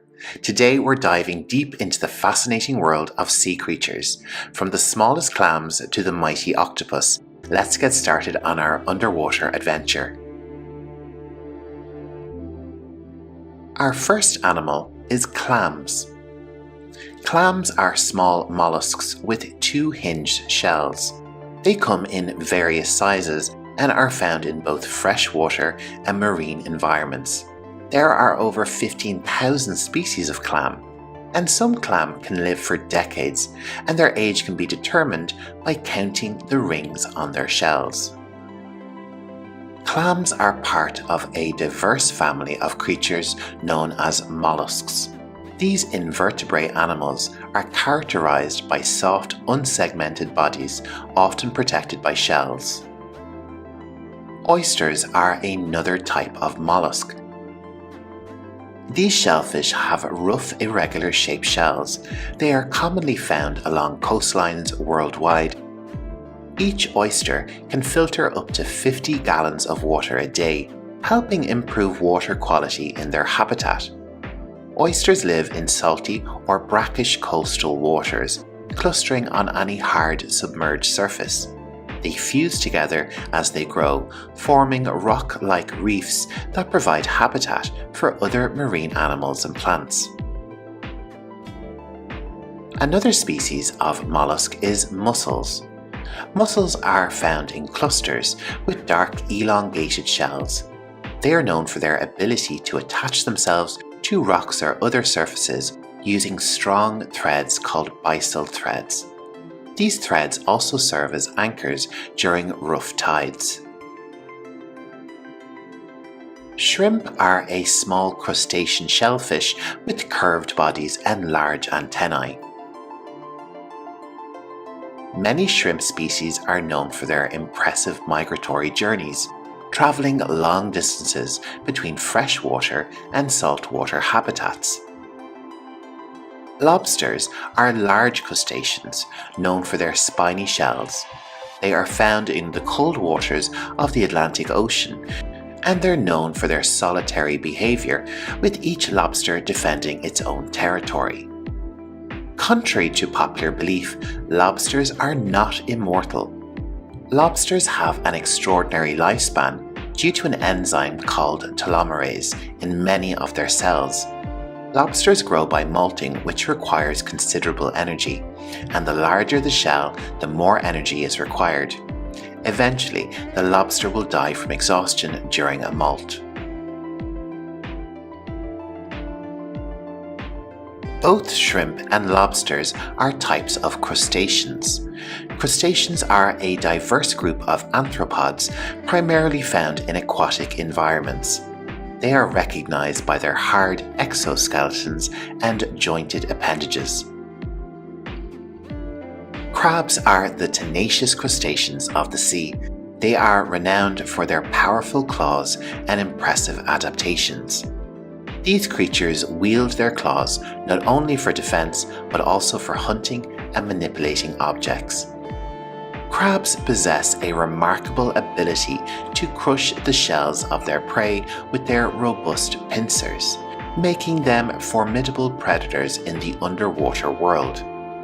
Beyond their claws, crabs have evolved an array of unique features, including intricate exoskeletons and diverse body shapes, reflecting their incredible diversity and resilience in marine ecosystems. A creature who needs to be on guard for hungry crabs is the scallop. Scallops are shellfish with fan-shaped shells and tender white meat. They have a unique way of swimming by rapidly clapping their shells, which creates a jet of water that propels them forward. Squid are cephalopods with soft bodies and long tentacle-like appendages. These intelligent creatures are masters of camouflage, capable of changing their skin color and texture to blend in with their surroundings. Cephalopods are characterized by their soft, elongated bodies and prominent head. They also have a set of tentacles or arms that typically surround the mouth. Cephalopods are renowned for their high level of intelligence among invertebrates. Another well-known cephalopod is the octopus. These are very intelligent creatures with 8 long, flexible arms. They are known for their problem-solving abilities and their exceptional skill in escaping predators by squirting ink and using jet propulsion to swim away. Octopi possess a highly developed nervous system, allowing them to exhibit complex behaviors. Despite their intelligence and agility, octopi are relatively short-lived creatures, with most species having a lifespan of just a few years. Our next sea creature is the crawfish, which can also go by the name of crayfish. These are freshwater crustaceans resembling small lobsters. They often create intricate burrows in the muddy bottoms of ponds and streams, which provide them with shelter from predators. A conch is a marine snail with a spiral-shaped shell often used in Caribbean cuisine. The conch's impressive shell is not only for protection, but also acts as a buoyancy aid, allowing it to float when needed. Our next sea creature is truly fascinating, the sea urchin. Sea urchins are spiny marine animals with round, hard shells. They belong to the Echinoidea family, and they play a vital role in marine ecosystems by grazing on algae and controlling its growth. Sea urchins have a unique method of locomotion, using hundreds of tiny tube feet to move. As I mentioned, sea urchins belong to the Echinoidea family, which is a diverse group of marine animals characterized by spiny skin or exoskeleton. Echinoderms include several other fascinating species, and one of their defining features is their unique water vascular system, which helps them with locomotion, feeding, and respiration. An intriguing member of this family is the starfish, also known as a sea star. These captivating marine animals are known for their distinctive 5-arm radial symmetry. These creatures are found in oceans around the world, from shallow coastal waters to the deep sea. Despite their name, starfish can have a varying number of arms, and they use tube feet on their underside to move and feed. They are remarkable for their ability to regenerate lost limbs, and they come in a dazzling array of colors and patterns. While they may look like a mollusk, barnacles are actually small crustaceans related to crabs and lobsters. They attach themselves to rocks and other surfaces, and they have a complex life cycle, with their larval stage free swimming before settling down and attaching themselves to a substrate as adults. For our final sea creature, I think I've left the best to last. We've already discussed shrimp, but I'm going to discuss a particular type of shrimp called the mantis shrimp. This is a marine marvel, and it is found in the warm waters of the Indian and Pacific Oceans. It possesses one of the most remarkable and powerful punches in the animal kingdom. With specialized appendages known as smashers, mantis shrimps can strike their prey with astonishing speed and force, delivering blows that can shatter glass aquarium walls and even crack open the shells of crabs and clams. This incredible punch is not only swift but also incredibly accurate, allowing mantis shrimps to strike their prey with pinpoint precision. Their smashing technique is so potent that it creates a cavitation bubble, which generates temperatures comparable to the surface of the sun, and it creates shockwaves that can stun or kill their prey instantly. In this fascinating clip, you can see it using the technique to rip the arm off a crab. Truly fascinating. And the mantis shrimp concludes our exciting journey through the world of sea creatures. I hope you enjoyed learning all about them. If you found this video informative and entertaining, please don't forget to give it a thumbs up, share it with your friends, and subscribe to Learning English Pro for more engaging content.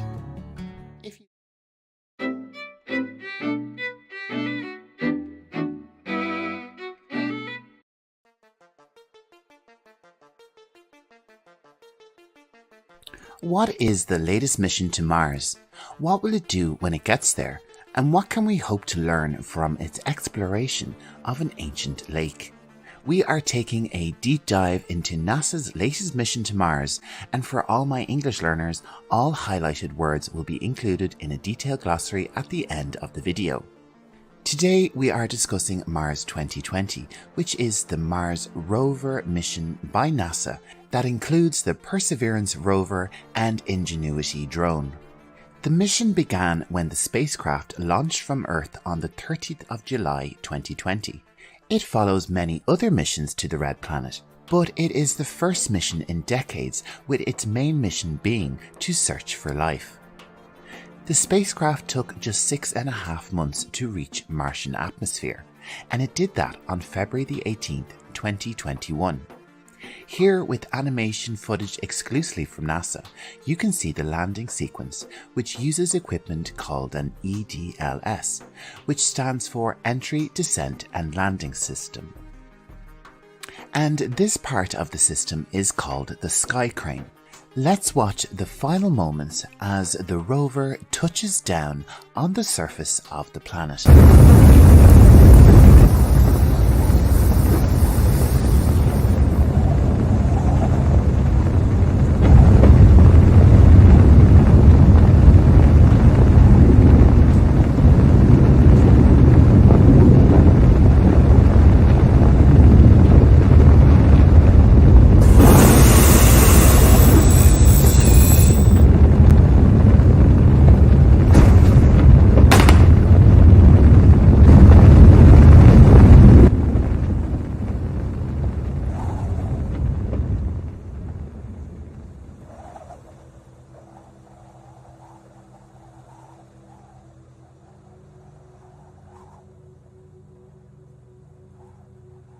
Perseverance will land in the Jezero crater to explore life. Before we talk about its mission, let me introduce you to the other part of its mission, the Ingenuity helicopter drone. This is very exciting. If the mission is successful, we will see the first powered flight on any planet beyond Earth. It will be an amazing achievement. Because the atmosphere on Mars is not very dense, Ingenuity needs to be very light in weight and very powerful. It can travel at an altitude of 10 meters and travel about 300 meters from the Perseverance rover. As I mentioned, this mission will land in the Jezero crater. Many millions of years ago, scientists believed that there was an ancient lake here. There is strong evidence that Mars was once covered in water like Earth, and if that is true, it is likely that Mars once supported life. Perseverance's mission is to find evidence of that life, and it will do this by drilling into the surface of the crater and take samples from the rock. These samples will be collected by a later mission, and scientists will examine them for signs of life. Let's talk a little bit about Mars, or the red planet as it is commonly referred to.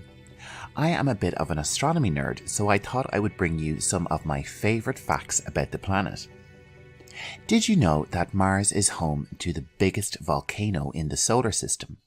Olympus Mons is a huge shield volcano that rises to a height of an incredible 25 kilometers and is about the same size as the American state of Arizona.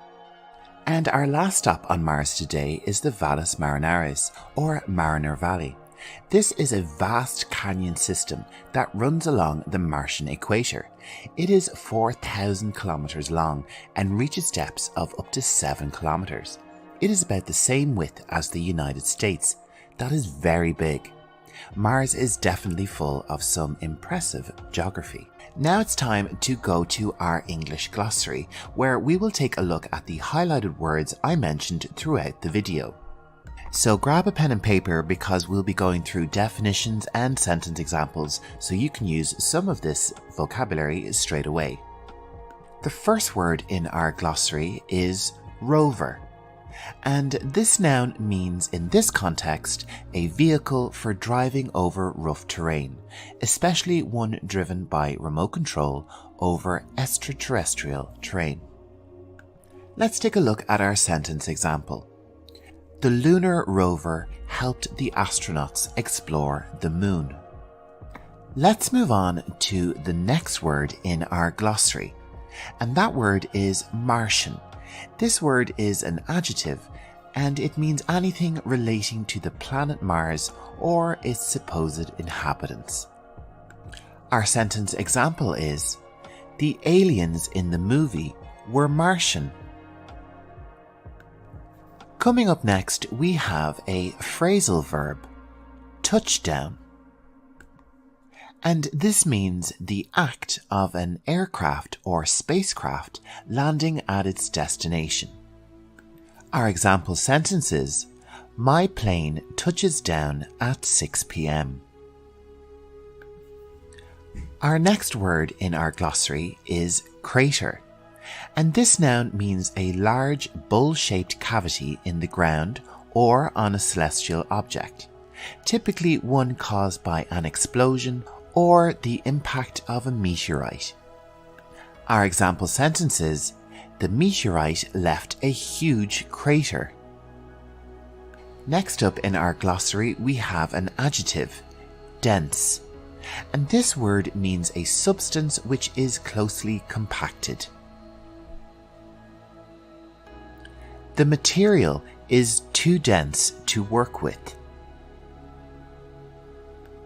The next word we will have a look at is altitude, and this noun means the height of an object or point in relation to sea level or ground level. And our example sentence is, high altitudes make me feel ill. Let's move on to our next word, which is a noun.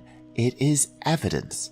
This means the available body of facts or information indicating whether a belief or proposition is true or valid. Our example sentence is, I hope they find evidence of life on Mars. The next word we will cover in our glossary is sample. This noun means a small part or quantity intended to show what the whole is like. Let's check out our example sentence. I will try a sample of the cake. Our next word in our glossary is shield.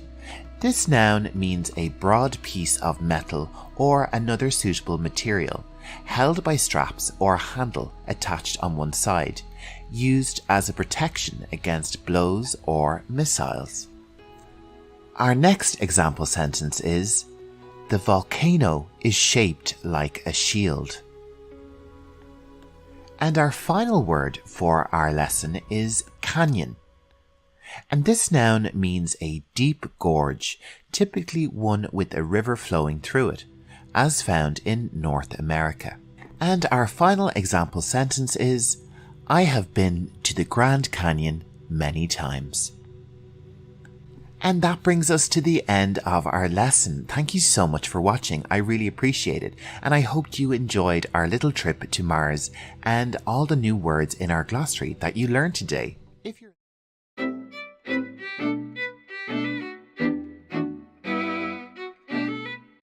Hello and welcome to Learning English Pro. In this video, we will take a look at English vocabulary relating to heat waves. And our first word is heat wave. A heat wave is a prolonged period of excessively hot weather, typically with high temperatures and little or no rainfall. And now let's take a look at our example sentence. The prolonged heat wave brought soaring temperatures, making it challenging to stay cool even indoors. Next up, we have scorching. Scorching means extremely hot or burning. During a heat wave, you might feel the scorching rays of the sun on your skin. Let's take a look at our second example sentence. The scorching heat wave turned the park into an oven, with the playground equipment too hot to touch. Moving on, our next word is sweltering. Sweltering describes the oppressive heat that makes you feel uncomfortable and sweaty. People sought refuge in air-conditioned malls to escape the sweltering heat wave that enveloped the city. Now let's talk about our next word, which is melting. Melting is the action or process of liquefying due to heat. For our example sentence we have, the glaciers were melting more than usual because of the increase in temperature. Our next word is dehydration. Dehydration is the condition of losing too much water from your body due to extreme heat and not drinking enough fluids. With the scorching temperatures during the heat wave, it was essential to drink plenty of water to avoid dehydration. And our next word is the opposite of dehydration, hydration. This is the act of keeping the body well supplied with water, especially crucial during hot weather. And let's take a look at this in a sentence. Staying on top of hydration was crucial during the heat wave to prevent heat-related illnesses. Next, we have heat exhaustion, an important term. This is a heat-related illness characterized by heavy sweating, weakness, dizziness, and nausea, often caused by prolonged exposure to high temperatures. After hours of outdoor activities in the heat wave, Sarah began experiencing symptoms of heat exhaustion. Next, we have heat stroke. Heat stroke is a severe heat-related condition that can be life-threatening. It occurs when the body's temperature regulation system fails and the body overheats. Without proper precautions, heat stroke became a significant concern during the intense heat wave. Now let's learn about air conditioning. Air conditioning is a system that cools and dehumidifies indoor air, providing relief during heat waves. The office became an oasis of comfort with its air conditioning system during the oppressive heat wave. Moving on, we have sunscreen. Sunscreen is a lotion, cream, or spray applied to the skin to protect it from the harmful effects of the sun's ultraviolet rays during heat waves. Before heading to the beach during the heat wave, it was vital to apply sunscreen to protect the skin from harmful UV rays. Lastly, we'll talk about heat resistant. The term heat resistant refers to materials or substances that can withstand high temperatures without melting or deteriorating. Let's take a look at our final sentence example. The heat-resistant materials of the water bottles ensured that they remained safe to use even in the scorching heat wave. And there you have it, a collection of English vocabulary related to heat waves. I hope you found these definitions helpful and informative. Don't forget.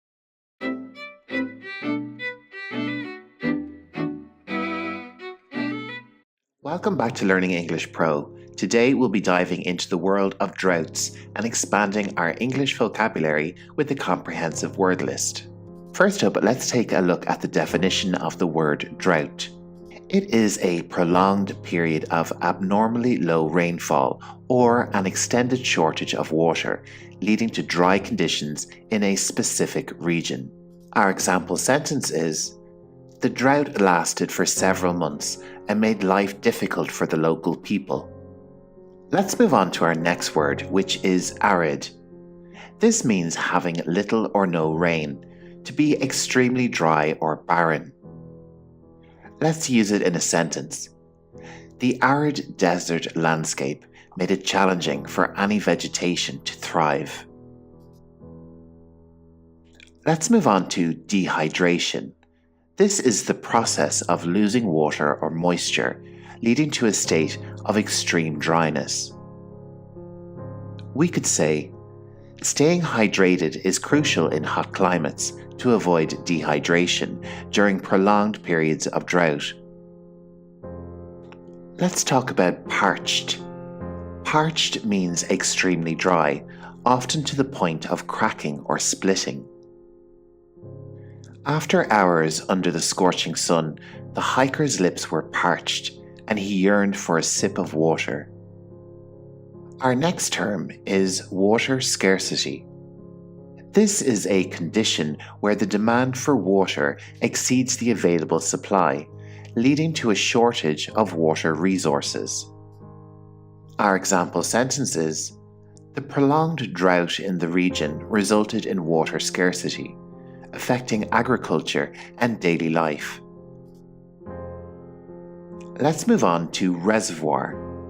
This is a man-made or natural storage area for water, often used to ensure a steady supply during dry spells. The city relied on its reservoirs to provide water during the drought, sustaining the population's needs. Evaporation.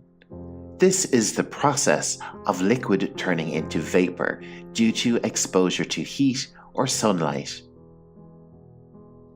We could say, the intense heat caused rapid evaporation of the small puddles left from yesterday's rainfall. Next up, we have the term of rainwater harvesting. This is the practice of collecting and storing rainwater for future use, especially in times of drought. Let's use it in an example sentence. To conserve water during the drought, the community implemented rainwater harvesting techniques.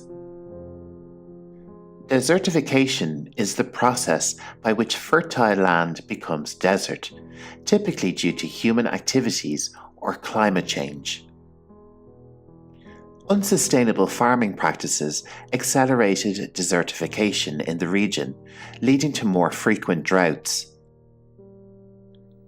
Up next, we have dust storm. This is a severe weather phenomenon in arid regions, characterized by strong winds carrying dust and sand particles. The dust storm during the drought reduced visibility and made breathing difficult for the residents. Our final term is xeriscaping. This is landscaping and gardening techniques designed to conserve water by using drought-resistant plants and efficient irrigation methods. To save water during the drought, the homeowner opted for xeriscaping, creating a beautiful, water-efficient garden. And there you have it, my English word list related to droughts. Understanding these terms will not only improve your language skills, but also help you comprehend the challenges faced in regions affected by droughts.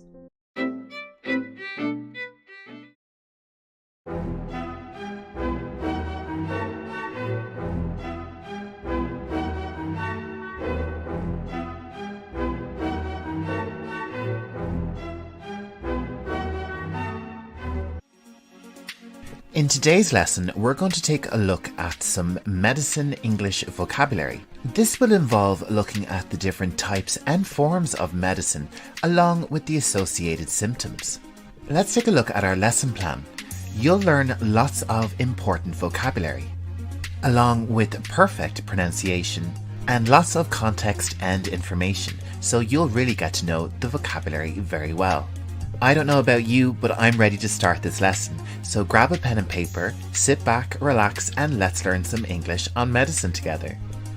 First up, we're going to explore symptoms in a question format and have a look at the associated medication that is used as treatment for these symptoms. Our first question is, do you have an infection? Do you have an infection? If you have a bacterial infection, you will need an antibiotic. Repeat after me. Antibiotic.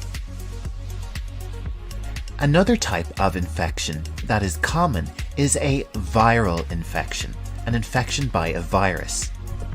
And we use antiviral medication to treat a viral infection. Antiviral. Our next question is, do you have pain or fever? Do you have pain or fever? For these symptoms, you would take a painkiller. Repeat after me. Painkiller. Our next question is, do you have a cough? The word cough has an unusual pronunciation. Instead of a G sound, we have an F sound here. Do you have a cough? And the medicine for a cough has a few different names. It can be called cough syrup, cough medicine, or a cough suppressant. My next question to you is, do you have allergies? Do you have allergies? And for an allergy, we take an antihistamine. Repeat after me. Antihistamine. Let's do that one more time. Antihistamine.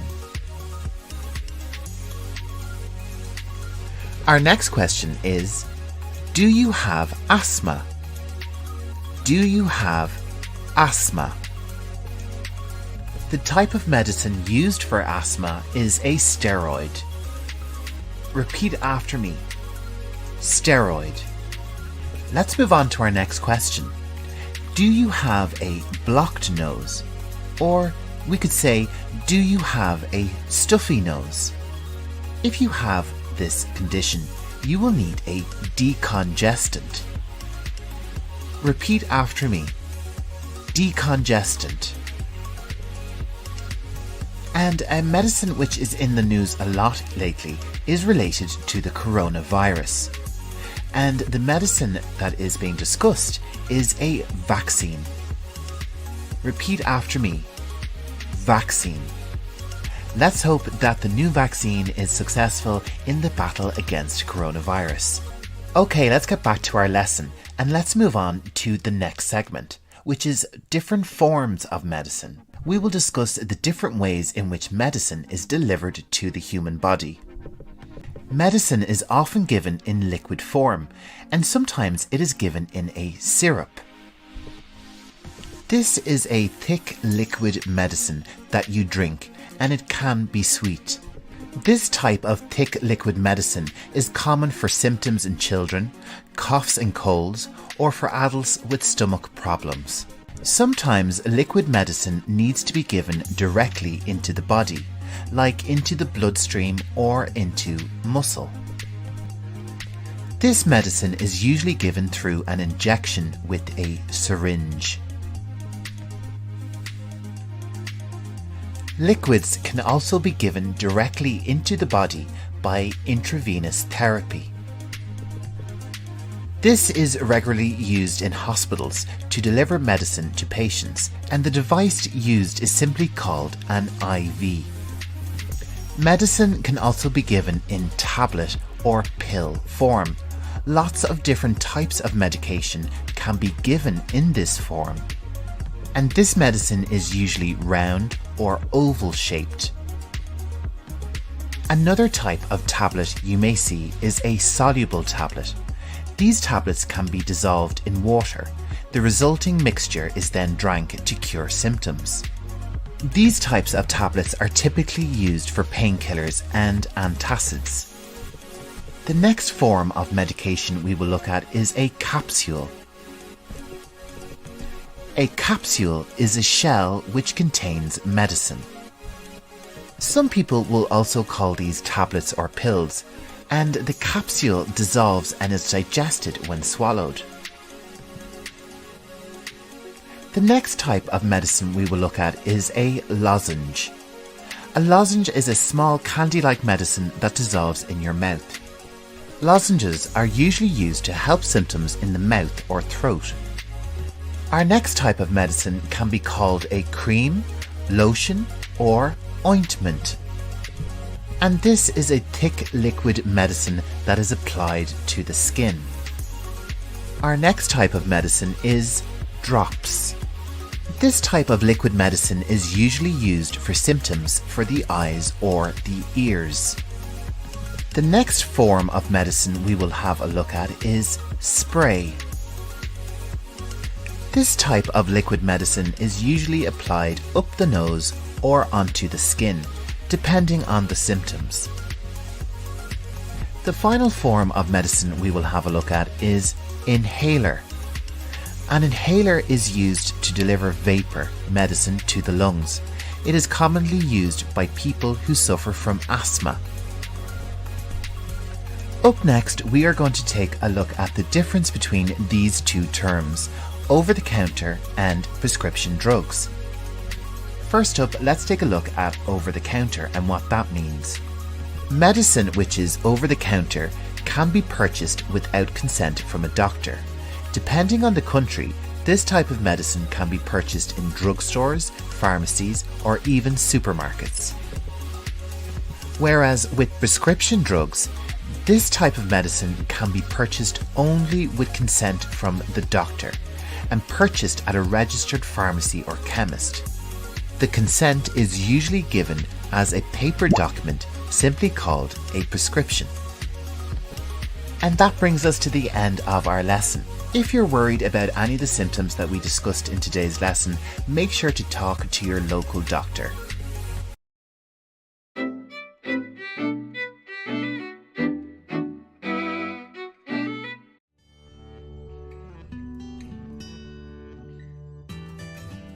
Hello and welcome to Learning English Pro.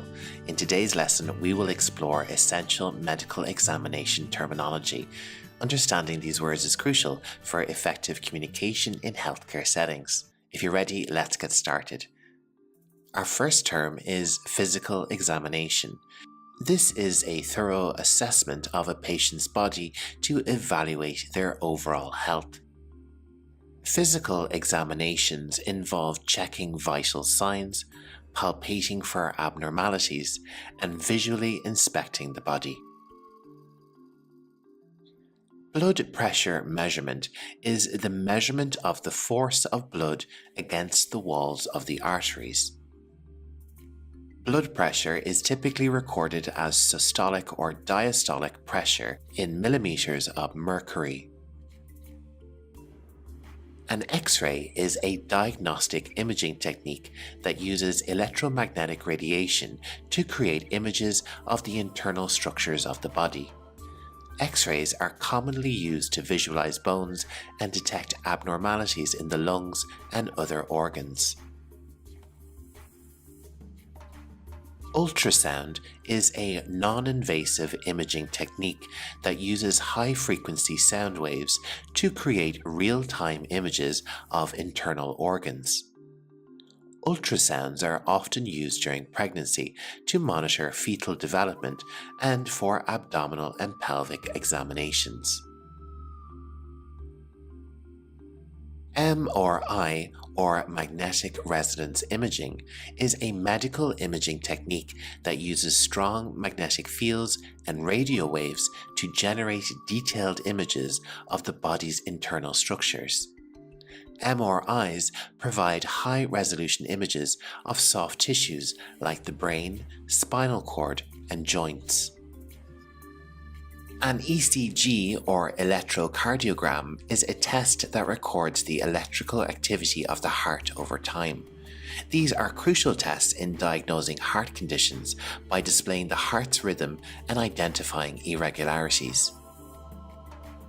The next few terms involve blood and internal examinations, so if you're a little bit squeamish, skip ahead to the time indicated on screen. A blood test is a laboratory analysis of a blood sample to assess for various health markers. Blood tests can reveal information about blood cell counts, cholesterol levels, and the presence of infections or diseases. Endoscopy is a procedure that uses a flexible tube with a camera to examine the interior of organs or body cavities. Endoscopies are commonly performed to inspect the gastrointestinal tract, throat, or bladder. A biopsy is a medical procedure involving the removal of a small sample of tissues or cells from a patient's body for examination under a microscope. Biopsies are performed to diagnose the presence of diseases or conditions such as cancer or infections. Great job, you've just expanded your medical examination vocabulary. These terms are essential for healthcare professionals and anyone interested in understanding the world of medicine. Keep exploring and keep learning, and don't forget to like and subscribe for more educational content from Learning English Pro.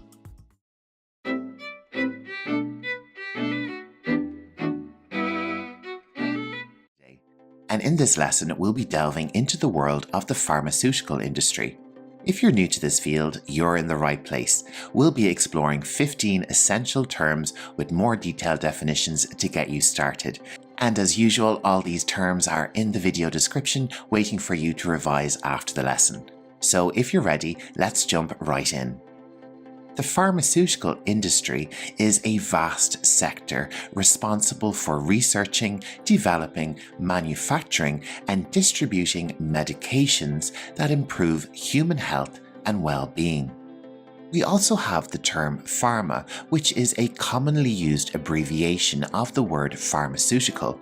This term is often used informally to describe the entire pharmaceutical field and is frequently used in discussions and news related to the industry.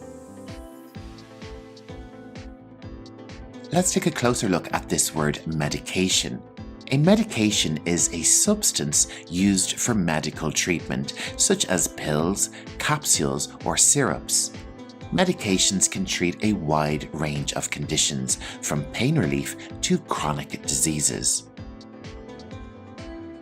With this industry, you'll hear a lot about drug discovery. This is the intricate process of identifying and designing new medications through research and experimentation.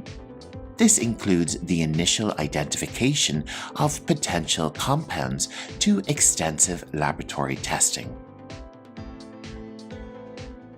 Clinical trials are carefully designed experiments to test the safety and efficacy of new drugs before they are approved for use. These trials involve multiple phases and help determine whether a drug is safe and effective. Let's move on to our next bit of terminology, which is prescription drug. A prescription drug is a medication that can only be obtained with a doctor's written order. They are typically used for serious medical conditions and require professional guidance. There is also over-the-counter medication, which is available without a prescription and can be purchased directly from a pharmacy or store. These are generally for common self-treatable ailments. Another type of medication you'll hear about is a vaccine. A vaccine is a substance that stimulates the immune system to protect against specific diseases. Vaccines have been instrumental in preventing and controlling infectious diseases like polio and measles.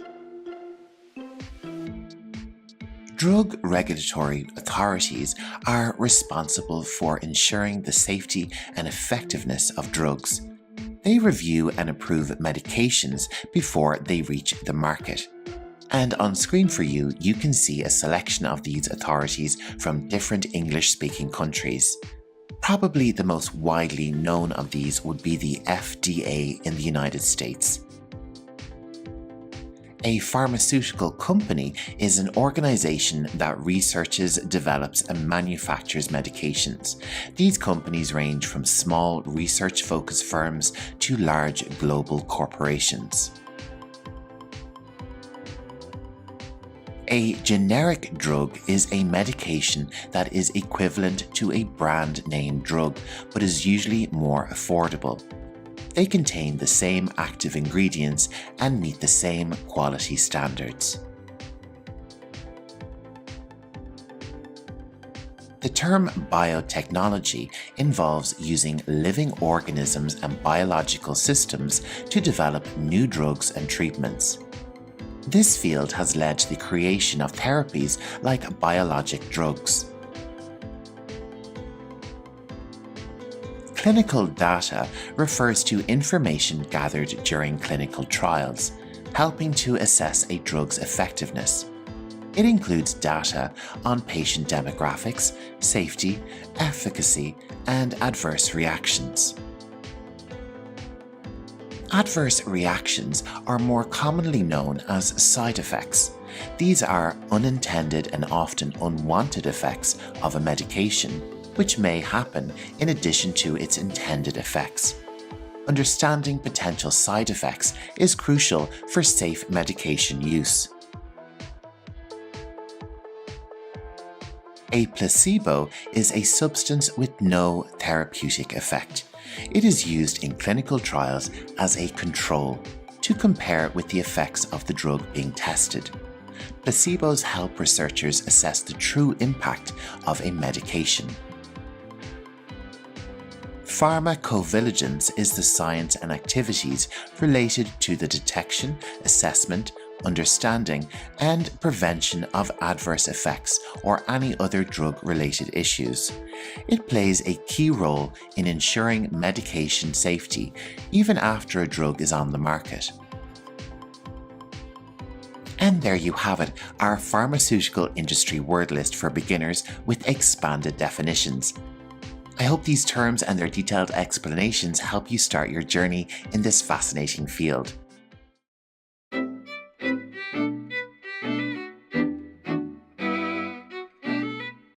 Welcome back to Learning English Pro. In this English lesson, I will be covering the topic of medical equipment and tools. This episode is especially useful for those working in the medical industry, but also for those who may need to use some of these useful objects in day-to-day life. The first piece of medical equipment we'll take a look at is the crutch. Repeat after me. Crutch. When they're given as a pair, they're simply called crutches, the plural form. Our next piece of equipment is called a walker. Repeat after me. Walker.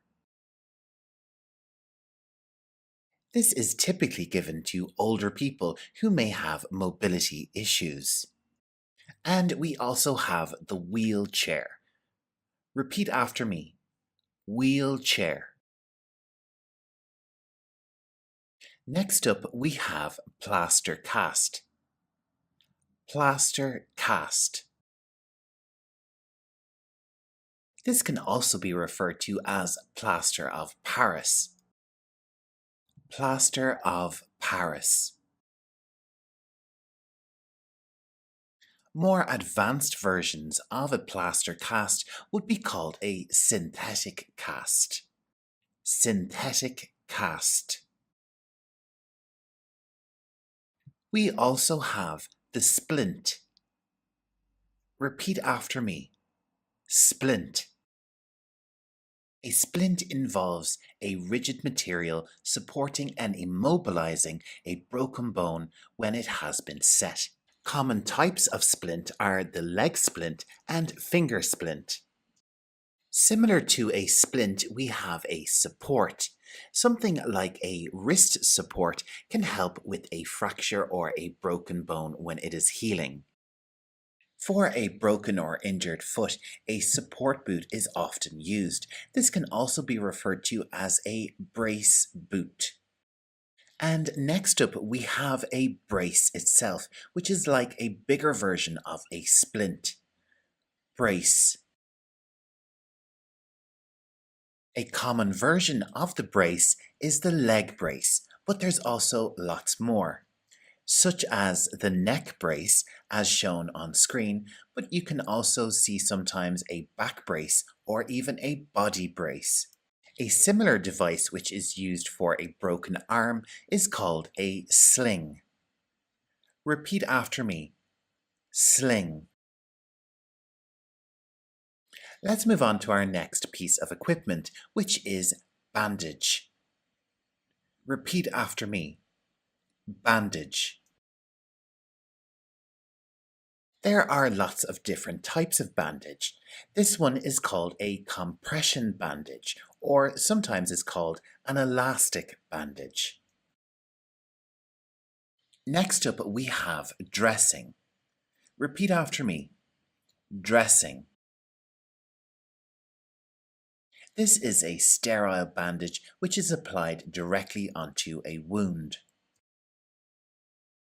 Another type of bandage is called medical gauze. Medical gauze.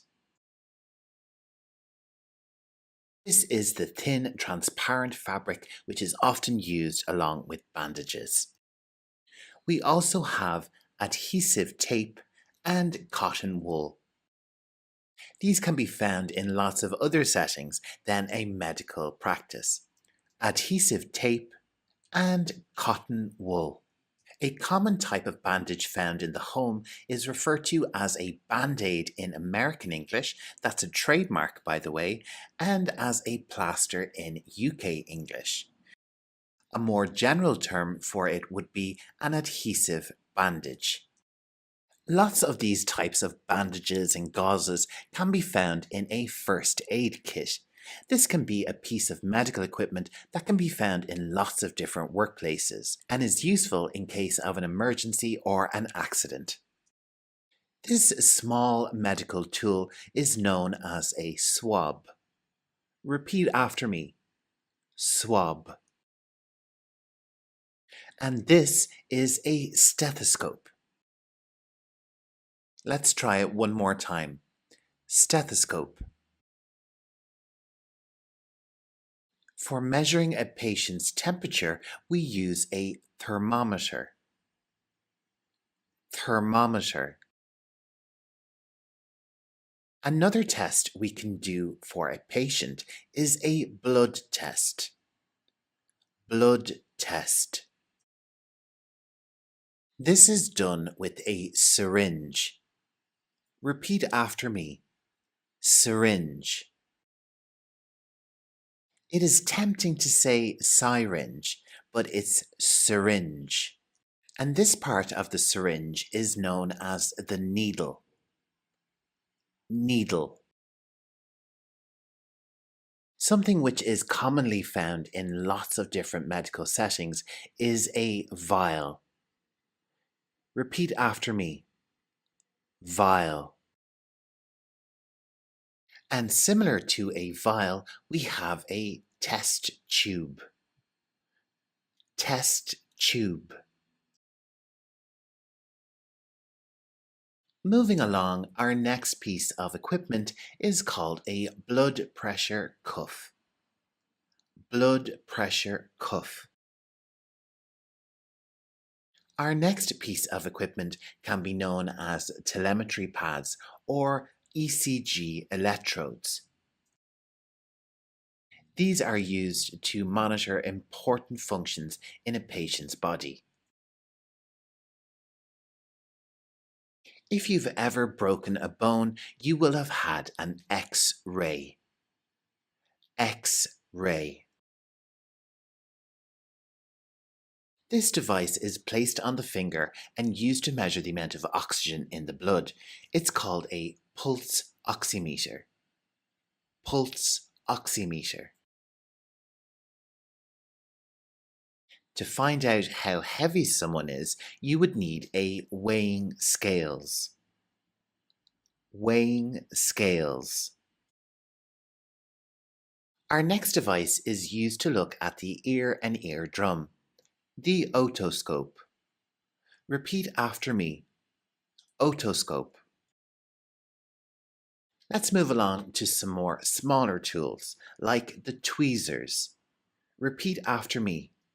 Tweezers. We also have the scalpel. Repeat after me. Scalpel. Next up, we have some scissors. Now, there's lots of different types of scissors in the medical world, but generally we can refer to them as medical scissors or surgical scissors. To provide oxygen to a patient, we use an oxygen mask. Oxygen mask. To help a patient breathe, we use a piece of equipment called a ventilator. Ventilator. And when a patient is not breathing on their own, a resuscitator can be used to help them breathe once more. Resuscitator. The type of hospital bed which moves on wheels is called a gurney. Repeat after me. Gurney. The type of bed which is used by an ambulance is sometimes referred to as a stretcher. Stretcher. Next up, we have the magnifier. Magnifier. And to help see even closer, we have a microscope. Microscope. And with some examinations, a doctor may use something like a telescope to look inside your body. Telescope. Our next device helps get medication into the lungs. Inhaler. Repeat after me. Inhaler. And the IV drip helps get medication into your bloodstream. IV, of course, stands for intravenous. Something which is commonly connected to an IV drip is a saline bag. Repeat after me. Saline bag. A blood bag is another container which is sometimes connected to an IV drip. Blood bag. The blue, green, and sometimes pink outfits worn by medical personnel are known as scrubs. Scrubs. Medical personnel can also be seen wearing a surgical mask over their face at some occasions, and also a scrub cap to cover their hair. A scrub cap can also be called a skull cap. This piece of equipment is known as the examination table. Repeat after me. Examination table. And our final piece of equipment is known as a medical chair. Repeat after me. Medical chair.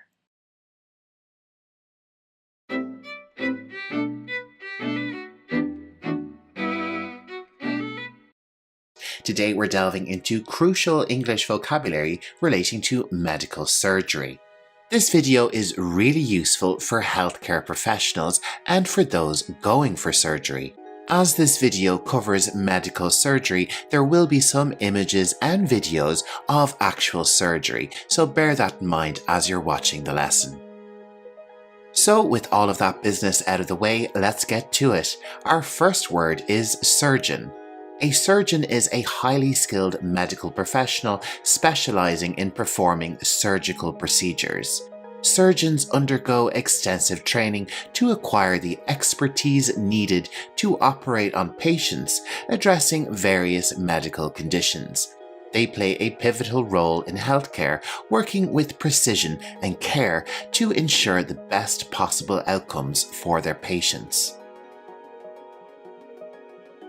Anesthesia is a medical practice involving the administration of medications to induce a reversible loss of sensation or consciousness. It is a crucial aspect of surgery, ensuring that patients remain pain-free and unaware during the procedure. An anesthesiologist is a specialized medical doctor responsible for providing anesthesia and monitoring the patient's vital signs during surgery. They play a critical role in ensuring the patient's safety and comfort throughout the entire surgical process. It's important to note that there are two different types of anesthesia. General anesthesia, which involves inducing a state of controlled unconsciousness in a patient, or local anesthesia. This is a technique used to numb a specific part of the body, allowing the patient to remain conscious during surgery while preventing pain in the targeted area. This is the type of anesthesia you'll get at your dentist. Next up, we have the scalpel. This is a precision surgical instrument with a small, sharp blade used by surgeons to make precise incisions during medical procedures. The design of the scalpel allows for controlled and accurate cutting, minimizing tissue damage and facilitating the surgeon's ability to navigate delicate anatomical structures. And the word incision refers to the deliberate cut made with the scalpel to access a specific area of the body during a medical procedure. The size and location of the incision depend on the nature of the surgery, and skilled surgeons take great care to make incisions that promote optimal healing and minimize scarring. The incision site is the specific area on the patient's body where the surgical incision is made. Proper preparation and care are taken to ensure the cleanliness and sterilization of the incision site before surgery, and this helps to prevent infections and promote a smooth healing process. Sutures are stitches or materials used by surgeons to sew the edges of an incision together after a surgical procedure. Suture is also a verb. You can suture a wound. The materials used for a suture vary in composition, and the choice of suture depends on factors such as type of surgery, the location of the incision, and the desired outcome of the wound healing process.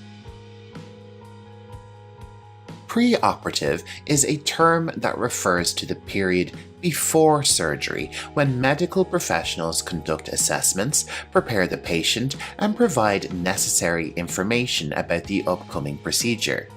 This phase includes obtaining informed consent, which we'll discuss in a moment, conducting medical tests, and ensuring the patient is physically and mentally ready for surgery.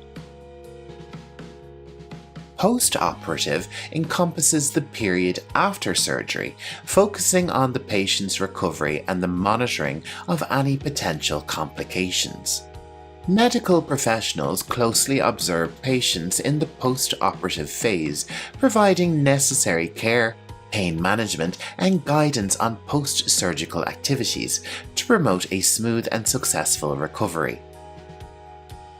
The operating room, often referred to as the OR, is a specially designed and sterile environment where surgical procedures take place.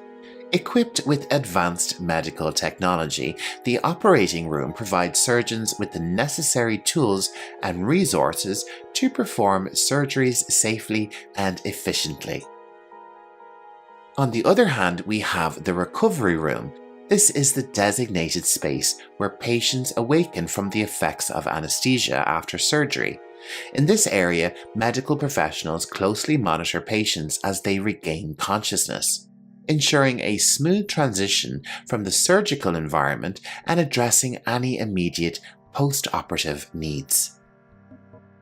Informed consent is a formal agreement given by the patient after understanding the details, risks, and benefits of a proposed surgical procedure. It is a crucial ethical and legal aspect of medical practice, ensuring that patients are well informed and actively participate in decisions regarding their healthcare. Our next term is hemostasis. This is the physiological process of stopping bleeding or controlling bleeding flow during surgery. Surgeons employ various techniques such as sutures, cauterization, and the use of hemostatic agents to achieve hemostasis and prevent excessive bleeding, promoting a safe and successful surgical outcome. Now it's time to take the vocabulary we've just learned and make some really great English phrases for them. I'll say each sentence twice and give you a chance to say it after me. Don't worry if you fall behind, just press pause. Let's start with our first phrase. I understand the risks and give my informed consent for the surgery. Listen to the sentence again and then repeat after me. I understand the risks and give my informed consent for the surgery.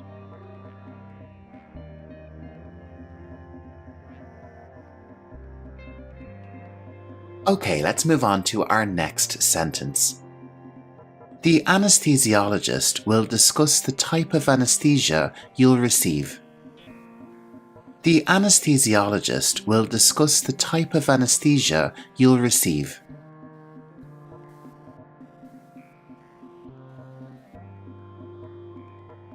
The surgeon will make an incision in this area. Repeat after me. The surgeon will make an incision in this area. Our next sentence is, the operation will take place in the operating room.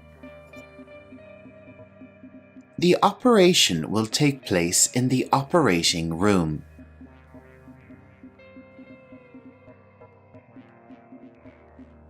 You'll be under general anesthesia during the surgery. You'll be under general anesthesia during the surgery.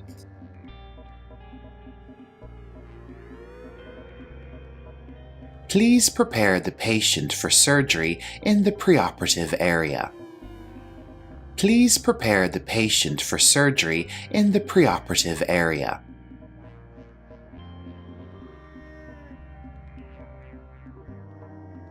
The incision site will be cleaned and sterilized before the procedure. Repeat after me. The incision site will be cleaned and sterilized before the procedure.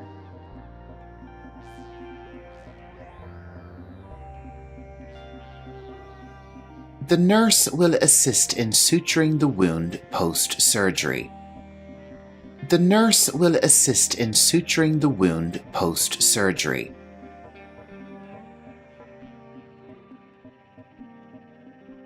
The recovery room is where you'll wake up after the operation. Repeat after me. The recovery room is where you'll wake up after the operation.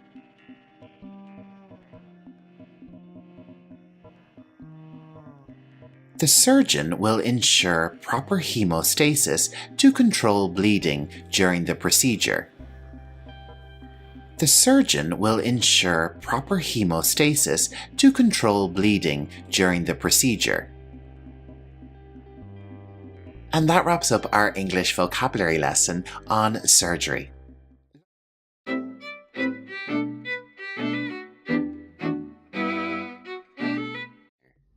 today's video, we're delving into the world of prescription medication. Prescription drugs are a critical part of healthcare, and understanding them is essential for informed decision-making. Let's start our video with our main topic, prescription medication. These are medications that require a doctor's prescription for purchase or a doctor's permission. They are often used for treating specific medical conditions, and these types of medications are regulated to ensure safe and effective use. The prescription itself is actually the piece of paper where the doctor's orders are written on. And you're going to take this piece of paper, the prescription, to a pharmacist. This is the healthcare professional who dispenses prescription medications and provides guidance on their use. They play a vital role in patient care and can offer you lots of advice.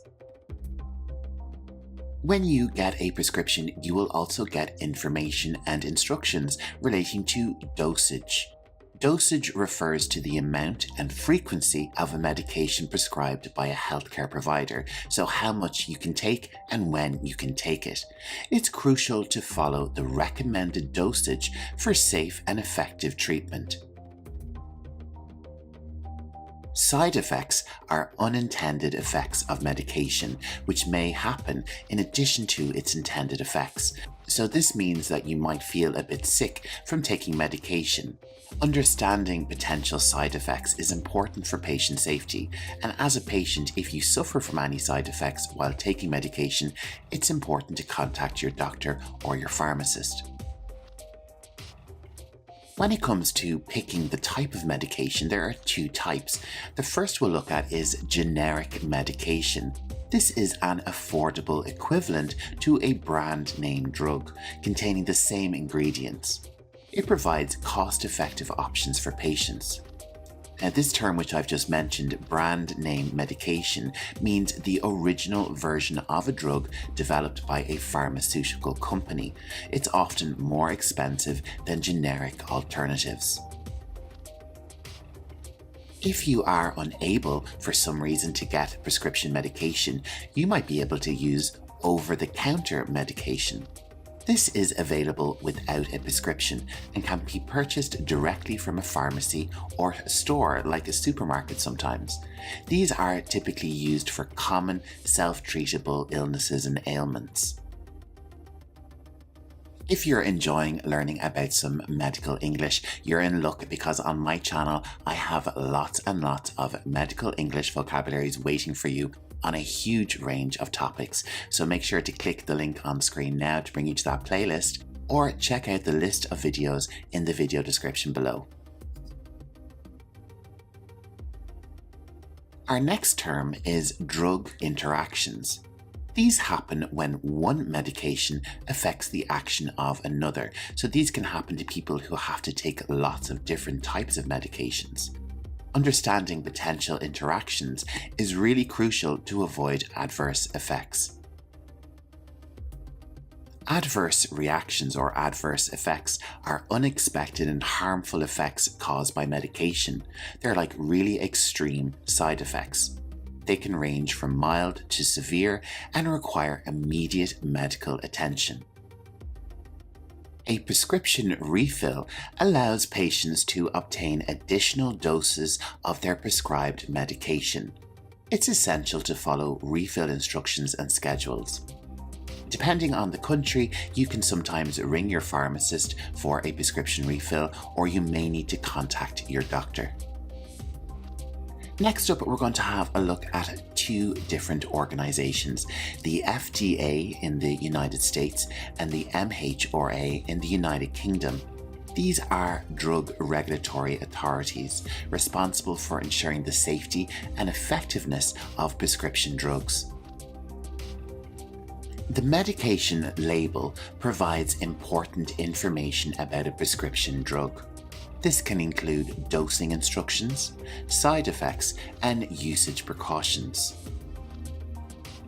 When you receive your prescription medication, it generally comes with a patient information leaflet.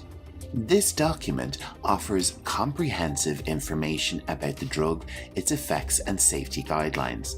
It's a good idea to give it a read over before you take your prescription medication for the first time. Something which will be clearly marked on your medication is its prescription expiration date.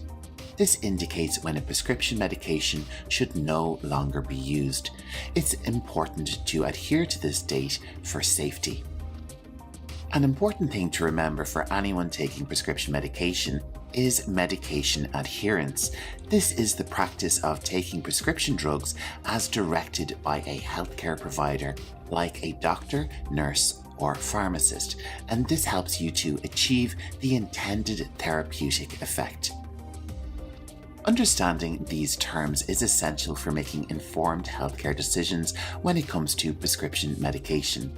If you found this video informative, please hit the like button and subscribe for more educational content.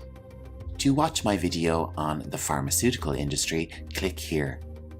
And to learn about essential vocabulary related to medical tools and equipment, click here. That's all for this lesson. Thanks for watching, and remember, keep learning English like a pro.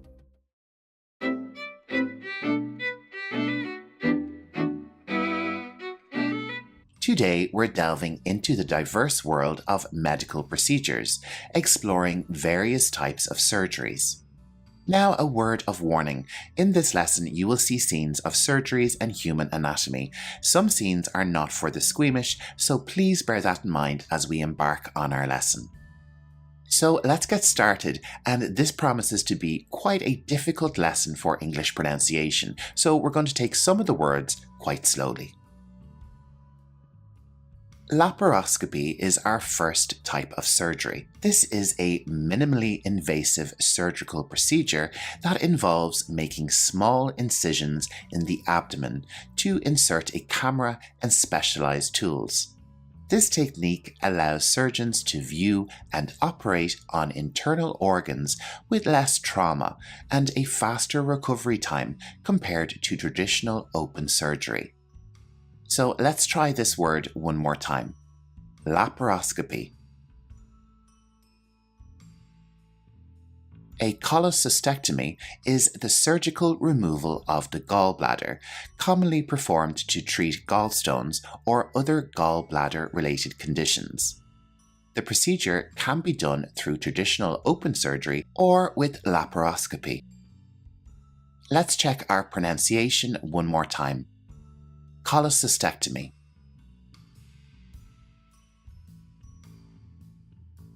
Our next surgery type is a bit easier to pronounce. Vascular surgery. This focuses on treating conditions affecting the blood vessels, such as arteries and veins. Surgeons in this field address issues like aneurysms, blockages, and vascular malformations, employing both open and minimally invasive techniques. Vascular surgery. Our next term is appendectomy.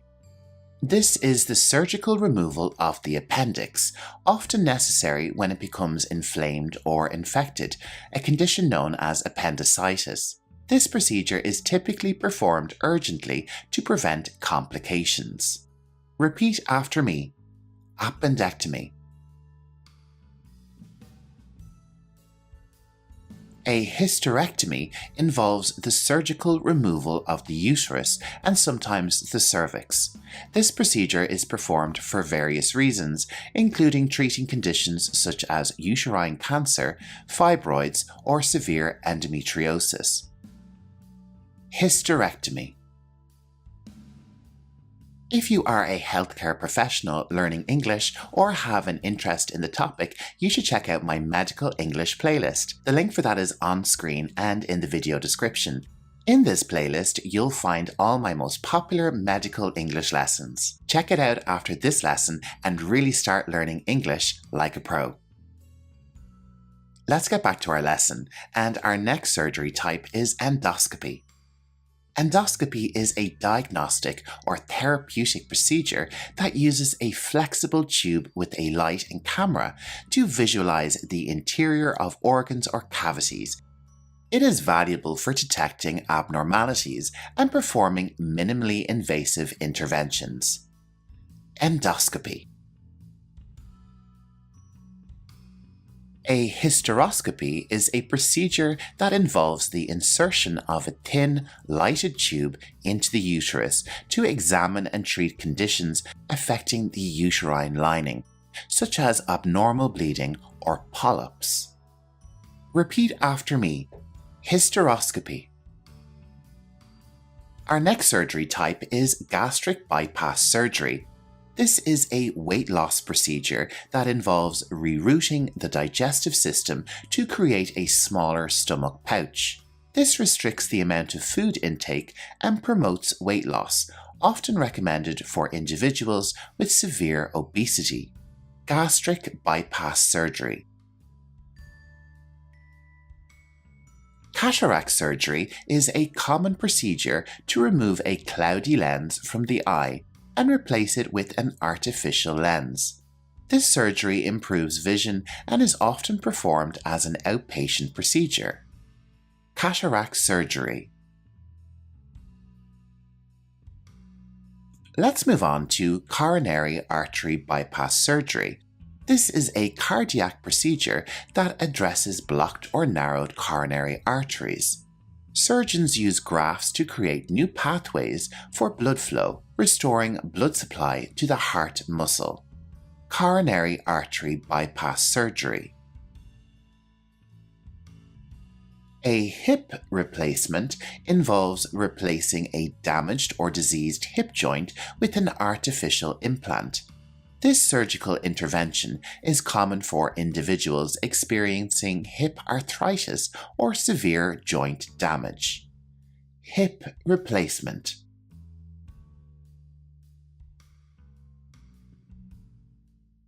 A tonsillectomy is the surgical removal of the tonsils, often performed to address recurrent tonsillitis or other throat-related issues. The procedure is more common in children, but can be performed at any age. Repeat after me. Tonsillectomy. Our next surgical term is a bit tricky. Carotid endarterectomy. This is a surgical procedure to remove plaque or blockages from the carotid arteries, which supply blood to the brain. This helps prevent strokes to improve blood flow. Carotid endarterectomy. A caesarean section or C-section is a surgical delivery method in which a baby is delivered through an incision made in the mother's abdominal and uterine walls. It is performed when a vaginal delivery poses a risk to the mother or baby. Caesarean section or C-section. A breast biopsy is a diagnostic procedure involving the removal of a sample of breast tissue for examination. It helps in determining the presence of cancer or other breast abnormalities. Breast biopsy. Cystoscopy is a procedure that involves using a thin tube with a camera to examine the interior of the bladder and urethra. It aids in diagnosing and treating various urinary tract conditions. Repeat after me. Cystoscopy.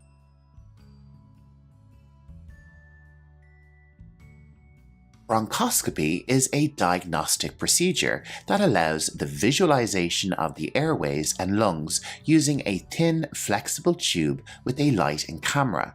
It is used to detect and treat respiratory conditions. Bronchoscopy.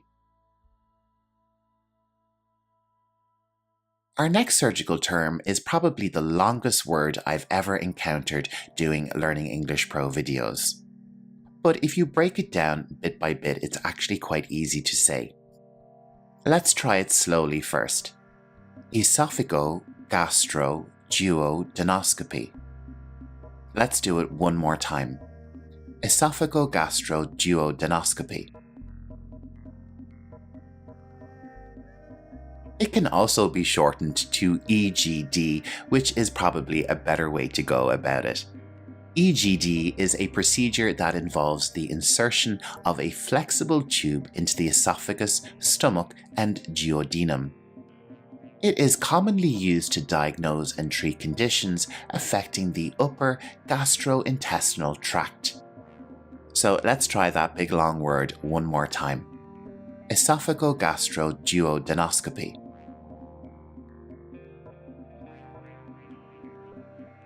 A radical mastectomy is an extensive surgical procedure for breast cancer involving the removal of the entire breast, underlying chest muscles, and lymph nodes. Modern approaches often favor less invasive techniques when appropriate. Radical mastectomy.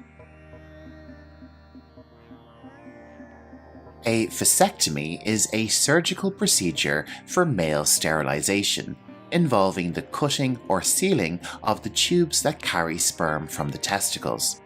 This results in the prevention of sperm from reaching semen, making a man unable to father children. Vasectomies are a safe and effective method of permanent contraception and are done as an outpatient procedure. Vasectomy. And that wraps up our lesson on different surgery types in English. Understanding these terms and concepts are invaluable for healthcare professionals learning English and for those who have an interest in the topic.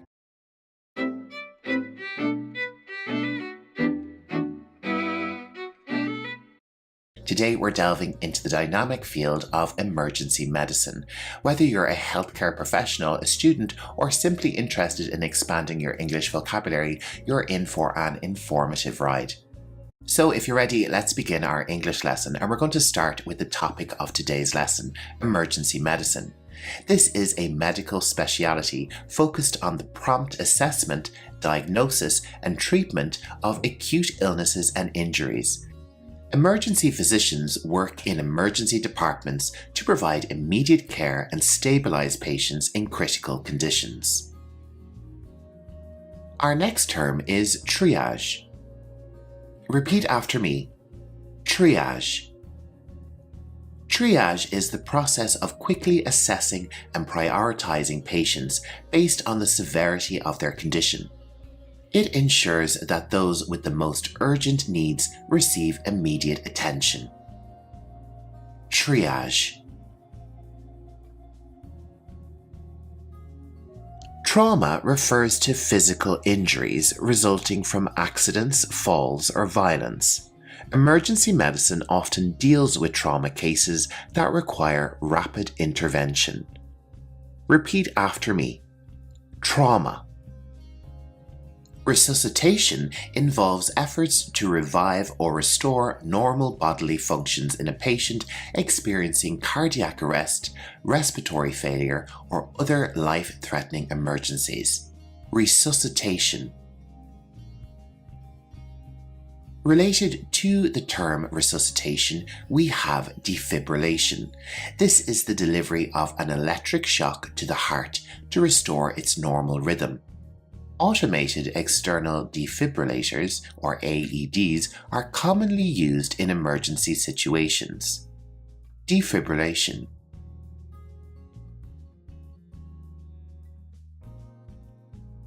We also have cardiopulmonary resuscitation, often called CPR. This is a life-saving technique that combines chest compressions and rescue breaths to maintain blood circulation and oxygenation in a person whose heart has stopped. Intubation involves inserting a tube into the airway to assist or secure the passage of air into the lungs. It is often performed in cases of respiratory distress. Repeat after me. Intubation.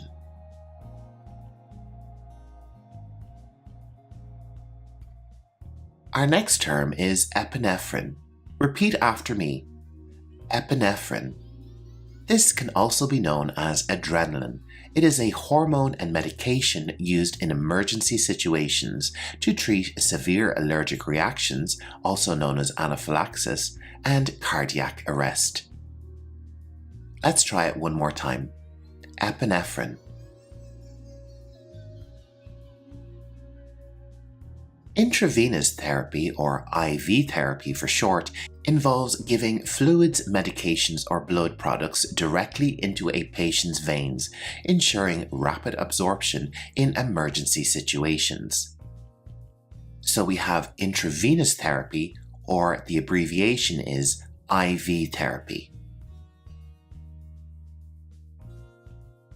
In the context of emergency medicine, shock is a life-threatening condition where insufficient blood flow to vital organs leads to cellular and organ dysfunction.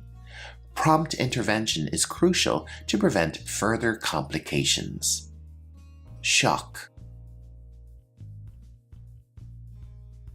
Our next term is hemorrhage. A hemorrhage is excessive bleeding, and controlling it is a critical aspect of emergency medical care. Techniques like direct pressure and tourniquets may be used. Repeat after me. Hemorrhage.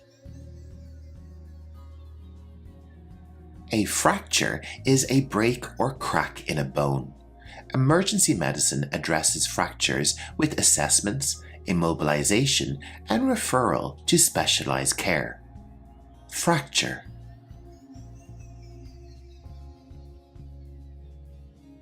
Our next term is naloxone.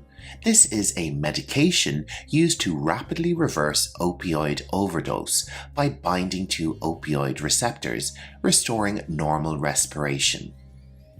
Naloxone.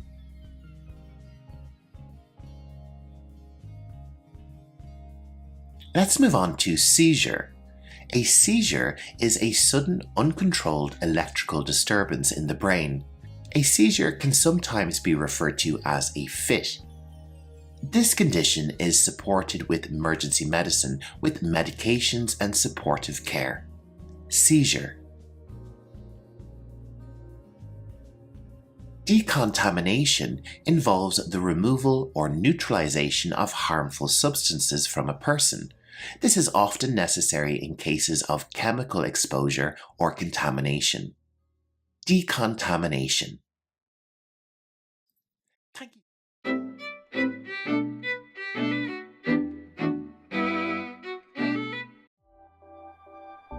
Hello, you're very welcome to this English vocabulary lesson on doctors.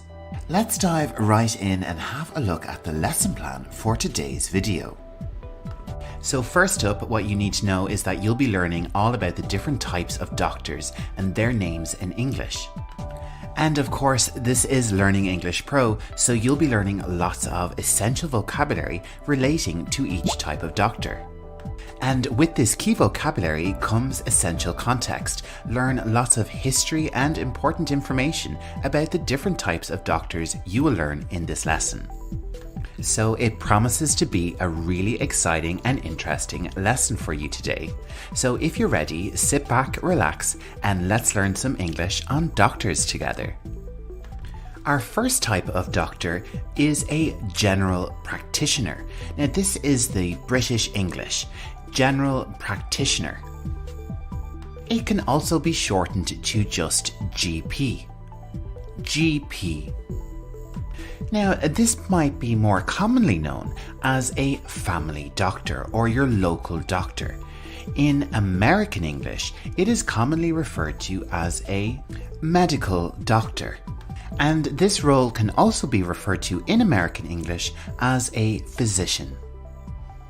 So let's move on and have a look at some additional information and context for a physician or a GP. The area of medicine they work in is known as general medicine.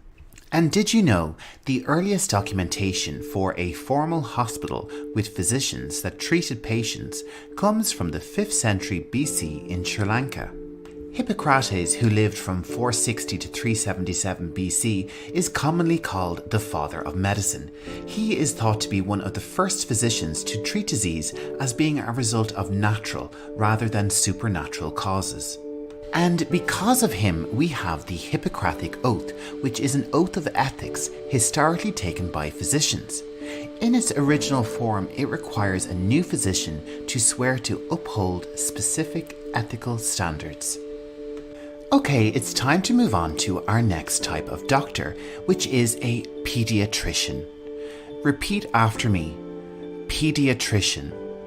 So what does a pediatrician do?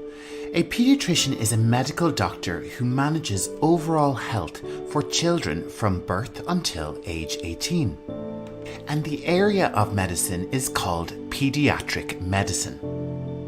And the very first pediatric hospital was opened in Paris, France in 1802. Let's move on to our next type of doctor, a neurologist. Repeat after me. Neurologist. Neurologists are specialists who treat diseases of the brain and spinal cord, peripheral nerves and muscles. And the field that a neurologist works in is called neurology. Neurologists treat serious conditions like stroke, Alzheimer's disease, and multiple sclerosis. Our next doctor type is a dermatologist. Repeat after me. Dermatologist. And of course, a dermatologist works in the area of dermatology. A dermatologist is a doctor who specializes in conditions involving the skin, hair, and nails. A dermatologist can identify and treat more than 3,000 conditions. These conditions include eczema, psoriasis, and skin cancer, among many others. Next up, we have anesthesiologist. This one's quite tricky. Anesthesiologist. Let's try it one more time. Anesthesiologist. An anesthesiologist works in the area of anesthetics. This provides treatments such as anesthesia, intensive care medicine, critical emergency medicine, and pain medicine. Anesthesia is a state of controlled temporary loss of sensation or awareness that is induced for medical purposes. Our next medical doctor is a dentist. Repeat after me. Dentist. A dentist works in the area of dentistry. A dentist, also known as a dental surgeon, is a surgeon who specializes in dentistry, the diagnosis, prevention, and treatment of diseases and conditions of the mouth. Have you ever thought about who the first dentist was? Heze-Ra is the earliest dentist whose name is known to us. Around 2600 BC in ancient Egypt, he was known as the chief of dentists. Our next doctor type is an oncologist. Repeat after me. Oncologist. An oncologist works in the area of oncology, but this is more commonly known as cancer treatment. These are doctors who treat cancer and provide medical care for a person diagnosed with cancer. In the area of oncology, there are three major areas: medical, surgical, and radiation. An oncologist treats cancer using chemotherapy or other medications, such as immunotherapy. Let's move on to our next doctor type, a surgeon. Repeat after me. Surgeon. A surgeon works in the area of surgery. And surgery is used to investigate or treat conditions such as disease or injury, to help improve bodily function, appearance, or to repair unwanted ruptured areas. If we look back in history, surgery in different forms has been performed by humans for thousands of years. The earliest evidence comes from over 8,500 years ago. Let's move on to our next doctor, which is a cardiologist. Repeat after me. Cardiologist. A cardiologist works in the area of cardiology, and they are doctors who diagnose, assess, and treat patients with diseases and defects of the heart and blood vessels. Let's take a moment to talk about the human heart. The average heart is the size of a fist in an adult. Your heart will beat about 115,000 times each day. It also pumps about 2,000 gallons of blood every day as well. Our next type of doctor is a radiologist. Repeat after me. Radiologist. A radiologist works in the area of radiology, and they are medical doctors that specialize in diagnosing and treating injuries and diseases using medical imaging procedures. Let's take a look at the types of imaging procedures.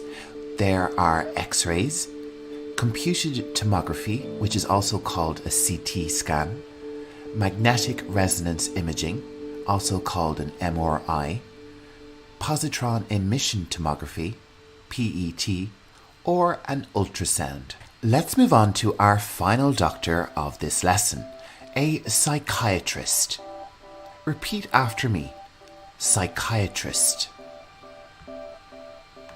These doctors work in the area called psychiatry. A psychiatrist can diagnose and prescribe medication to treat a variety of complex mental illnesses, such as depression and bipolar disorder. In the area of psychiatry, a founding father of this medical field is Sigmund Freud. He was an Austrian neurologist and the founder of psychoanalysis, a clinical method for treating psychopathology through dialogue between a patient and a psychoanalyst. And with Freud, that brings us to the end of our English lesson on types of doctors. How did it go for you? I hope you really enjoyed it, and thank you for visiting my channel. I really appreciate your support.